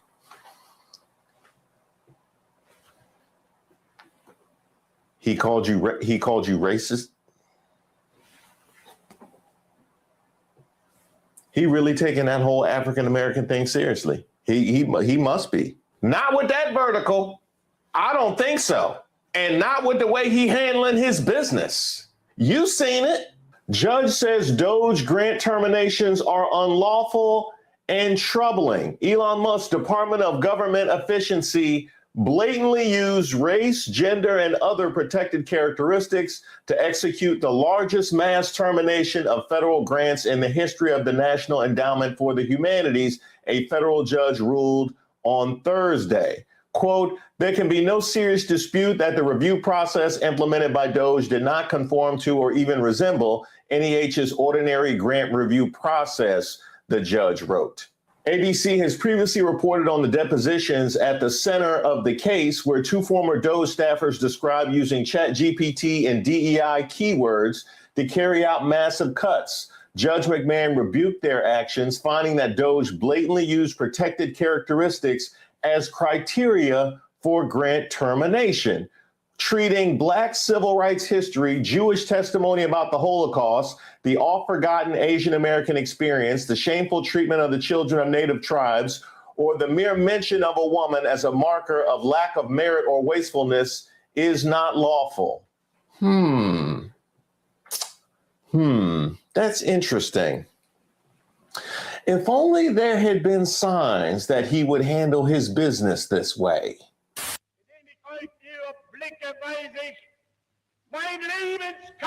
So let me get this straight, Elon Musk. So when groups that have been traditionally left in the cold when these kinds of funds were given out have some effort to try and repair that injury, you seek that out specifically for things to eliminate. Yet at the same time, you're not beyond sucking from the government's teat. Now, are you? Elon Musk has used SpaceX as a kind of piggy bank over the last 2 decades, turning the company as a financial tool to get loans and bolster his struggling companies, according to an examination by the New York Times. Let me find out you walking around with a picture of SpaceX talking about, let me hold a little something for my boy. So you can take government contracts and government subsidies, but should it trickle out to anybody that has been on the outside looking in of the American dream, we intentionally demonize it. Let's put that in plain terms. And I believe you were brought in to eliminate fraud. Is that correct? Like this? Social Security Administration now says members of Elon Musk's Doge team working at the agency last year accessed and shared sensitive data. In a court filing earlier this month, the Trump administration amended what it had previously disclosed, writing that one Doge employee at SSA signed an agreement with an unnamed political advocacy group to analyze voter rolls to, quote, find evidence of voter fraud and to overturn election results in certain states. In another instance, a Doge member shared personally identifiable information in an encrypted email attachment, though the government says they aren't sure what specifically was shared or whether it was accessed. And SSA also said Doge shared data on third-party cloud servers that are, quote, outside SSA's security protocols, so the agency doesn't know what information was shared or if it still exists on the server.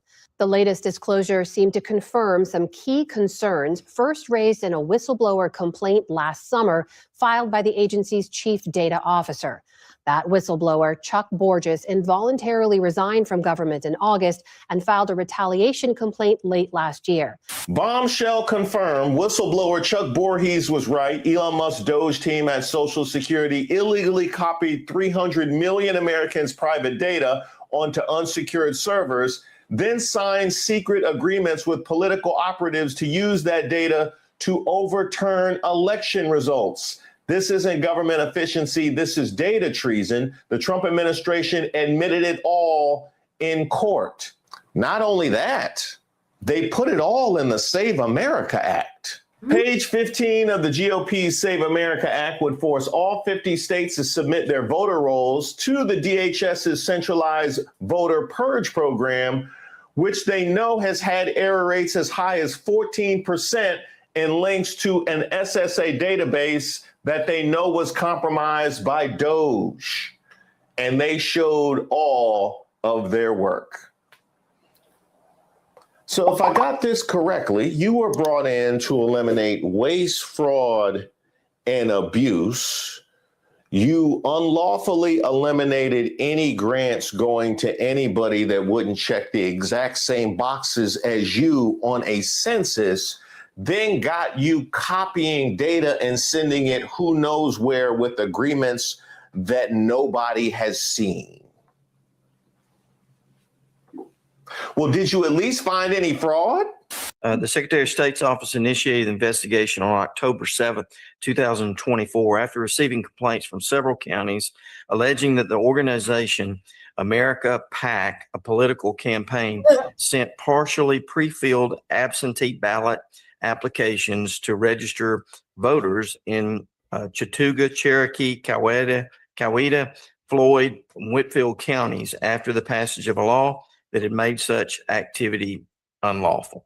They found some voter fraud. According to the Georgia State Election Board, Elon Musk America PAC broke the law by sending pre-filled absentee ballot applications in November 2024 and by failing to make it clear they were not official government documents. Looking forward to the FBI raid.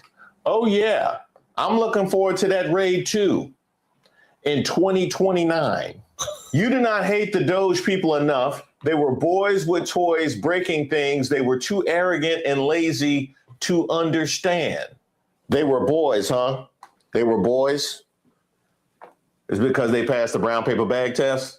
They would try us as adults at that age. Right. So you had me with the arrogant and lazy, but missed me with the boys. And I can definitely tell you, Elon Musk certainly wasn't no boy. He got decades into that level of arrogance. Imagine the arrogance it takes to wield he's in the Epstein files as a weapon. When you in the Epstein files. Oh, we remember. Up until his arrest, though, Epstein continued his high society life. And there's lots of famous names in these latest documents. Now, just being mentioned doesn't imply any wrongdoing. One of those names is the world's richest man, Elon Musk. He's always denied any close relationship with Jeffrey Epstein. But they exchanged numerous emails trying to arrange a visit for Musk to Epstein's island in the Caribbean. And one of them, Musk goes on to write this: "What day, night will be the wildest party on your island?" And we also remember your daughter airing you out about the Epstein files as well. There was this boat ride from St. Vincent to St. Bart's. I remember from when I was little, we used to visit around the holidays. I remember the sea being so dark at night. That's right, dark. Like that exchange with your brother. In a 2012 email chain, Kimball Musk, the brother of Elon Musk, is warned not to harm Jeffrey Epstein's girl, identified as Jennifer. Kimball responds by agreeing and says she's enjoying his time with her. That kind of arrogance, that's the kind of arrogance I'm talking about. The kind of man, after all that he has said and done, would think he was entitled to a contract in South Africa. South Africa won't allow Starlink to be licensed, even though I was born there, simply because I am not Black. We were offered many times the opportunity to bribe our way to a license by pretending that a Black guy runs Starlink SA, but I refused to do so on principle. Racism should not be rewarded, no matter to which race it is applied. Shame on the racist politicians in South Africa. They should be shown no respect whatsoever in the world and shunned for being unashamedly racist. Shown no respect and shunned around the world is correct, but we don't need to go to South Africa for that. You brought that all the way over here. We heard it. Elon Musk, Elon, is mad. He's mad that South Africa won't give his Starlink satellite company a license because he's not Black. And just like that, apartheid's poster boy discovered reverse racism. Did y'all hear that? They're saying he just discovered reverse racism. The irony, Elon grew up comfy under apartheid while Black South Africans were literally fighting for their lives. Now, when policies try to repair decades of injustice, he calls it a disgrace to Nelson Mandela's legacy. Now, let's be clear. South Africa isn't shutting Musk out for being white. They're requiring equity in a country still healing from legalized racism. He can tweet through it all he wants, but the math ain't that thing, Mr. Musk. And let's not forget the part where he said we were offered the ability to bribe our way in when we pretended that it was run by a Black person. Why would you need a bribe if it was run by a... What? Right. What? See, this what happened when you don't have people around you. Elon Musk told to move on from South Africa as Starlink faces resistance in Namibia. Tensions between Elon Musk and South African authorities have escalated sharply as regulatory hurdles continue to stall Starlink's expansion across southern Africa. The dispute erupted after Clayson Monyela, head of public diplomacy at South Africa's Department of International Relations and Cooperation, highlighted that more than 600 U.S. companies are successfully operating in the country by complying with local legislation. Musk responded with an expletive-laden post on X, drawing swift backlash from government officials. They don't know how to act. They don't know how to act. You know what I mean? Just resistant to authority and churlish. They just, It's the culture. Presidential spokesperson Vincent Magwenya delivered a pointed rebuttal, signaling that Pretoria is unwilling to bend its regulatory framework to accommodate the billionaire's satellite internet venture. There are currently 193 member states in the United Nations. Surely there's good money to be made out of 192 markets. It's okay to move on. He said, keep it pushing. He said, keep it pushing. And then ... FOH. You want me to transcribe that? At the center of the impasse is South Africa's Black economic empowerment policy enforced by the Independent Communications Authority of South Africa, which requires telecom licenses to allocate at least 30% equity to historically disadvantaged groups. Musk has resisted the requirement, arguing that such conditions amount to discrimination and undermine Starlink's global operating model, which avoids local equity dilution. It avoids Black people is what it is. It avoids Black people. You have a long documented history See, that's the thing. We already got all of the notes from Tesla and how you've been moving with Tesla. Elon Musk, why don't you just comply? You know, why don't you just comply? Why it gotta be all of this? Quote, I'm a white South African and I have literally zero problems with BEE, but hey, what would a white man, Elon, that benefited from wealthy upbringing during apartheid know about it?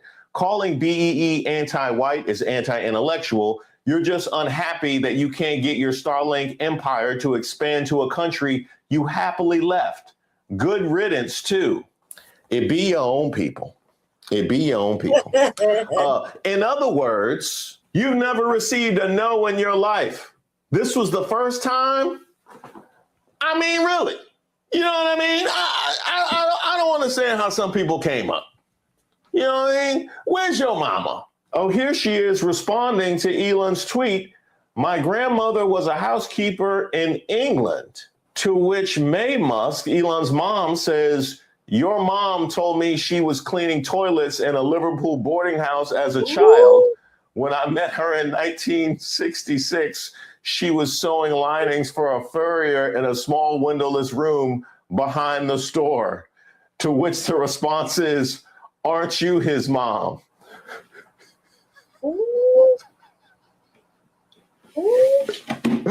Oh my God. But then again, but you know, if we amplify the misrepresentation on X, he would resist it. But you know, how much did he pump that tweet up? Highlighting that he forgot to did he amplify, did he signal boost that one? Did he? Huh? Boo this man! Now, you might be asking yourself, what is the there? What is the reason for this monumental crash out? Well, I'm glad you asked. So you want to know why Starlink is trying so hard to get into South Africa? I've got some answers for you. It may be a little bit technical, but let's go. So a lot of people think that Starlink is just a whole bunch of satellites in the sky and that's the end of it, right? But here's what most people don't realize. Even with all of those satellites, Starlink still needs a way to connect to the internet, the normal internet, which lives in data centers all across the world. When you use Starlink, your dish has to connect to a satellite, but that satellite still needs to get your data to a server, whether that's YouTube, WhatsApp, banking. And to do that, it beams your data down to a ground station, a physical connection point on Earth, which then sends your data across the global internet using undersea cables. You see, this is where South Africa becomes a big deal. We're not just some point in Africa. We're one of the most connected countries on the continent. South Africa has at least 7 of the major undersea cables. That's WACS, SEACOM, SAT3, ACE, EASY, MTISS, and 2 Africa cables landing in places like Cape Town and Durban, right? These cables connect Africa's internet directly to places like Europe, Asia, etc. So building a Starlink ground station here in South Africa means they get fast, stable, high-capacity routes straight into the global internet. But it's also not just about cables. We have world-class data centers here. AWS, Microsoft Azure, Terraco, all operate here. We've also got Tier 3 plus infrastructure, high uptime, power redundancy, cooling, security, everything Starlink would need to plug directly into the global cloud ecosystem. NAP Africa, one of the largest internet exchange points for the whole continent, is here. All of this makes South Africa ideal, not just for fast local service, but as a regional command center for Starlink's African operation. So for Starlink, this isn't just about flipping a switch and selling more dishes. It's about plugging into the internet backbone, building out infrastructure and becoming a serious internet provider across the continent. It's not just for individuals, but for businesses, rural clinics, schools, even governments. The bottom line is, without South Africa, Starlink hits a wall in Africa. With it, they unlock infrastructure, the legitimacy, and the performance they actually need to make this thing work properly and at scale. Ah, yes, that's right. Internet dominance over a continent that you have made it your mission to demonize. That is what we're discussing here. But Elon, just You know, I'm sure you got stuff that you can use to this. Ain't it a crime that you could weaponize politically? I'm sure it's something out there to distract you. A Ukrainian refugee who fled the war and her military boyfriend were fatally shot this year by a white man, but MAGA and the Elon Musketeers didn't cover the story because the killer isn't black. Huh. Well, that's too bad. That's too bad. I know how much that must have devastated you when you saw it was your own. By the way, how are white South Africans doing? For instance, when you talk about ideologies, if you look at Elon's plight against South Africa, again, I'm not sure this is perfect, but I saw it start when he wasn't able to launch Starlink in South Africa, because in South Africa, the government says they want to make sure that you have minority ownership when you launch a company. And the reason the government did this, and they haven't done it perfectly, by the way, I'm never going to say it's the poster child, but what they were trying to do is they were going, guys, we've learned that money gets closed off. So if we don't make sure that companies have representation in terms of who owns the companies, the money's never going to go anywhere. And when you say minority ownership, South Africa's a black majority. Yes. So no, what I mean is now what we say minority here. So I'm saying black people of color. Yeah, people of color. You're not going to let me open this. And not only did they not let him, they then banned Starlink. And then now Starlink, you can't use it inside, even though it's a satellite thing, they don't enable it in South Africa. And I think Elon now again he was like, I'm going to find a way to break this system. And one thing I've heard about Elon from everyone who's worked in and around his orbit is he is supremely talented at finding the right lever to pull, and he will pull it. Wait a minute. You mean to tell me that the whole white genocide was to put heat on South Africa because he's mad he can't get his Starlink in? Is that what you're telling me? Is that what you're telling me? He's talented to find the right lever to pull, and the lever was accusing the country of white genocide? Where they do that at? See, that's why I had to give some pushback to Ashley St. Clair. I'm really feeling all the tea, but I had to give you some pushback because this is the kind of tack we talk about right here. This is the kind of mindset that we talking about. You're gonna go to a whole genocide. And what does it say for the people that were willing to go along with it? Huh? Effectively, the entire Trump administration. You had Trump up there in the Oval Office with the president of South Africa scrolling reels. You had an entire administration doing Mickey Mouse activity going along with what you perpetrated because you having a temper tantrum over Starlink. And by the way, they're not done. And sometimes, as I mentioned myself, it be your own people. South Africa has 13.6 million people with no internet access. That is not only a statistic. It is a classroom that cannot load a lesson. It's a nurse in a rural clinic who cannot access a patient's file. It's a matric student typing her assignment on a phone with 2G signal, submitting it late, losing marks she will never get back. Starlink applied to connect them. Namibia just said no, and South Africa has been holding it up for years. Not because the technology does not work. It's already working. In many African countries, including South Africa's neighbors, people are connected because their regulators made a decision and moved forward. And here we are, still in meetings, fighting over politics. While we're still arguing, Starlink offered to connect 5,000 rural schools and invest 500 million rand directly into this country. The offer is still on the table, but the license is not. The reason? A 30% equity requirement, a rule built to correct the injustices of the past, which is a worthy goal, but right now, in practice, it is the reason a child in Mthatha cannot access the same internet as a child in Sandton. And when that day comes, nobody in the boardroom will be held responsible for the 13.6 million people they made wait. So here's the real question. When the rules designed to protect the people end up being the exact same rules that keep the people offline, who exactly are we regulating for? Who are we regulating for? That's an interesting one. Where do I begin with this one?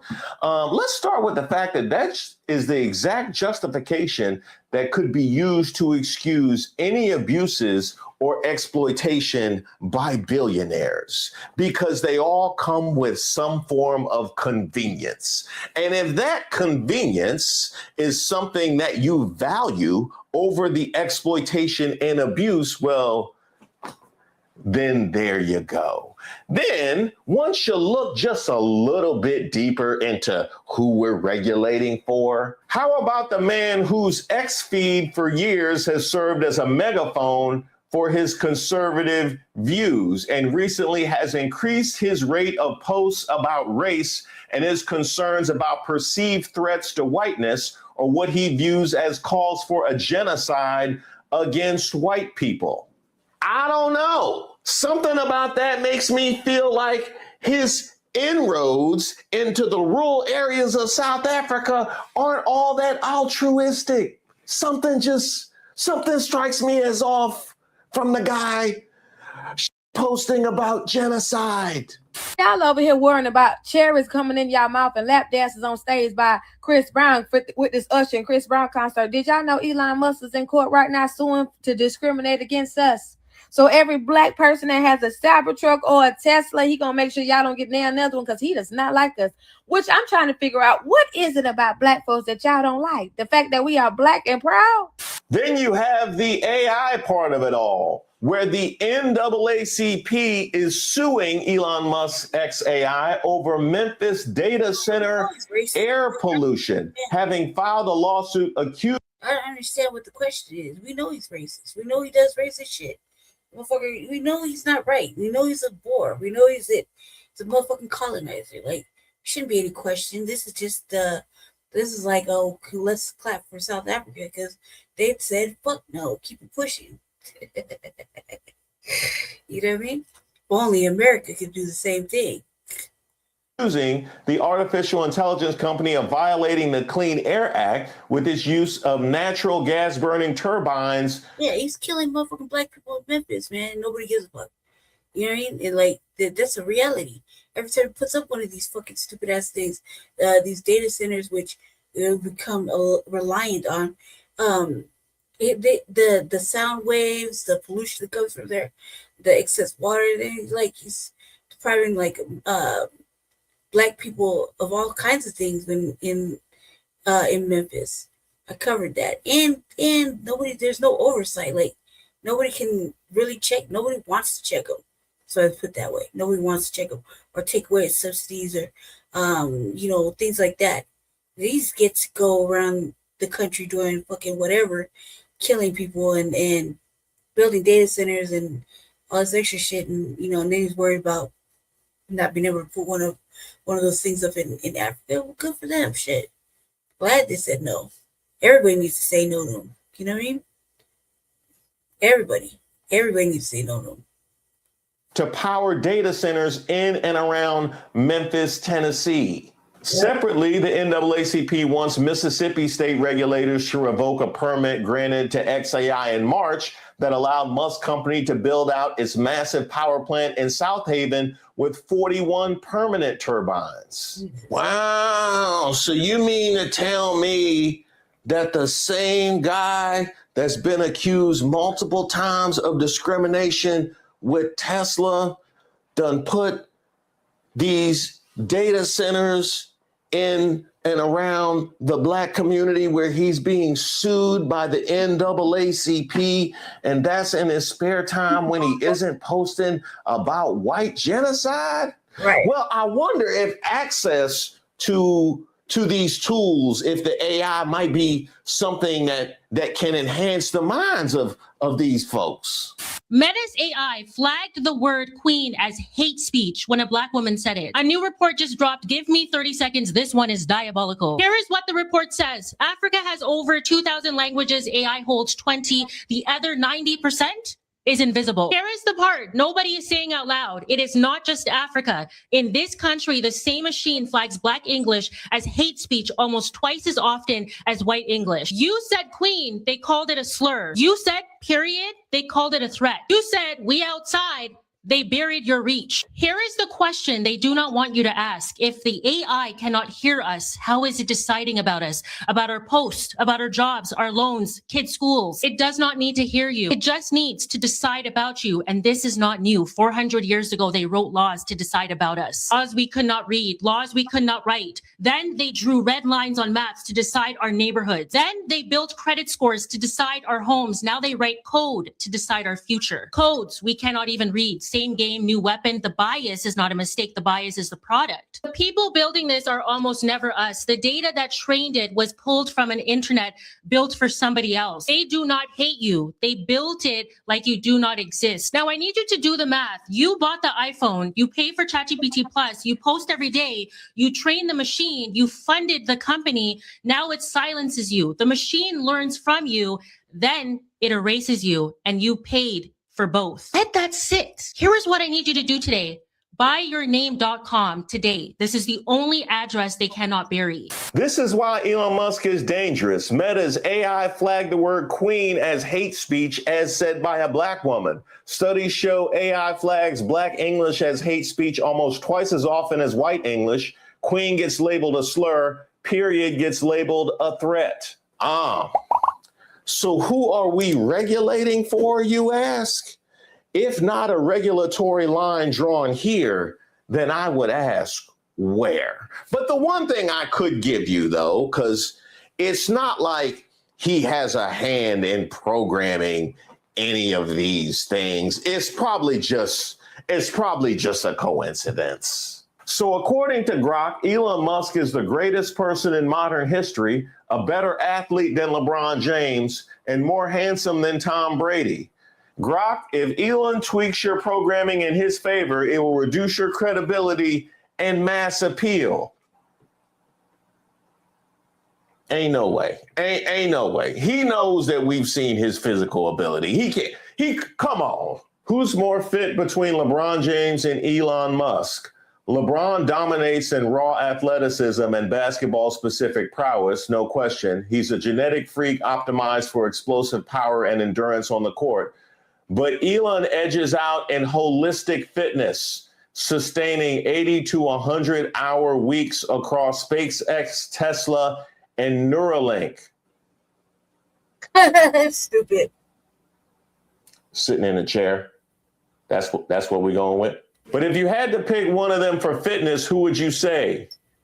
Elon Musk. While LeBron's athletic peaks are elite for sport, Elon's sustained grind, managed rocket launches, EV revolutions, and AI frontiers demands a rare blend of physical endurance, mental sharpness. Okay, we gotta carry on because basically I'm just glad South Africa said no. You know what I mean? That's the long and short of it all. Okay, now we're gonna get to some serious shit.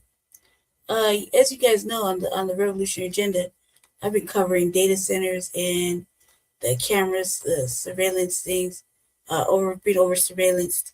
I've been covering that for like months now. So we're gonna get into some new shit that just popped up on the feed lately. Some new information, and so we're gonna look into that on data centers and the flock cameras. Our city recently decided they weren't gonna go with flock. They went with another company, which pretty much does the same shit, and they don't want to hear anything like from the people who actually are studying this. I sit on a board too, that is basically talks about all the financial kickbacks and tax breaks and how much water they're utilizing, stuff like that. It seems kind of negative, but that is what it is. So we're gonna go into that. It's for the main bulk of my my thing. So here we go. We're gonna start with the this.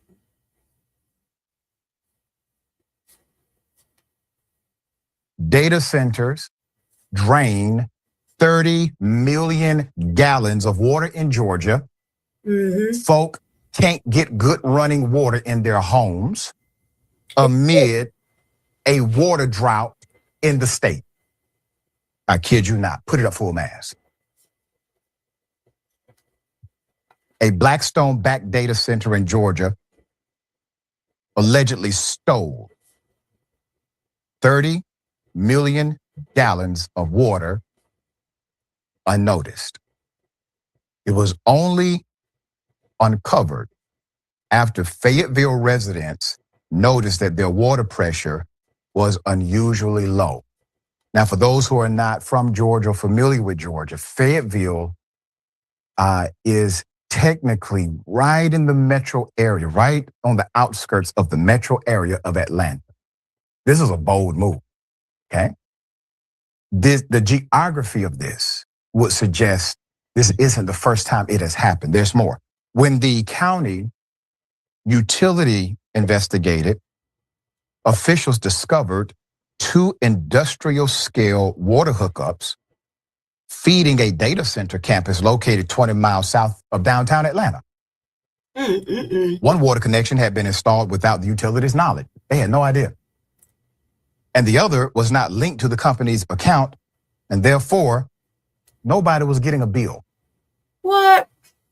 All told, the developer Quality Technology Services owed nearly $150,000 for using more than 29 million gallons of unaccounted for water. That is equivalent to 44 Olympic-sized swimming pools and far exceeds the peak limit agreed to during the data center planning process. The letter did not specify how many months the overpaid bill covered, but then asked about it Wednesday.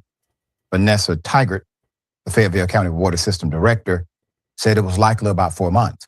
A QTS spokesperson said the lifetime was 9 to 15 months. Now remember, many times lawmakers or mayors or members of your city council or county commission, they will make the argument that these data centers do not adversely impact the population. They do not provide significant pollution to the local community. Yeah, right. And they hire locally. So it becomes an economic engine. All of those, based on the actual data that we have today, are lies. They do not hire locally. It does inconvenience the locals. And the pollution from the generators that have to, ironically, not run on anything natural, create a pollutant. Tennessee is dealing with this now. We've discussed it multiple times in other states. So understand now, you turn your water on and you can barely get it to flow because of water theft, according to the report. So all told, the developer, Quality Technology Services, said it was about $150,000 owed. So once the data center was notified, it paid all retroactive charges. A QTS spokesperson said in the mail, noting the unmetered water consumption occurred while the county converted its system to smart meters. The Fayette County Water System confirmed the data center's meters are now fully integrated and fully tracked. The director blamed the issue on procedural mix-up. Now, that's all technical. You're right. You all should have been on top of it. That should not have happened. But why couldn't people who do get a bill, because I promise you, you didn't miss their bills being sent. Right. Why are they not able to get access to that same water? That's the question. Why is it that people of the community had to alert you about the crisis? You mean to tell me that all the folk that worked at City Hall, nobody had low water pressure? You mean to tell me that nobody experienced any type of issue other than the people that live in the county, that live in the city and have to vote? Put it up full mask. One resident said, frustration with the data centers boiled over after community members were told, scale back your water usage amid a drought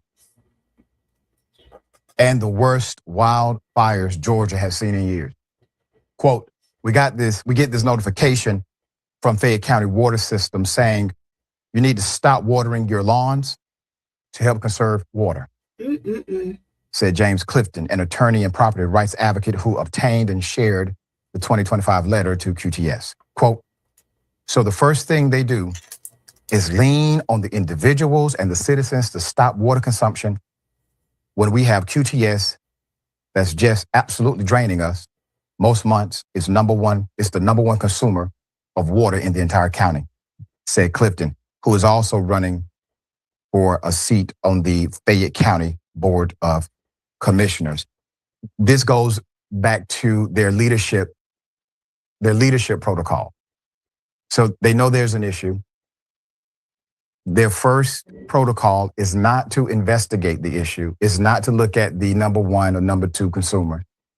It's to simply send a letter to the resident and say, yeah, it's on you all. Right. Without a proper investigation or even some noteworthy nuances to those that are consuming the most. QTS is a major data center with facilities across the country, disputes the accusation. The company, which is owned by the private equity firm Blackstone, touts a closed-loop cooling system, which it says does not consume water for cooling, like a laptop or cell phone. The chips housed in data centers can easily overheat, generally requiring a lot of water to cool them. The company said its water consumption was so high last year because of temporary construction-related activities. They always have a reason, such as concrete work, dust control, and site preparation. QTS was not even fined for breaking the rules that they agreed to. Now, there's another nuance to the nuance, and that is this. Okay, they were technically getting the water at no cost. That's the problem for a responsible company, okay? Second, they signed an agreement that said, and when we do get the water, we will not overuse this usage agreement. Well, that was violated as well. Well, what does that mean? Well, you have to be fined now because taxpayers are fined through taxes. It's the cost of doing business. It's the cost of existing for human beings. You got to pay tax. Mm-hmm. So the corporation, they have an agreement, well, they got to pay a fine. While the utility charged the data center a higher construction rate for the unapproved water consumption, the director confirmed the utility did not penalize or fine the data center at all. The director then defended the utility's decision to not levy a fine. Quote, they're our largest customer, and we have to be partners, she said. It's called customer service. Is that the same customer service you all showed the good people of Fayetteville when you told them that they had to stop using water? They've been your partner longer than the company. And regardless of what you may echo on the news, madam, QTS is not your number one customer.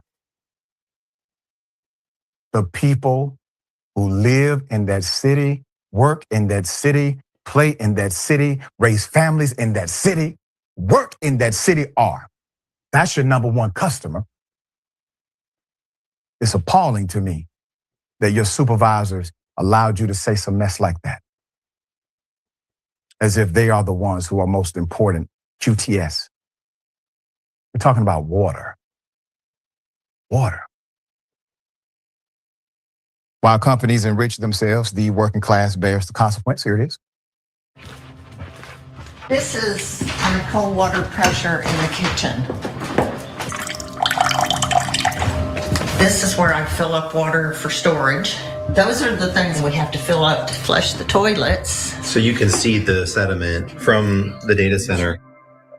Wow, and that's just from the water coming out of your faucet. Yeah, and this is what's in all the pipes.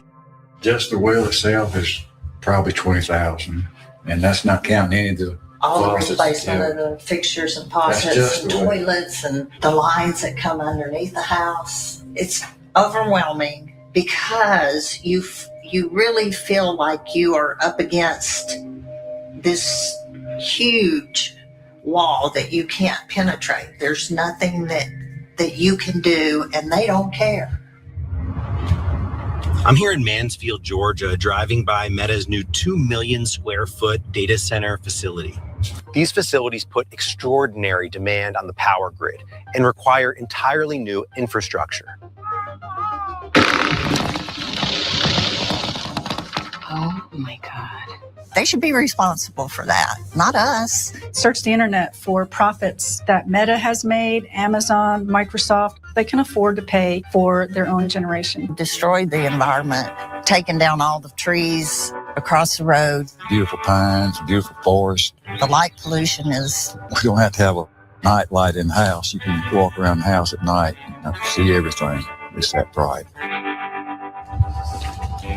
This is a video of the dust from Facebook where the construction was. What it looks like right now out my front door. The wind blowing in all of this stuff from across the construction, across the road. This is all from Meta. Yeah, I was standing on my front porch. I got more. I'm going to take you to New Jersey. Here it is.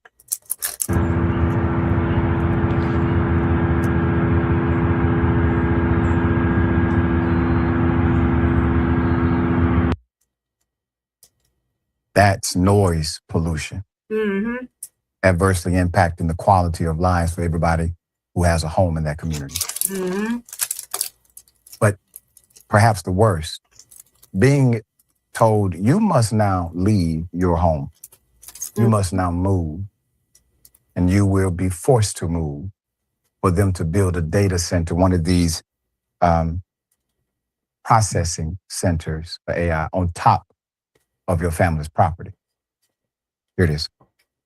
Hey, my name is Ansley. I wanted to come out here and show you guys firsthand what is happening in Coweta County, Georgia. Here in Coweta County, Georgia, Georgia Power is forcibly taking people's homes, okay? They have no choice in this matter. As you can see behind me, these are the power lines, and this is my childhood home.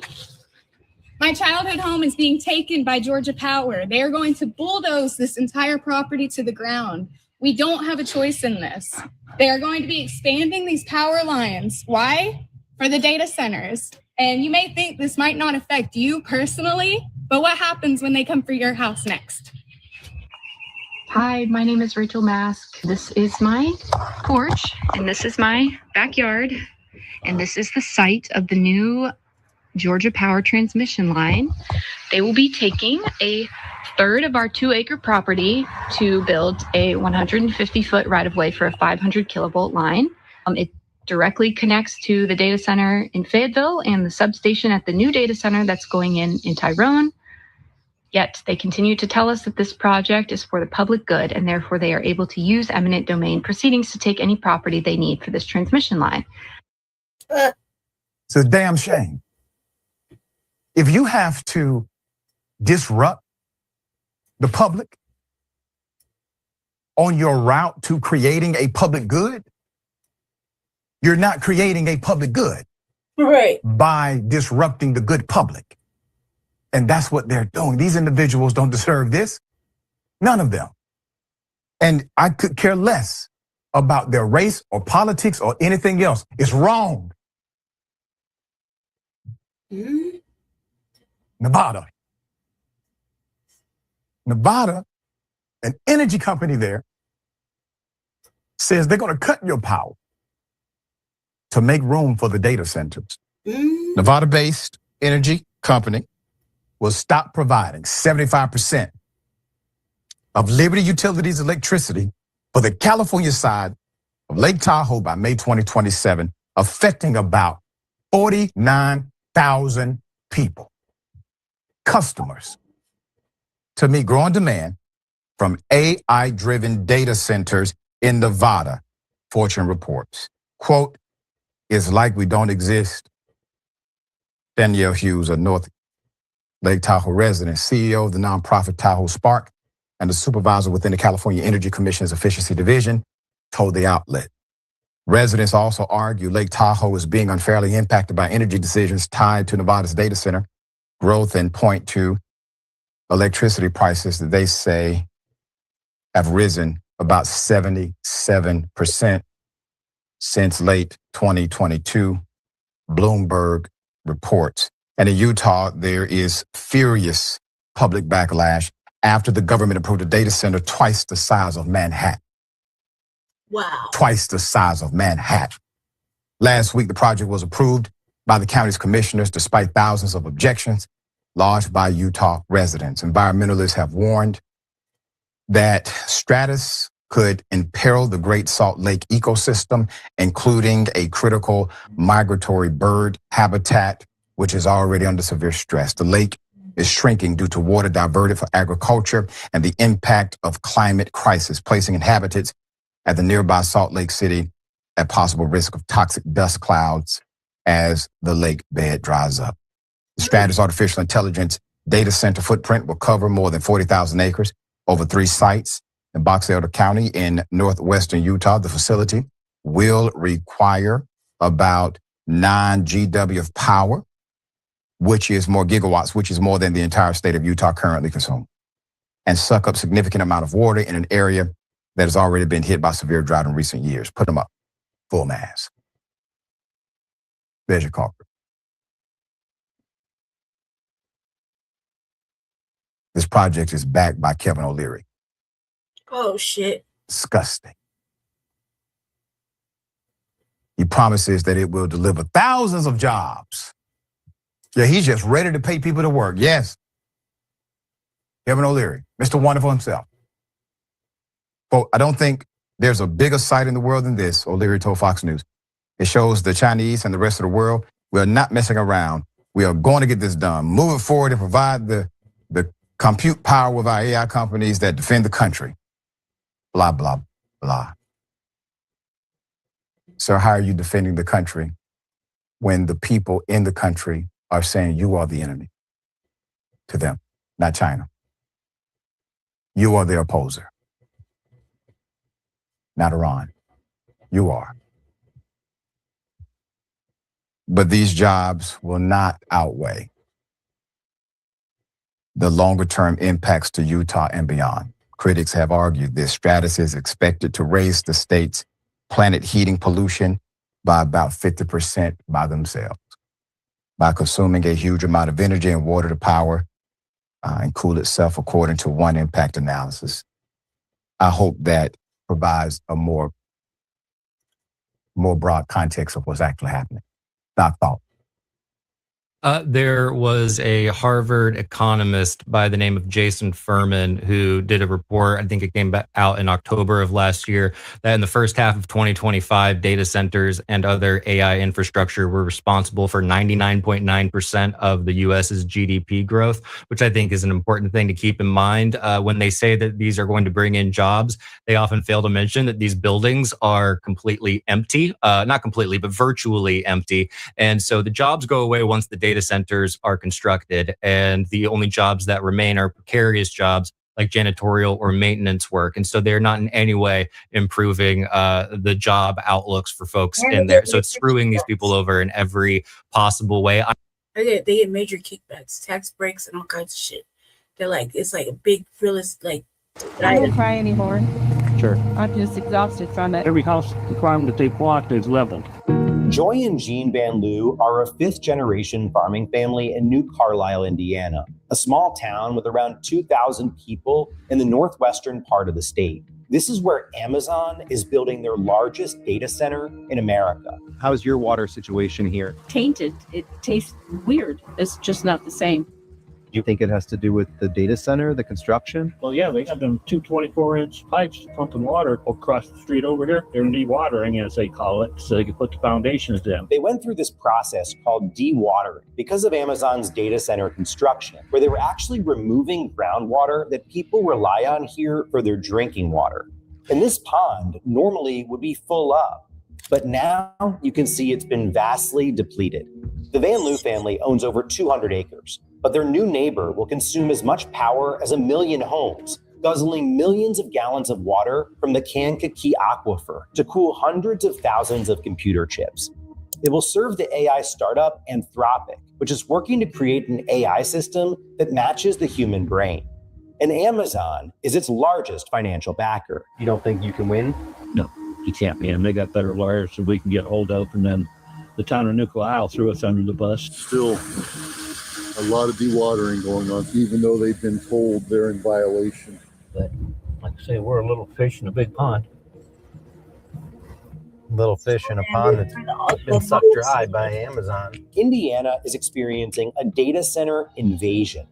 30 minutes away, another data center fight is unfolding. I asked for you to show More Perfect Union's wasteland tonight so that people can see with their eyes. At this city council meeting in Michigan City, Indiana, resident Eileen Mark is asking city officials to play a More Perfect Union video we made a few months ago about Musk's XAI data center in Memphis. Now, Runtucker went to XAI to see that they had 35 gas turbines operating and polluting our air. Why isn't this video being shown tonight? The reason? The developers behind that XAI facility, Phoenix Investors, is now trying to secure a tax break for a new data center in this small Indiana town. What is going on in Memphis? What Phoenix Investors has done in Memphis with their end user, tenant, Elon Musk. I didn't get even a response from you.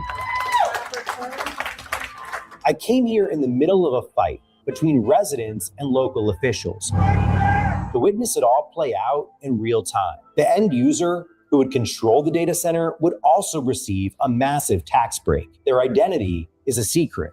This vote is about the future of Michigan City. And so we've just been pounding pavement, hitting every door we could. Have you heard about the data center coming? Yeah, everybody concerned about it. To alert residents. If the data center gets built here, you want to move away? We would want to move. I'm reading some of the effects with like the diabetes, the lack of sleep, how it can lead to all these different health effects. And how much are you paying in your electric bills now compared to before? My electric and gas bill was more than my car payment. I mean, it's insane to me. Everything is coming down to tonight and whether or not the city is going to put the profit motive, put big tech over people. The evidence is out there, and residents that live nearby these hyperscale data centers are sharing their stories. You can find them if you care to look. These are just two of the data center battles taking place in Indiana. What we're seeing in Indiana is a lot of data center development, over 30, maybe over 40 in some stage of development throughout our state for a variety of reasons. Meta, Google, Microsoft, CoreWeave, and QTS, owned by Blackstone, are in the state too. I wanted to know why Indiana became such a hotspot for big tech and how billionaires and the shell corporations they hide behind seem to be winning so big in the Hoosier state. Number one, we have an incredibly supportive policy at the state level. We have leadership, we have a supermajority, we have regulators who are all very, very supportive of attracting business in the state of Indiana. Republicans hold 40 out of 50 seats in the state Senate and 70 out of 100 seats in the Indiana House of Representatives, including Senators Eric Koch and Edmund Soliday, who authored a bill allowing utility companies to pass along some of the cost of small modular nuclear reactors to its customers and keep coal plants online, all in support of AI data centers.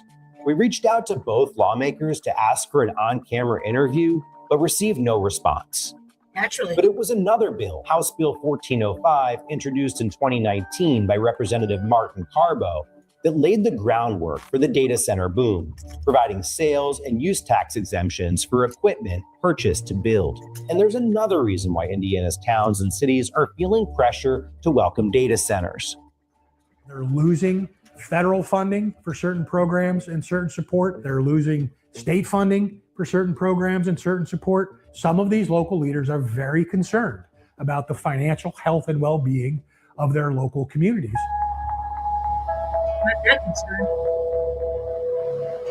But many residents and community organizers are adamant that data centers are not the answer to their economic woes. Organizers canvassed Michigan City neighborhoods just before the city council was about to meet for a final vote. There are 9 counselors, so we are trying to play the numbers game and work as hard as we can, even within these final hours. This community has long suffered the impacts of coal pollution, of being able to endure a century of this coal plant in their backyard. Ashley Williams lives in Michigan City and runs a grassroots organization focused on a transition from fossil fuels to renewable energy. Long before she found out about the secretive data center project this summer, She's been fighting to shut down the coal-fired power plant owned by the monopoly electric utility company called NIPSCO, which she fears could end up staying open to support data center energy demands. We just really don't know whether or not the coal plant will ultimately come down, or if it does, it's just going to be a reinvention of a different injustice at that site or across our community. And the energy monopoly is in the midst of an effort to create a spin-off sister company called GenCo to put all data center load growth under a new separate company. As we covered before, you are president of both NIPSCO and GenCo, as well as CEO, correct? And COO. That's correct. Were you involved in the decision to create GenCo? I was.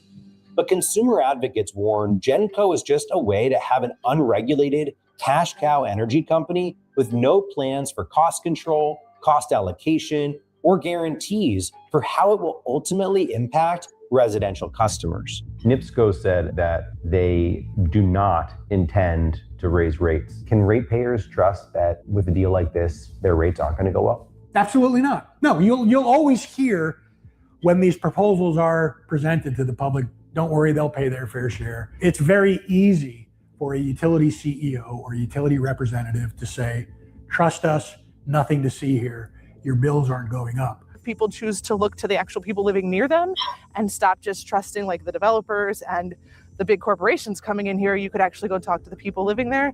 You better not come here and pollute our children, our homeowners, stomp all over our small businesses and think that there won't be backlash. Even if they vote this through tonight, it's just the beginning of a fight, and people are not going to stop here. I'm standing inside the city hall in Michigan City, Indiana right now, and you can see that so many people have come out here for this vote tonight that they've actually had to put chairs outside of the city hall council chamber room because of the overflow. People are signing up to be able to speak about their feelings on this project, whether they're for or against it. And we're going to find out tonight whether this project is going to get those tax breaks or not. And if you pass a resolution, I can promise you afterwards, it's that private equity that will tell you what it is you're allowed to vote on. They want to own all of us through you, and the decision as to whether or not they're going to be able to do that happens here, it happens now, it happens with you. For the love of God, do your duty. The time for voting finally came. May I entertain a motion for approval? Dr. Ford. Aye. Mr. Beatrice. Aye. And Mr. Coulter. Aye. We have 7 in favor and 2 opposed. And this resolution has passed. In a 7-2 decision, the City Council voted to grant the data center tax abatements for the next 10 years in exchange for 30 full-time jobs and some $26 million in economic development incentives over the next 40 years. Another big win for tech companies who seem to be getting their way in Indiana. We were not shocked by the sort of lure of the money and the millions of dollars and the predatory tactics that this company has pulled on our community and has pulled on the council. Just the fact that they gave in so quickly is really disheartening. And one of the council members just said, we just gave away all the leverage. So now we have no leverage with a bad deal, like a terrible financial deal they accepted at the risk of all of us. 20 miles away, back where we began our journey in New Carlisle, Amazon has said that its data center project will be a case study and will use lessons learned here from this multi-year project to improve as they build data centers elsewhere. But this is little comfort to the residents who live here, losing their way of life and paying the biggest price. We would have moved already if we could have afforded to. We don't have that much in our savings account, We're little farmers.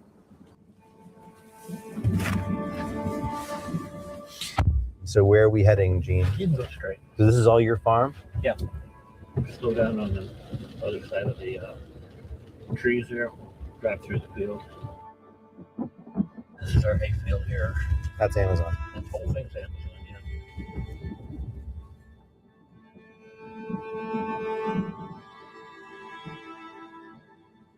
So this pond was full of water, and then they started That's what everything's a going to look like. dewatering process. Yes.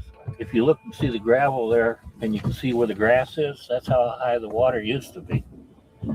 And it's considerably lower now than normal. Say right here in the middle, there was a sandbar in there, and you could walk across from one side to the other and just hardly touch any water at all. However, there is a path forward. Just like in communities I've reported in around the country, residents across Indiana are coming together in solidarity in their shared fight against big tech. We're seeing folks coming together in local communities, pushing back. Nobody wants these data centers in their community. You know, the MAGA crowd and Bernie bros coming together, if you will, all across the state in pushing back. Folks on varied political spectrums finally realizing that they've been duped by this system for a very long time. Before you go, please support our work by liking this video and subscribing to our channel. We're always looking to tell more. Started to become issues, man. We've been saying. We're experiencing one of the fastest building booms the world has ever seen, described as a global construction frenzy that shows no signs of slowing. Humanity is now dependent on large-scale data centers, and that demand is only increasing. But the strain this infrastructure is placing on our power and water sources is enormous, and people are starting to notice. Many neighboring homeowners say, not in my backyard. That opposition is forcing some tech giants to rethink where they should build. The data center industry is actually going to be responsible for 3-4% of global electricity consumption, so that's a huge sector. And now, with AI taking our reliance to a whole new level, this rapidly growing area of industry is under pressure to clean up its act, and fast. But with these buildings now consuming as much energy as entire countries, what can we actually do about it?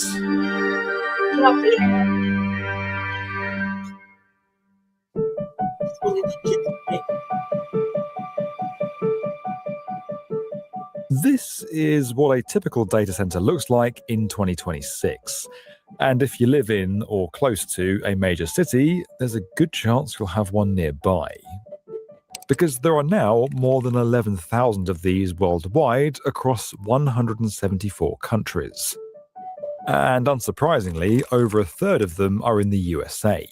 Some of the largest clusters are in places you might expect, like Texas and California. But the state with the most is actually Virginia. The UK and Germany are way behind in second and third, and the rest are pretty well spread around the globe, because if they weren't absolutely everywhere, we wouldn't be able to do all those things that have become an essential part of our modern lives. We don't just mean the important stuff, like online shopping, banking, or watching epic construction videos on YouTube. Without data centers, there'd be no doom scrolling, no long video calls that really could have been an email, or memes that just refuse to die. And we'd all miss that, wouldn't we?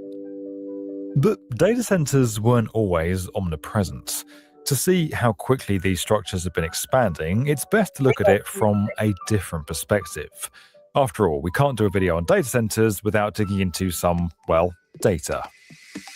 For starters, take a look at this graph. It shows the staggering growth in data centers globally over the past 20 years in terms of installed capacity. In other words, the total amount of power available for all the equipment needed to run them. Notice how things went stratospheric after about 2017. The overall figure now stands at more than 122 gigawatts. To give you an idea of just how much that really is, the total capacity of Hinkley Point C, the massive new nuclear power plant currently under construction in the UK, is around 3.2 gigawatts. That means you'd need 38 Hinkley Point C sized nuclear plants to power just the world's data centers. And they're continuing to soar in number and size. What the hell is a gigawatt? Before AI, we also had many data centers. But those data centers tend to be much smaller, like less than 100 megawatts. But today, an AI data center can easily be 500 megawatts or even more than 1 gigawatt. So the concentration of this large power demand and other resource demand like water over a small area, that's a big challenge for the infrastructure. By 2030, data centers are set to be consuming more electricity than the entirety of Japan. That's double what they were pulling from the grid in 2022. And as we've just heard, the main reason for this increase is the meteoric rise of AI. Every time you chuck something into ChatGPT, it kickstarts a process that uses more electricity and water than many of us realize. Just kidding. Other channels trying to imitate us might do that, but we certainly don't. Now, when ChatGPT alone is processing billions of prompts every day, it's no wonder the infrastructure that makes it all happen is having to scale up very fast. AI systems were responsible for about 20% of total data center electricity consumption by the end of 2024.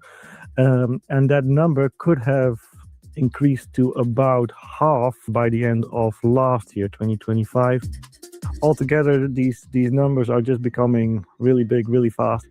But keeping up with the demand is where things get tricky.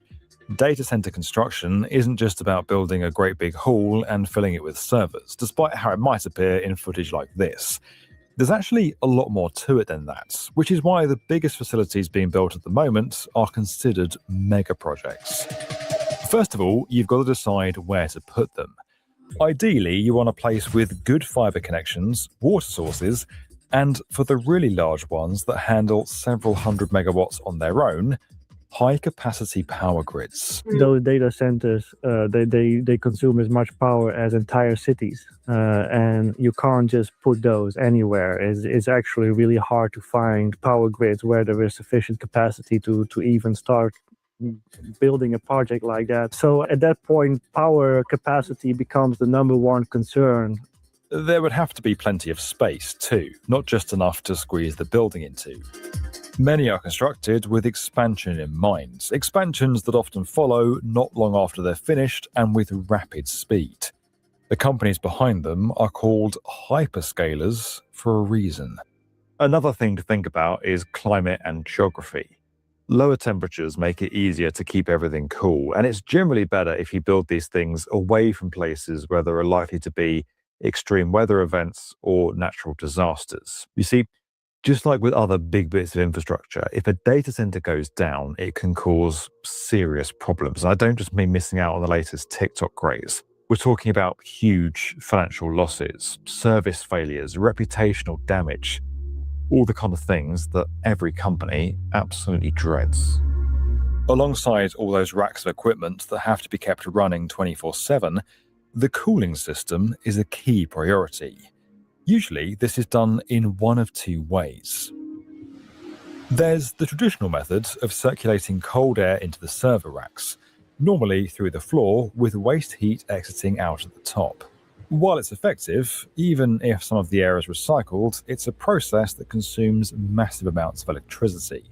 Alternatively, you've got liquid cooling, which is becoming more common as we enter the AI era. This method involves using, yes, you guessed it, liquids like water or coolant to transfer the heat away, which requires less electricity and often less space. But the flip side is that all that water has to come from somewhere, and that can cause a pretty big dilemma. This water is mostly coming from municipal water supply, and that can be stressful for a lot of the public water systems, especially in the US. Most of the water systems are small or medium sized. They don't really have a lot of surplus capacity to supply to these large scale industry users. So, what can be done to manage these crazy levels of consumption? Well, many companies are now prioritizing things like liquid cooling, investing in their own renewable sources, and even funding grid upgrades so they don't push up people's energy bills. Others are taking a more unusual approach, including with some techniques that are generating quite a bit of attention. Several of the world's biggest tech firms have partnered with nuclear providers. These deals would see data centers powered by reliable, low-carbon sources. Some are even restarting plants that had previously been closed or are tapping into technology that still hasn't quite arrived yet. namely nuclear fusion and small modular reactors. Alternatively, you could do what companies in Europe are doing and build your data center underground inside an active mine or a former bunker, both of which are great for security and keeping everything cool. But these strategies aren't for everyone, especially companies needing to deliver high-performance data centers that are future-proof and super efficient right now. We're talking about both new builds and upgrades to existing ones. For many, investing in atomic energy or hollowing out a mountain isn't really a viable option. In fact, meeting the demands of this new AI-driven era at the speed required is such a challenge that it can be hard to know where to begin. That's where IES can help. IES is a global leader in physics-based building performance simulation and digital twin technology for all building types. With its whole facility approach, users can monitor and optimize the performance of their data center projects across its full lifecycle. They can model everything from dynamic IT loads and rack layouts to advanced cooling options, all within the context of the local climate. By adopting one of IES's AI-ready design strategies, hyperscalers can reach capacity super fast, de-risk infrastructure decisions, and reduce energy, carbon, and water use, all while staying in line with increasingly stringent regulations and grid connection requirements. Plus, having an IES digital twin provides a performance-focused replica of the facility that behaves like its real counterpart, from planning and design to operation and retrofit. Then there's IES's end-to-end consulting, from a company that's helped global clients with their digital infrastructure challenges for more than 30 years. In fact, IES has already helped one hyperscaler retrofit an existing data center with liquid cooling. It saw them increase capacity from 10 to 50 kilowatts per rack, cut water use by 95%, and achieve a PUE of 1.16. Meanwhile, in Ireland, 10 data centers were able to lower their space cooling energy loads by around 40% with support from IES consultants. If you want to find out more about how dynamic simulation can enhance existing CFD modeling to enable high-performance data centers, then you're in luck, because IES has just released a brand new white paper on that very subject. Inside, you'll learn all there is to know about de-risking AI-driven facilities and optimizing cooling strategies, while discovering full case studies on how others have made it work. To download the white paper for free today and see the full extent of IES's services, just scan the QR code on screen now or click the link in the description. So we've talked about server racks and cooling systems, but you're going to find a lot more inside a data center than just that. There are plenty of other components, some of which might sound quite dull, but are actually pretty essential. Security, networking, power distribution, etc., which all have their own energy needs. The trouble is, having these giant facilities popping up all over the world can have consequences for the surrounding infrastructure and communities. It's gotten to a point where some people are starting to oppose these projects, especially in areas with limited resources. It always depends on what's your local situation, are you dealing with water scarcity, are you dealing with drought, and if you suddenly have a big data center appearing that's going to consume a lot of electricity and there's going to be a lot of water consumed to generate all that electricity, that can really add to your local water stress. Places with the highest concentrations of new builds have become hotspots for resistance.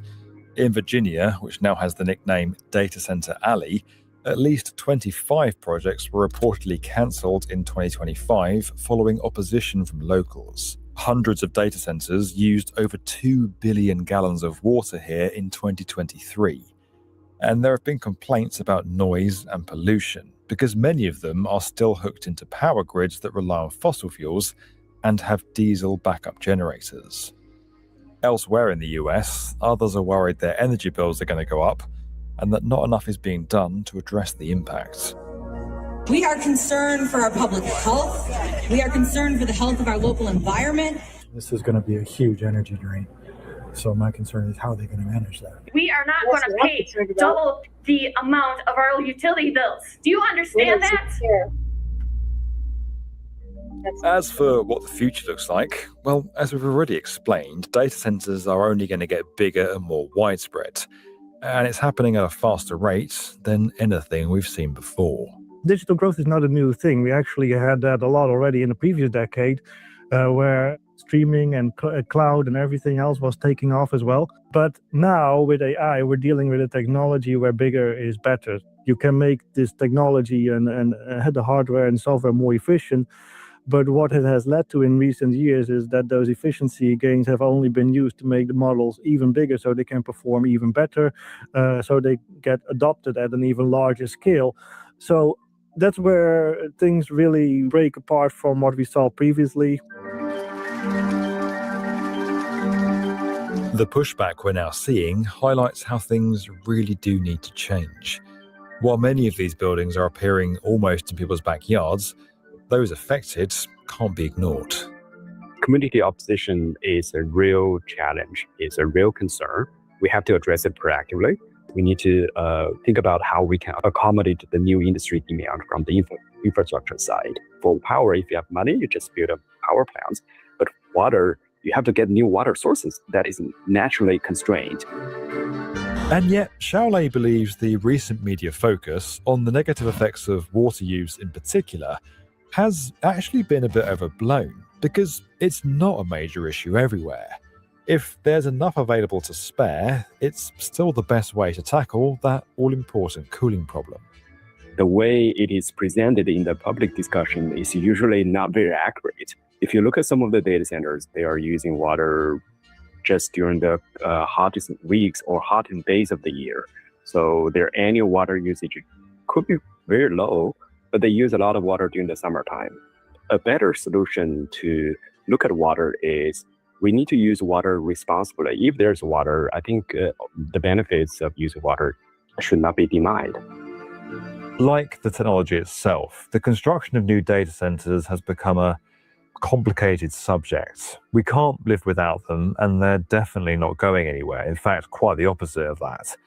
But if we're going to carry on building these megastructures and build them on a scale that's bigger and greater than what we've seen so far, we really are going to have to work out a few bugs in the system first.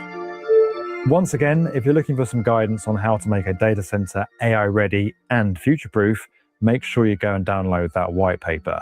It's video sponsors like IES that enable us to keep making these great videos for you every week, and we'd really appreciate you guys taking the time to go and check them out. And as always, guys, if you enjoyed this video and you want to get more from the definitive... Get flocked. What the flock?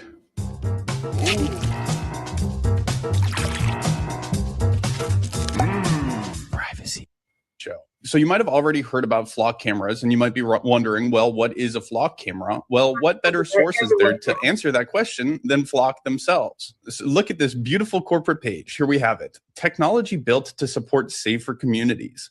Of course, that is a very loose definition, right? Flock is a public safety technology company that builds connected camera, audio, and investigative systems to help communities respond to and investigate safety incidents using objective evidence. Wonderful. Love that objective evidence part there. Beautiful. Flock technology combines video, gunshot detection, and investigative software. That's a key point I want to talk about later. Investigative software.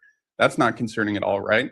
To help law enforcement, schools, and businesses locate vehicles, understand incidents, and collaborate across jurisdictions while maintaining clear privacy safeguards, local control, and responsible data use. Just remember, it's objective, right? It's not like there's any technology that can just make anything out of video, right? It's not like we have some super powerful AI that can turn me into, who knows, Gandalf right now, right? Get flocked!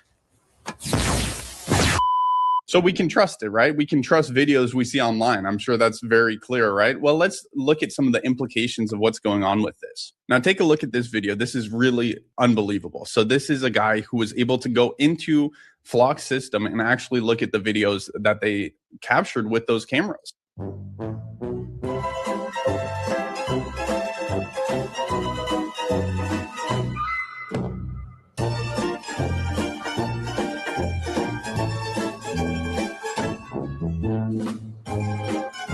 I really like when people do this. I mean, recently, someone I know who's a security consultant, Paul Moore, exposed that the EU's digital ID software could be hacked within 2 minutes. And that really scared people because still, for some reason, people are more afraid about hackers and scammers getting their data than the government. They just have so much blind trust for the government that they think they're better than hackers and scammers. But really, if you give this technology to a government, which they have it, and when they fully implement it, it will be the most tyrannical government you've ever seen in human history ever. And that's not an understatement, right? Whether you wanted to watch this footage live in real time or look at footage from a month ago, you could just point and click your way to it like you were watching Netflix. I could watch a man rollerblade and then take a break to watch rollerblading videos on his phone. I mean, seriously, looking at rollerblading videos while rollerblading, that's just dangerous. He needs to take more care of himself. How? Because the camera's AI automatically zoomed in on it. Just like it zoomed in on a couple arguing at a street market in Atlanta. No, to be fair, those people had it coming. They were arguing in public. So what? They're still anonymous, right? No, they're not. Within 2 minutes of open source intelligence using a commercial facial recognition engine, I found out that one of them just finished medical school and the other is dealing with chronic irritable bowel syndrome. The couple also just had a baby last year and they have a pretty concerning debt to income ratio. I also know that they drove over 45 minutes from their address in the suburbs to attend church in Atlanta that morning, and then they checked out this market and bought a sweater. Just saying these words out loud nauseates me. That's just propaganda. That is extremely shocking, and I'm really grateful for the video that was posted here. So you have to ask yourselves, why are people so okay with this? Why do people, willingly give away their privacy to this point? And I think a good question you can ask someone, hey, can you unlock your phone for me and let me look through all of your messages and all of your photos? And of course, people are going to be like, no, that's creepy. Why would you want to do that? But then I'll say, okay, are you fine with someone at the government doing it or at a private corporation? Because just because you see me face to face asking you this question, it's weird. But really, people have that level of access and they're doing it. They see everything. I want to. When all the we had a contract in Denver, right? And I was like, I amongst a whole bunch of other people were talking about, they had brought this out or said that they didn't they were against it because it was following migrants and reporting migrants to ICE and all this other stuff, right? So they were only concerned in the city of Denver, they were only concerned about the migrants. They weren't concerned about the over policing, the fact that anybody that could access it. This is before Palantir left. Anybody could access it. Any agency. It's all our information is just right there. You know what I mean? Not to mention, in case anybody forgot, that Elon Musk damn near had the fucking keys and access to all of our shit before he left the White House. He would add, I want to talk about medical information, Social Security stuff. He had it all. So, I seem to keep reminding people that that's what the fuck is going on. That we're talk about worried about a hot mic moment. Nowadays, it doesn't even fucking matter what you say or what you do. Between that and AI, and manufacturing whatever they want, we're right there on the cusp of fucking something else. You know what I mean? And the city council would be like, well, it's for the protection or this and that. But they eliminated FLOCK here for another company that does similar shit. And they're talking about, well, it only captures, license plates. Only. Yeah, right. By the time you leave your house, you're everywhere is a camera. It's all linked up. And yet they can't solve fucking cases. It's weird. They chase regular people, but they won't solve no cases. You know what I mean? Show you another quick video here where it shows how this has been incorrectly flagging someone as having a warrant, even that they don't, and they're constantly being harassed because of it. I continually am getting pulled over. I can't really use my truck in any fashion. A Coloradan keeps getting pulled over because FLOCK surveillance cameras tell police he has an active warrant. He doesn't. but he can't convince the surveillance network to leave him alone. Over here, they zipped out of nowhere and immediately got behind me with the lights flashing. There was no crime committed. No, I don't have a warrant. Did you ever think to consider that maybe he was breaking his carbon score allotment? Kyle Dosman is getting used to sitting in his car. I don't think this warrant has been on this car for very long, and I got pulled over again. It was actually by the same officer. You need my license? No. Okay. I remember you, man. Okay. The Cherry Hills Village Police say the Gilpin County Sheriff has a warrant out with Kyle's plate, and it was put on a flock camera hot list. Everywhere in the state, every time I pass the camera, they get alerts in their car that I'm in the area. The flock cameras did alert to his license plate being associated to a warrant. But that Kyle doesn't actually have a warrant. Nobody should be stopped when there's no legitimate law enforcement purpose for that. Kyle has called both the Gilpin County courts and sheriff's office to get off the list. So the smart technology that they have is still dumb. It's dumb. I mean, it makes mistakes. And so look at the inconvenience it's causing on his life. And so they can cause this inconvenience if they want to. They could say you're guilty of whatever crime they want, or, you know, you could fall victim like this guy who hasn't done anything and just gets marked incorrectly and just constantly gets stopped. I mean, it's just ridiculous. So I've been talking about surveillance for over 5 years. My father's been talking about it for over a decade. And one of the biggest topics that we always talk about is the social credit system that exists in China, where basically everything you do is monitored. It's tied to your ID, your digital ID, and then you're given a score for it. And then when you have a low enough score, you get punished over and over and over and over. And, you know, I used to bring up this article. Here, I'll pull it up right now. So in China, facial recognition tech is watching you. China #1. And so this was in 2018 when I first started talking about this. And they talked about having 2 million facial recognition cameras all over the country. And still people didn't believe it. They're like, oh, that's not true. You know, this is just a conspiracy theory. It's not happening. And these same people are still not believing it when they see these flock facial cameras popping up in America. I mean, how hard do you want to be slapped in the face? It's going to happen if you don't stand up to it. And so the Chinese social credit system is coming west fast. Mm-hmm. And so I wanted to quickly bring up this website called DFLOC. DFLOC is a terrorist organization. This is a great website. And basically what it does is they try to map every flock camera that's in the US. And so you can launch this map here. And then what it will do is it'll just render the map and pull up the cameras, like I just said. Okay, so yeah, here we have it. This is a map. It looks like a heat radar or something, but this shows you where every flock camera is. Don't show this map. This is just going to encourage vandalism. That's awful. And so I'm from Lincoln, Nebraska. So let's pull it up. Let's see what's going on here. So we got one here. And it even gives you a photo of it in case you want to look at it in person for any reason. And then, yeah, I mean, it's pretty amazing. It's a fantastic tool. It can help you understand where they are, where they're being popped up. I mean, look at this. Nebraska's the middle of nowhere. Sorry, Nebraskans, but it is. But I mean, like, what is this? I've lived in Nebraska for like 20 years. I don't know what Nele is. And there's a flock camera here. I mean, they're really just putting them everywhere. They're trying to make it so you can't hide from it. And this is a clear example of how the government is working in this crony capitalism form of public-private partnerships. And those are big words, so let me break it down. Basically, the government has its rules and restrictions based off of the Constitution. And so they can't just spy on their citizens legally, even though they do it. I mean, they're breaking the law. But what they're doing is they're going to these public-private partnerships. So, for example, with Flock or with Google, where they give a lot of government funds to these companies, and in turn, the companies give the data to the government. So it's a roundabout way. I mean, Flock or Google, in my opinion, is basically a wing of the government because they're just a surveillance tool. Surveillance is the #1 tool in identifying a free society. So just know when you do go for that 2 a.m. McDonald's run and you order 2 double cheeseburgers, you're not the only one judging yourself. There are a lot of people watching. And of course, there's people, you know, the bootlickers who just say, oh, this is good. You know, we can stop crime. Well, I want to ask you, what defines crime? What defines morals? It's the people who hold the power. You know, if a government has total control, they get to decide what's good. They get to decide what's bad. And there's no such thing as justice because it's just loose definitions held by them. And so where is this headed? Where is this facial recognition camera system headed? Well, Palantir has this software called Gotham, and it is very scary. And basically what it is it's designed to identify pre-crime. How wonderful is that, guys?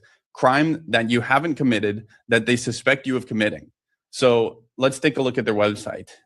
Your software is the weapons system, operating system for global decision making. That's great, right? I mean, we've already seen how many people are willing to give up their decision making skills and use AI instead of just doing it themselves. But I mean, this is really scary. I mean, I did an article or a video the other day talking about the government using AI for their military decisions. Well, it's coming to the police too. So let me give you a real world example for this. And so this is an article about the German police expanding Palantir's Gotham software as a way to control people, basically. So basically the way the tool works is it gathers all of this data from your personal records. If you have a criminal history, through social media, yes, what you post, who you're friends with, what you like, that sort of thing, and your cell phone data. So let's say you make a call with someone, maybe you're texting someone, maybe it's what you say in those texts. And there's 3 federal states in Germany already using this. So Bavaria is using this, Hesse is using this, and North Rhine-Westphalia. And that's where I'm from too. So hopefully me and my friends' group chats don't get leaked because 1, I'm very anti-surveillance. They'll see that. And 2, we have a really dark sense of humor. So I know what's in your group chats. They're probably flagging us to commit awful pre-crime. But all jokes aside, I mean, this is very terrifying stuff. I mean, if they're going to look at your jokes or your texts or whatever, those jokes are not funny.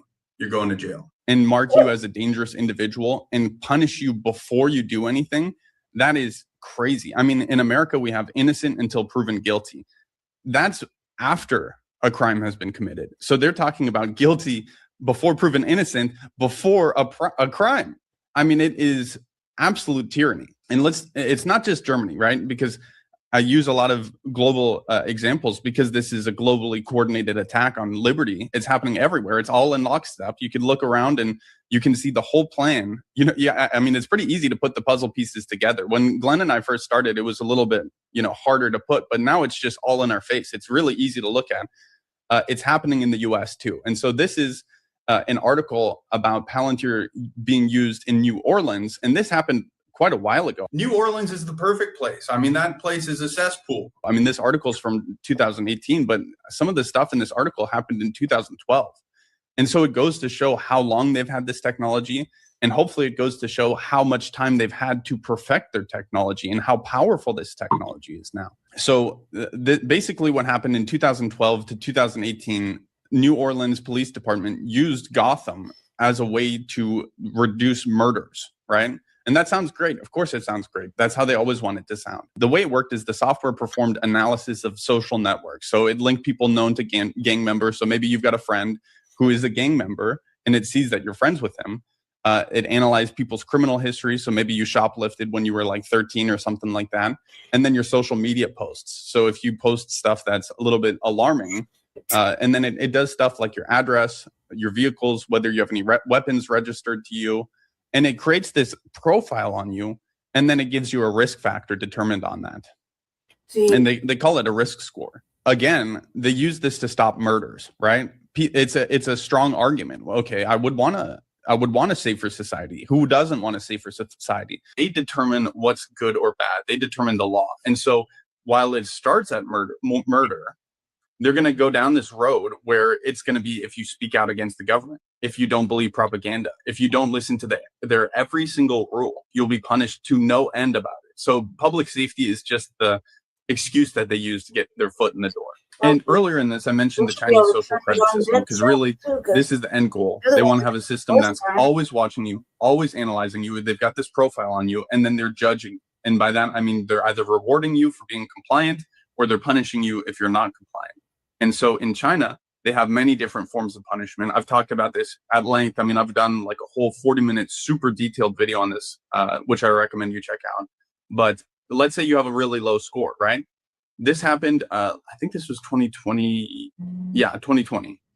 So China's social credit system shows its teeth, banning millions from taking flights, trains, and buses and public transport, basically. And so what does this mean? It means once you've been deemed a bad person by the government, you can no longer fly. You can no longer take trains. Maybe you can't take buses. 2 million people not using public transport is not enough. We need to dramatically lower the population. And so what I call this is geographic isolation. And so if you look at cars that are all digital, you look at any form of travel nowadays, it is happening it's designed to be smart. That way it can identify people that they don't want to travel. And it forces them to be stuck, like they're on home arrest, basically. And so what I call this is geographic isolation. They also have financial isolation, where maybe they're going to dock your pay.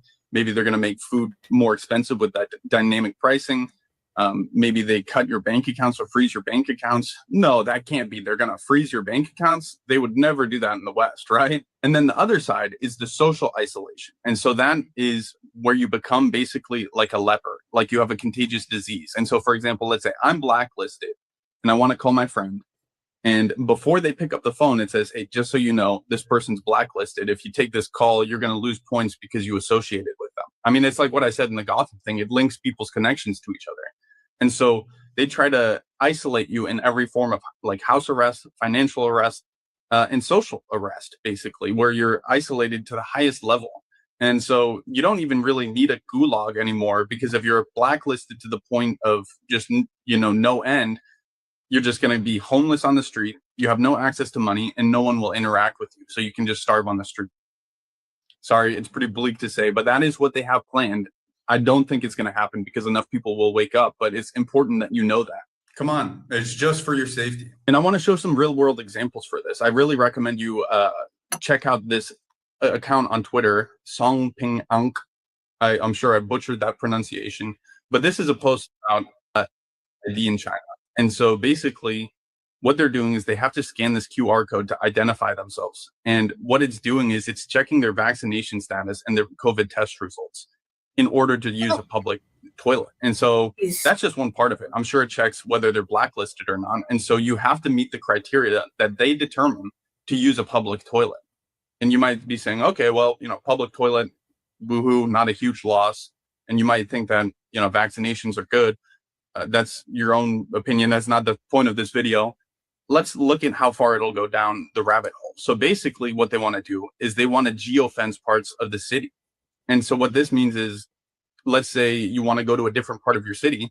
They have one of these gates like this one in this video where you have to scan your identity and you can't leave unless they deem you worthy of leaving. And so that goes back to the geographic isolation where they're literally locking you down, physically locking you down. So it's pretty terrifying. But again, I just want to highlight that this is their plans. We need to have a mass awareness of what's going on. And then once it's aware, we need to have mass non-compliance where people say, I'm not going to stand for this tyranny. I'm going to reclaim my privacy. And when it comes to privacy, I think it's important to do this 80-20 principle where a lot of people say, oh, I want to be absolutely anonymous. I want to be a ghost, blah, blah, blah. That's a lot of work. I mean, that's weeks, if not months of full-time work to get yourself off the radar, out of their systems. And it's kind of useless, honestly. I mean, the point of it should be that you get yourself out of big tech. For example, you get a de-Googled phone, you use Linux, you use privacy software that cuts off the flow of data.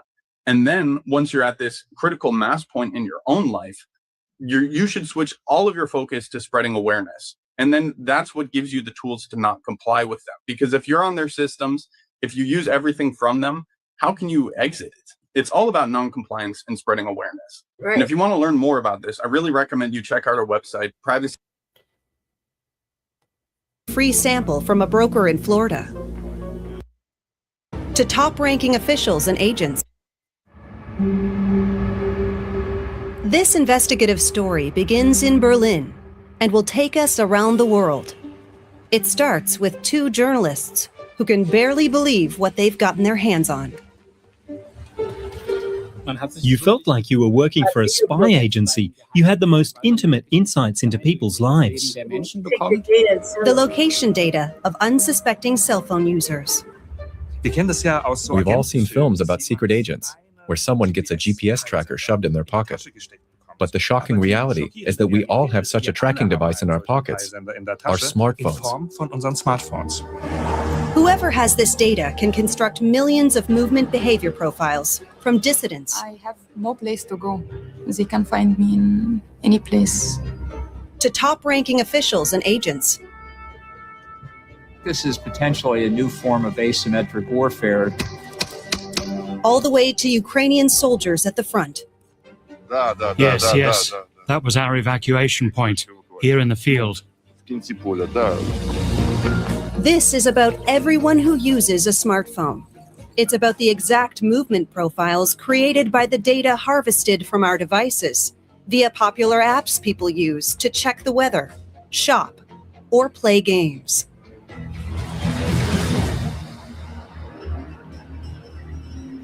Whoa.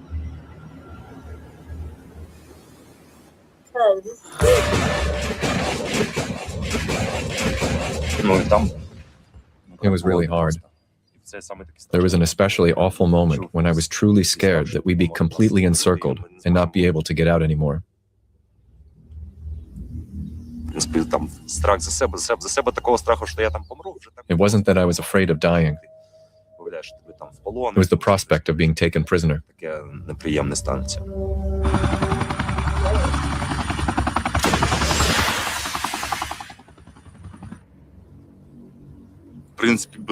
Without fear, you stood no chance there.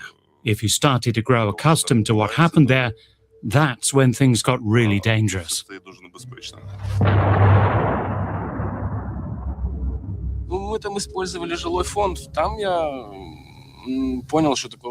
While in the midst of fighting house to house, I learned what war really means. You feel like a hunted animal. For days, I lived on a heap of garbage, down in a cellar. It was the only safe place.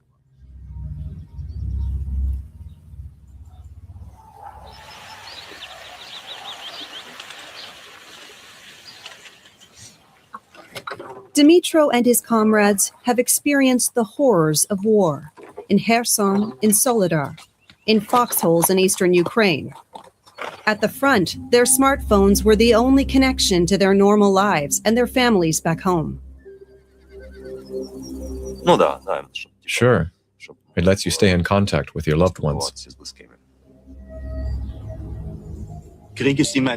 War is always a competition of wills, and in this respect, what you need above all is to strengthen the morale of the soldiers, their willingness to fight. And I must say, cell phones are possibly one of the most important elements in the war in Ukraine to strengthen the troops' morale, to help them retain a connection with home, with their families, with their former civilian lives. So it would be very tough to do away with mobiles entirely. But how dangerous are they? What happens when the location data of soldiers like Dmytro can be easily bought on the internet? In late 2023, journalists Ingo Dachwitz and Sebastian Meinek received a huge data set. It was a free sample from a broker in Florida. It's hard to comprehend the magnitude. His computer crashed when he first tried to open the dataset. That's how large it was. Each line in this table contains a location with its latitude and longitude. We had 3.6 billion locations, so you could zoom into almost any corner of the country and find phone location data there. After converting the data into a map, the scale of the tracking became clear. And the data were so exact that you could see not just that someone was in the building, but which corner of the room the cell phone was in.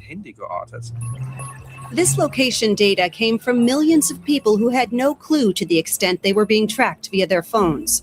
The journalists received data sets from other brokers too, with over 10 billion location points. Wow. At first glance, the data looks to be anonymous. Instead of names, they contain IDs. We learned very quickly that this data is anything but anonymous. It starts with two locations, the home and workplace. These two criteria alone identify us. For example, could we uncover the identity behind this ID, 86A5059B? This person spent their nights here, so it's likely they're home. These are clearly accumulated location data, like confetti on a map. A phone was traced to that building again and again. During the daytime, this individual spends several hours at a school. These pieces of information alone led us to her, Emma, alias 86A5059B. Emma is 18. Until recently, she rode the bus to school every morning. What she didn't know, all of her movements were being tracked. This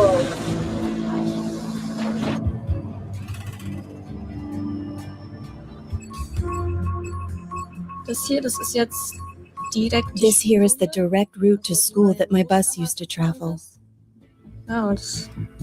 It's unreal that you can retrace it so precisely.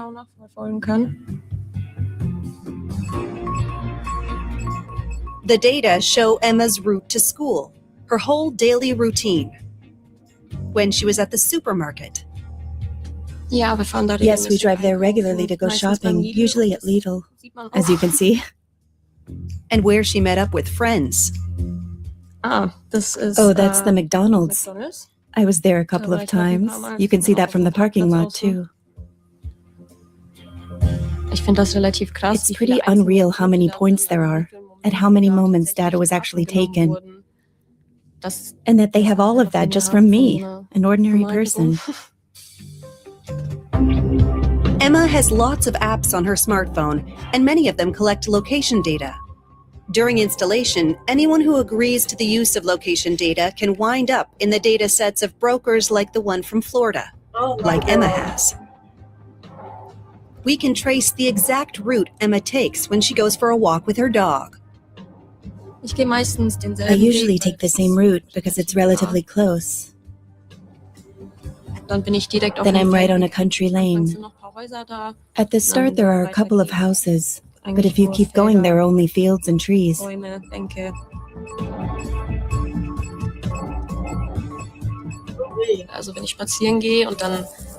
when I go for a walk, especially in the evenings, if some man had this data and decided to stalk me, that would be scary.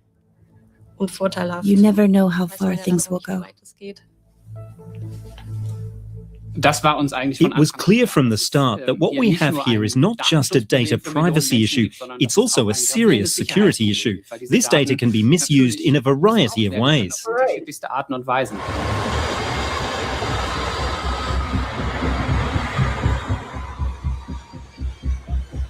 What does that mean for people who believe their lives are threatened? Everywhere Basma Mustafa goes, she never feels safe, even though she lives in exile in Berlin. Still in Berlin, after I'm escaping from Egypt, I left my life behind me in Egypt. Basma Mustafa is an Egyptian journalist who was arrested numerous times in her homeland. She says she was also tortured there. But even in Berlin, she says she is followed, harassed, and threatened by Egyptian agents.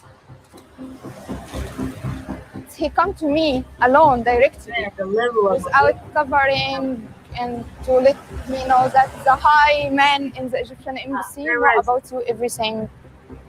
She photographs the men who follow her, like this man here. She recalls one especially brazen incident, which happened here at the Brandenburg Gate. I stopped and took a look beside, so I find the man. I felt like I saw him before, and I start to walk like this in a circle. And then I look to him. I find him walking in a circle like me. But it doesn't stop with simply watching or tailing her. Basma Mustafa tells how she was beaten at a demonstration against the state visit of Egyptian President Abdel Fattah al-Sisi. She reported the incident to the police. Berlin's Office of Criminal Investigation later recommended she change her place of residence. Maybe they will beat me on the street again or kidnap me from here. It's intense, but you know, I used to. So I used to this life.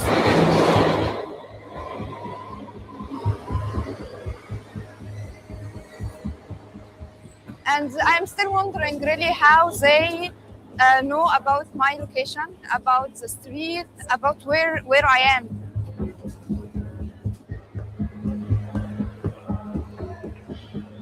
In Egypt, Basma Mustafa was a reporter who went up against powerful people. She experienced the end of the Mubarak dictatorship, the Muslim Brotherhood's brief rule, and the subsequent takeover by the al-Sisi regime. Mustafa reported critically on the murder of an Italian student in Cairo, on police violence, and Egyptian politics, until she was arrested in October 2020. In this time I was pregnant. They took me to a woman prison to think about, I will stay here for at least 2 years and I will deliver my baby in the jail. There is a knife on your neck. Mustafa and her family managed to flee to Berlin via Lebanon and Kenya. In the German capital, she's trying to build a new life for herself. Yet time and again, she wonders, how do Egyptian agents know exactly where to find her? Could her own phone be betraying her? Patterns of movement found in one data set clearly belong to a person living in her building. She's seeing them here for the first time. The cell phone location data leads from her home to other addresses. Yeah, I think I was in this address. This is also the playground we play. I take my kids there. To a hospital. I went to this hospital a lot of times. And her kita, a daycare. We applied for this kita and we got accepted in the kita. Yeah, I think all of this address related to me. How does it feel like? Like hacked. Basma Mustafa uses many apps that collect location data to check the weather, shop, or read the news. Could Egypt's intelligence agency be buying such data sets to tail dissidents like her? The Egyptian embassy in Berlin wouldn't answer this question, but intelligence experts believe it's entirely plausible. Quote-unquote second-rate intelligence agencies, ones that normally can't compete with the big players from the US, Russia, Britain, France or China, increasingly have access to data they likely wouldn't have had just a few years ago. But why is data like this collected at all? Who wants to track the locations of millions of people? Welcome back from the coffee break. As you can see, chairs have been set up for the panel discussion. It's going to be exciting. It all has to do with movement data. It helps us understand who came into contact with our advertising, and we can use it to see who visited us personally. Basically the ones that saw the ad and then actually came into the store afterwards. The ad executives at the DRICON trade fair see great potential in this location data, as it can tell advertisers who was in which store, when. And then they can target those people accordingly. It's all about creativity. Combine that smartly with data, and you've got the absolute winning formula. Location data are extremely important, especially for small and medium-sized advertisers. A florist in Munich wouldn't want to place ads for consumers who live in Hamburg or Berlin. Location data make it possible for even small businesses to advertise their wares on bigger platforms. The German Association for the Digital Economy says only imprecise data is used, not exact locations accurate to the meter. That's not actually used in the ad industry, as advertisers don't just aim to reach one person that lives somewhere. They want to reach groups of people. However, a glimpse at the websites of online ad agencies shows that they openly admit to knowing precisely where millions of people live, work, and spend their free time. And that anyone who wants to can get their hands on this data quite easily, as it's traded freely online. We didn't acquire the data we received through secret channels or by offering heaps of money for it. Rather, these are sample data sets that we got simply by asking for them after exchanging a couple of emails. It all took place via a company called DataRaid that has its headquarters in this Berlin high-rise. Trading location data without users' consent is forbidden in Germany, but acting as an agent for foreign data brokers is permitted. And that's precisely what DataRaid does. It's how the journalists used its platform to contact several data brokers. I really must say data brokers practically throw these data sets at potential buyers.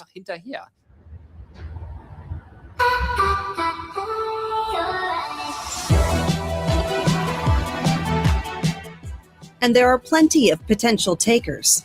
The advertising industry wants to reach the right customers at the right time. To do that, they require huge amounts of data. GPS location data, for instance, that's collected by smartphone apps. Fucking crazy.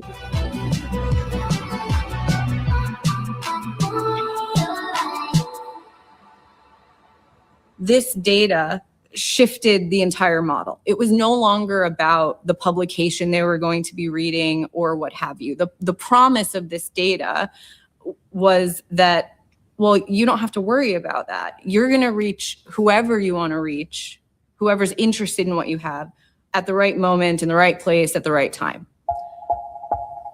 Ariel Garcia was part of the system which allowed data like this to get into the hands of any intelligence agency, any business, or even any criminal. She worked in the ad industry in New York for over a decade. Today, she's an activist endeavoring to expose the industry's misdeeds.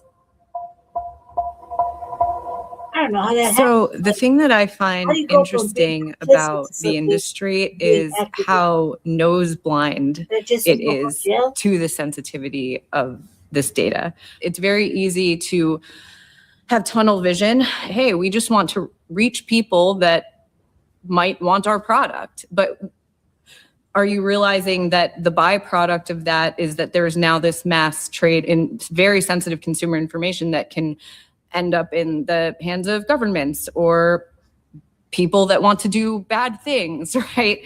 And simply, most people in the industry don't think about that. So is the misuse of this data by intelligence agencies or criminals a sort of collateral damage? Not anything the advertising industry expressly wants, but something they're willing to accept all the same? At any rate, there's growing evidence that the exposure of people's data has had harmful, even fatal consequences. Take the case of a high-ranking Catholic priest in the United States. Monsignor Jeffrey Burrell was outed as a homosexual against his will after a reporter from Catholic online news magazine The Pillar acquired his cell phone's location data. Included was data from Grindr, a dating app typically used by gay men. Burrell was forced to resign. And in an even more dramatic case, the Sinaloa cartel, a powerful and violent drug trafficking syndicate feared throughout Mexico, analyzed the cell phone location data of an FBI agent to discover his local contacts. The cartel then intimidated and in some cases killed those individuals. It's possible that the cartel used a data set similar to the one from the data broker in Florida. It contained data from millions of users, mainly from Germany, data that can be used to create a profile of a person's movements, including one individual that triggered shockwaves that reverberated all the way to Washington, D.C. What we're seeing here is quite politically sensitive. A person who appears to work at a location for the German intelligence service in Bad Aibling. At any rate, they go there every morning. And we ascertained that they don't work at just any old place at this station in Bad Aibling, but in a building with a corrugated metal roof, called the Tin Can.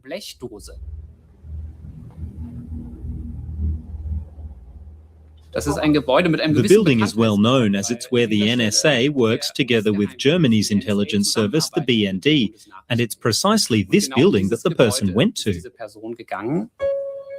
Were they an employee of the U.S. National Security Agency? Or a secret agent? The location data allowed their movements to be traced precisely.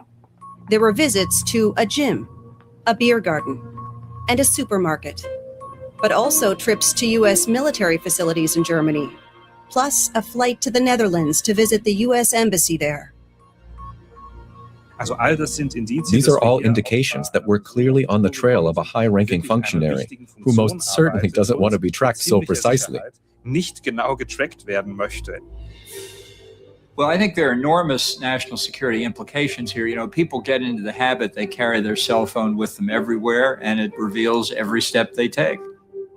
For decades, John Bolton navigated the halls of power in Washington. He was an important advisor to President George W. Bush. To appoint John Bolton to serve as America's ambassador to the United Nations. And congratulations. Today, the former U.S. ambassador to the UN is one of President Trump's harshest critics, after having served as national security advisor during Trump's first term. I want to thank Ambassador John Bolton. You are going to do a fantastic job, and I appreciate your time. Thank you. It's an honor to be here. Thank you.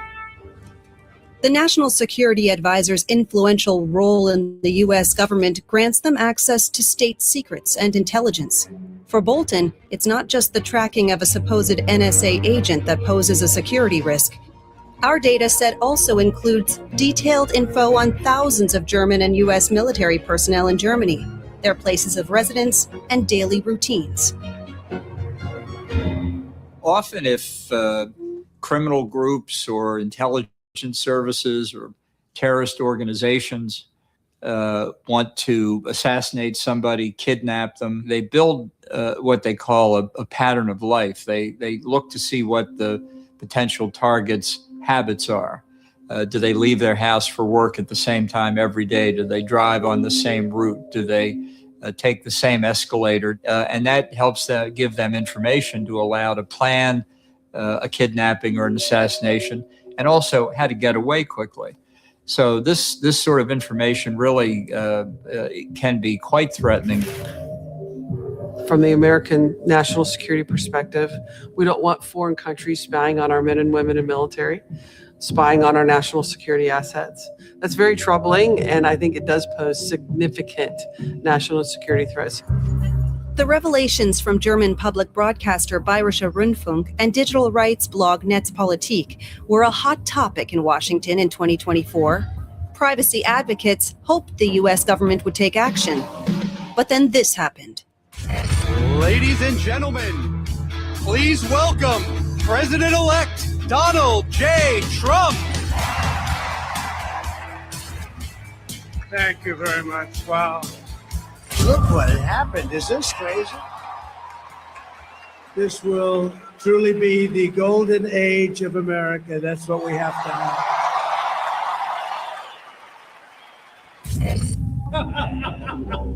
Instead of tightening regulations on data trading, the new Trump administration, with the help of Elon Musk, threw the entire concept of data protection out the window. They're handing over our data and private information to people who should not have access to it. I don't feel the Trump administration is focused on this issue at all.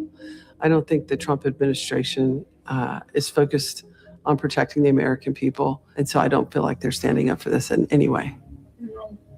I think in America, generally, there's less concern about the threats to privacy from personal data breaches than there is in Europe. At the moment, I don't see any significant interest, for example, in Congress in the problem or in legislation to fix the problem. That may change, but right now the focus is elsewhere. Many data brokers are based in the U.S., and it doesn't appear that any real effort is being made to regulate their activities there. What about in Germany? At least it seems there's an attempt to exert stricter controls over certain apps. And that has a lot to do with the data set the two Netzpolitik journalists received from the U.S. broker. Even they were shocked by the results of their analysis. I myself popped up in this data set. We found data from me, my location data. That means one of the apps on my phone must have revealed my location, and ultimately it wound up with this data broker. Fairly quickly, we suspected one app that kept turning up again and again during the course of our research, my weather app, Wetter Online. It was the only app for which Ingo Dachwitz had activated location data, though it was just one of tens of thousands of apps in the dataset from the Florida-based broker. Others included the German classified ads app Kleinanzeigen and its French equivalent Le Bon Coin, flight tracking app Flight Radar 24, plus countless gaming and dating apps. Yet there were major differences. Some apps only capture very general location data, like the city district. Other locations are so precise they can be attributed to the exact area within a building. Some apps share data with just a few advertising partners, while others exchange them with a myriad of companies worldwide. Veta Online stands out. The app now shares user data with more than 800 companies, precisely showing where people live, work, and spend their free time.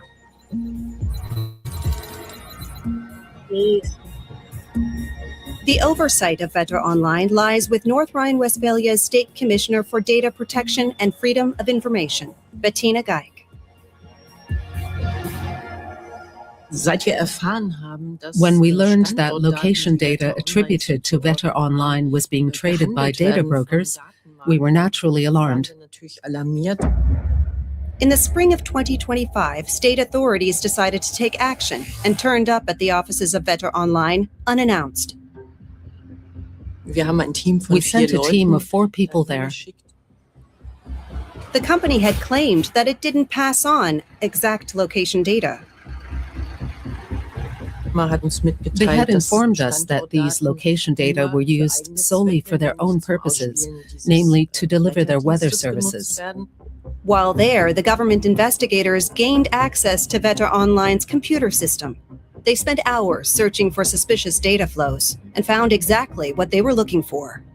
In the systems, we actually found a pipeline via which location data were exchanged with Amazon. And we were also told that there's another link to Google services. When asked, Amazon denied sharing sensitive location data with others. Google didn't respond. Of course they did. And the authorities can't say for sure if pipelines to other companies existed as well. And Veta Online? The company now claims to collect no location data for advertising purposes, and it says it stopped the flow of data. Still, precise location data from Veta Online has already made its way into the global data trade, including our data broker in Florida. Yes, this data must come from somewhere if it's being traded. Basically, I see a big problem with data being able to be traded so easily. That location data becomes something to be sold and aren't just used to offer a service. So the operators of the apps aren't the only ones who have smartphone users' location data. It's passed on to companies for targeted marketing purposes. Oh my God, yes. And many of these companies are intertwined with other companies, forming a network that creates an entirely new market. Brokers who have nothing to do with the apps or the ad business collect huge amounts of highly sensitive location data and then sell it to anyone who's willing to buy it.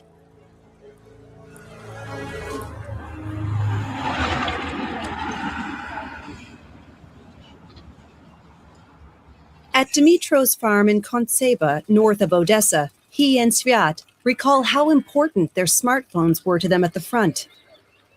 Their phones were their sole connection to their loved ones. I tried to send a message to my mother, my father, and my niece every morning. I can show you the photos. Most of these men are no longer alive.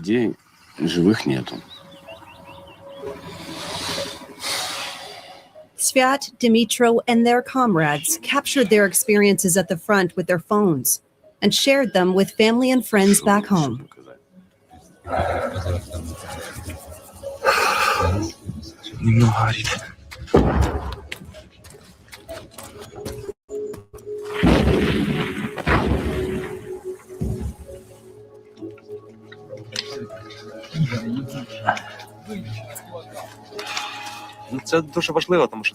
Your cell phone is very important because it provides moral support.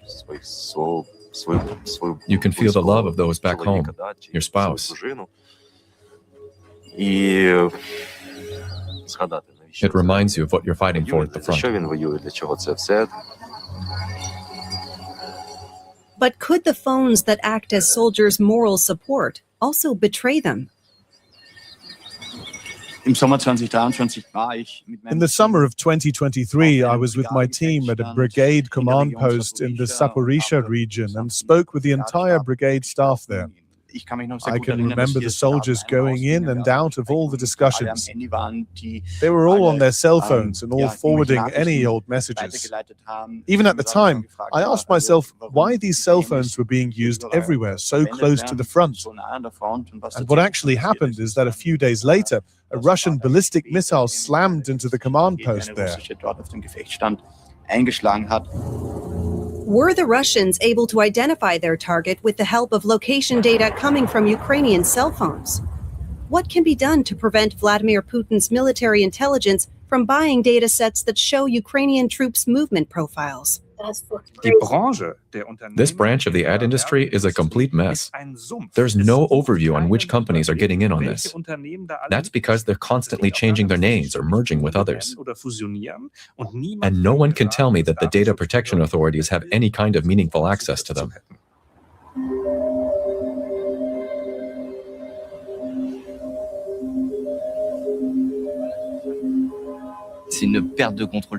It's a total loss of control.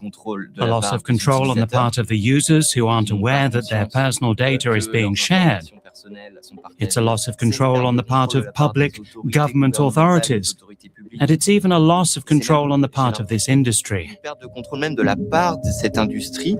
Martin Untersinger is an investigative journalist at French newspaper Le Monde.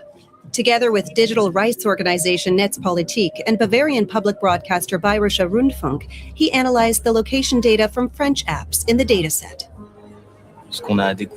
What we discovered was that the mobile phone advertising ecosystem facilitated the mass collection and exploitation of data. There's an app in France that shares huge amounts of ad data. The app Le Bon Coin, installed by millions of French people. We also had a lot of gaming apps and one translation app. We had all different kinds of applications. Along with all these companies, Untersinger stumbled upon an unexpected app provider. When we started our investigation into this data set, the first thing we asked ourselves was, does our application, our employer's app, figure in this data? And yes, it did, specifically the Android version of the app. The dataset contained around 4,500 advertising IDs. Le Monde doesn't collect precise location data from its users, so it's different than the case of Vetter Online, and the data is less sensitive.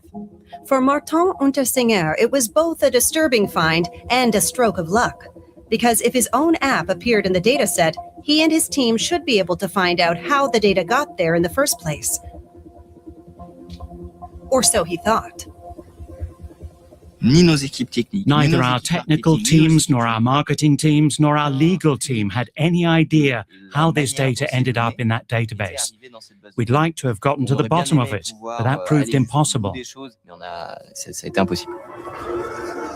It's annoying, but it's also a perfect illustration of how this industry is impossible to decode or decipher. And the actors are so numerous, so sheltered and constantly changing. I have absolutely no idea what could be done about it. I get the impression that the situation is unsolvable.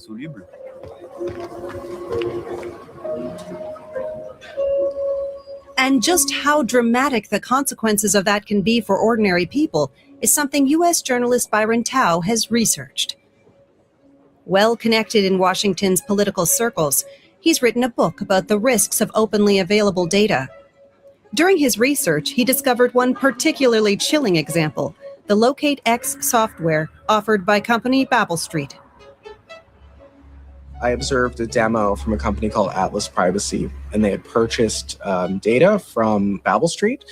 Babel Street gets location information drawn from common apps on cell phones, and Atlas did a pretty eye-opening demonstration of the consequences of that data being available for sale. Tao recognized right away that this kind of data can pose a real threat to millions of Americans, or more precisely, millions of American women.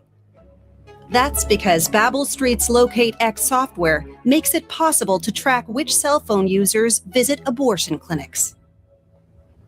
and we watched a phone drive across the state line from a state where the procedure is completely outlawed. And so that certainly looked like the pattern of somebody, at the very least, seeking out a medical opinion on abortion. Babel Street, whose software is already being used by U.S. authorities for law enforcement purposes, declined to comment. After the U.S. Supreme Court decision overturned Roe v. Wade, which had prevented abortion bans, many states have now banned the procedure outright. Doctors and pregnant women in many red states now face harsh penalties for terminating pregnancies, like in Texas.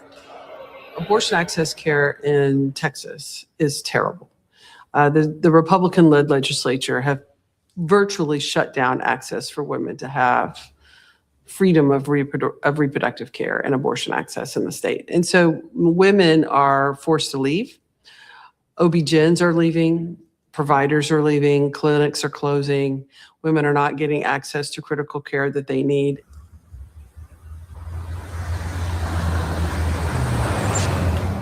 Who's this? Who's that? Who's that? Mommy. Mommy. And who's with Mommy? Henry. Henry, that's right. Today, Henry is 2 years old and alive. He only barely avoided a darker fate. When Lauren Miller was pregnant and went for her first checkup, a surprise turned up on the ultrasound. And she comes in to give the results, and she was like, yes, so you do have this severe form of morning sickness called hyperemesis gravidarum. That's more common when you have multiples. And then she just paused, and my husband and I our jaws dropped, and she goes, because you're having twins. But the couple's joy was short-lived. Just a few weeks later, it became clear only one of the fetuses was viable.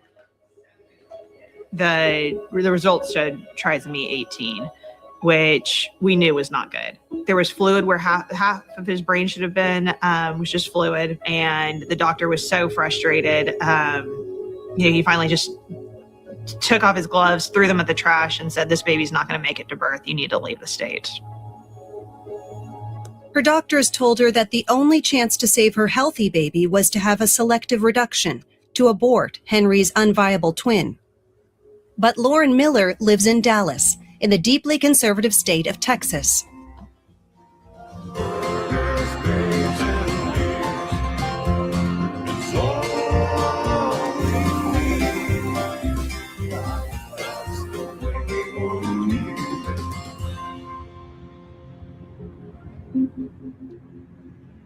So she stood no chance of having such a procedure done in her home state.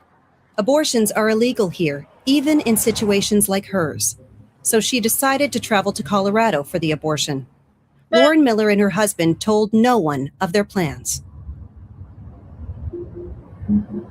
I remember walking through the airport, going through security, and I just kept my head down the whole time. I wore this very oversized black sweater because it was a second pregnancy. It was a twin pregnancy. So I was already showing. I was already visibly pregnant, and I was trying to hide the bump, kind of suck in my stomach because I was worried that I was going to get pulled out of security. Is just this very bizarre situation. We're not trying to go kill somebody or hide a body. We're trying to go save my life and that of our viable twin. Yeah, we were truly debating, like, do we leave our cell phones at home? As the case with Babel Street shows, in the U.S., women in her situation have good reason to be mistrustful of their smartphones, especially when, like Lauren Miller, they use apps that collect location data. I have a variety of apps on my phone. There's a lot of travel stuff and a lot of shopping. Location services, 29 while using. So it's likely her data is available in a data set somewhere. And it's likely that the authorities, as well as radical anti-abortion activists, could track her journey to the abortion clinic in Colorado. Lauren Miller has decided to speak openly about her case, but many women in her situation don't want anyone to learn they've had an abortion. And so that's where this could be so dangerous. It's such a nebulous concept of somebody's got my data. It just, what is that? Who cares? But if you start understanding what that means and how that can be dangerous for you, especially in the context of laws used to persecute you, then that does become a concern. And that's where that should be regulated. We shouldn't be able to just track anybody because that's a safety concern. It's horrifying, with such an invasion of personal privacy, especially if state governments and law enforcement choose to spy on their own citizens. When we have this kind of personal data available in such a detailed way, in such an unregulated way, it really exposes people for retribution, for retaliation, for punitive acts, and it's unacceptable in the United States of America. Could it be that U.S. authorities are using this data for other purposes entirely? According to testimony from the FBI director in 2026, the FBI is purchasing data from private brokers. Location data could also be used to track immigration, illegal or not, in order to conduct mass arrests as well as deportations. If U.S. authorities refuse to take action against the data brokers, could Europe at least put an end to their business model being employed? The EU Commission could be the decisive regulatory body. It's also in their own interest, as the Commission's own staff are affected. In the data, we see a lot of people who work at EU institutions who then, for instance, drive to the suburbs of Brussels, or who work at the European Parliament, even on safety and security issues, people who work for the European Commission. Like one person who looks to have an office in the Berlaymont building, the EU Commission's headquarters in Brussels. The data shows exactly where this EU staffer spends most of their time during the day. In the evening, they take the same route, past restaurants and office towers, to a house in a wealthy suburb of Brussels. The name by the doorbell is of a high-ranking official who works for European Commission President Ursula von der Leyen and is present at important meetings. Even at secret ones, this person could be a potential target. A target for espionage? In response to our questions, the European Commission wrote that they are concerned about the trade and location data of both EU citizens and Commission employees. They noted that all companies who are active in the EU must abide by the applicable laws, like the General Data Protection Regulation. This regulation very clearly states that in Europe, precise location data can only be collected for a specific purpose. That means the trade in location data is actually prohibited. So how can it be that this is still taking place? Market insider Ariel Garcia knows the tricks the industry employs. The industry has a magical way of doing whatever mental gymnastics are required to not have to change anything about their fundamental practices. So there is no worry, right? Everyone just started slapping words like privacy safe or privacy compliant or consented or opted in onto everything. And everyone just kind of persisted doing what they were doing before. This total failure of government regarding data protection endangers us all and must end by enacting sweeping legislation. The simplest and most far-reaching step would be to say that the online advertising ecosystem is so broken that we're banning targeted advertising. No firm should be allowed to collect people's complete movement data and create personality profiles just to place ads. After everything he's seen, Ingo Dochwitz has a very clear opinion on the matter. And it's one that is shared by an increasing number of experts. Is a ban on personalized advertising the only way?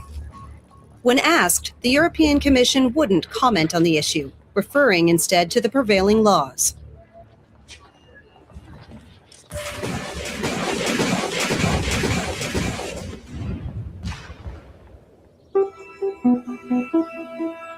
The trade in this kind of sensitive data endangers the privacy of people worldwide. But can it endanger their very lives, too? It's clear. The Russian army will do anything it can to get us. The dataset includes several locations in Ukraine, which lie very close to the front. For example, this one, near a fiercely contested sector of the front. Or here, in an industrial area just outside Soledar. The same building can be seen here in pictures of the fighting, right at the time Dimitro and his unit were there. What's even worse, this data doesn't just reveal the user's location, but also that they were connected via Starlink, the satellite internet network used primarily by Ukrainian troops. Starlink was used at this point too. Do these points really correspond to Ukrainian positions? Do the soldiers recognize their former deployment sites at the front?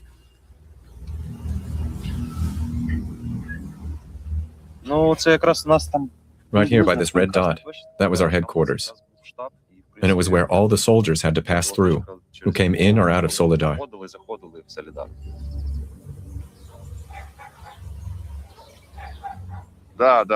Yes, that's the place. We were picked up there quite a few times. It was our evacuation point, here by the field. I can use that to orientate myself. Of course it's bad. I wish something like this weren't possible. But all we can do is hope that we're more in control of this technology than the Russians. It's dangerous. Absolutely. If I were a Russian commander and suspected that a command post was located there, I'd try to knock it off as quickly as I could. Command posts are essentially the brains of the unit and coordinate attacks. And not just at the front. The Russian army could also use such data to suss out command centers, weapons caches, transport routes, and troop rotations. When are troops rotated? That's actually always the point in time when the front line is the most vulnerable. It'd be an additional data point to find out when the next rotation is to take place, and then to launch an attack while it's happening. Location data has become a part of modern warfare.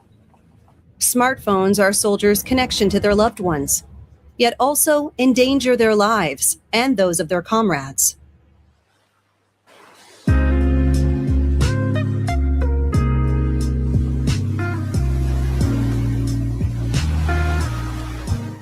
But who profits from the trade in such data? And where are these brokers located? They're far away from those dying on the front lines in Ukraine.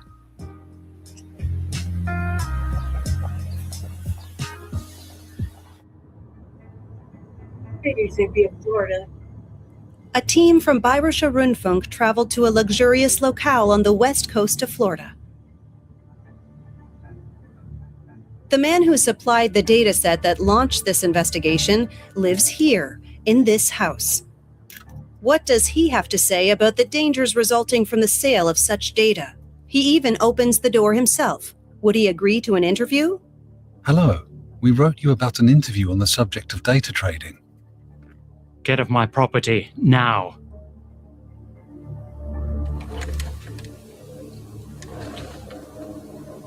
Wow. Not long afterwards, the data broker's lawyer contacted us and denied all the allegations. He said that the data was anonymous and acquired with the user's consent, and that he'd never knowingly passed it on to governments or intelligence agencies. And what does Berlin-based company DataRate have to say? It was via its platform that the dataset from the Florida broker reached Netzpolitik's journalists. The firm functions as a go-between, bringing buyers and sellers of data together. DataRate also declined to be interviewed. In a written statement, the firm asserts that it's only a marketplace for data brokers and doesn't offer any data itself. It says it strongly condemns any form of illegal data trading. So data trading continues to flourish. Numerous data brokers, like the man from Florida, are still active on DataRate's platform. And DataRate is just one of many such marketplaces that operate worldwide. It's a very difficult market to regulate, and given how lucrative it is. Every user could simply switch off the sharing of location data, though that would mean many apps would no longer function properly. So you really don't have a choice. A smartphone is like a boat with hundreds of holes in it, with data leaking out all over. For dissidents like Basma Mustafa, for soldiers like Dimitro and Svat, and potentially for all smartphone users, that means anyone who wants to can spy on you, track where you go and what you do. Is it worth it? The answer is no. The answer is no for people. The answer is no for society. The answer is no for democracy. All right, family. Hope you learned something. That shit was crazy. That shit was fucking insane. I'm gonna get off here because I've been on here for a minute, but stay tuned for Grand Rising with Chewbacca and the Chase. Should be coming up here in about 2 hours or so. Yeah, so I think we got a robust oh, that was good. I figured. We got a robust little Grand Rising coming up. So probably participate for a little while. We'll see. We shall see. It's like fucking 90,000 degrees in my house. It's like 60 degrees in my house right now. So yeah, thank you. Thank you for watching.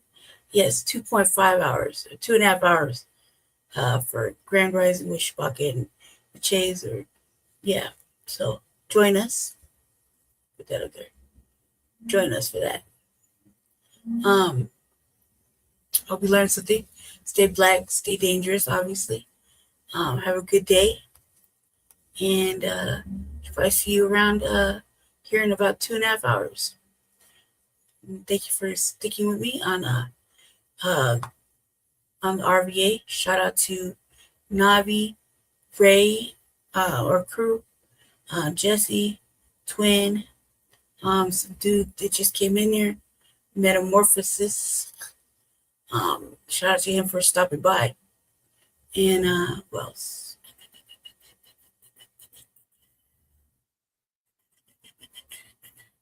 I think I covered everybody. So yeah, shout out to everybody. And thank you for coming. Thank you for watching. And I'll be back sometime later in the afternoon, early evening.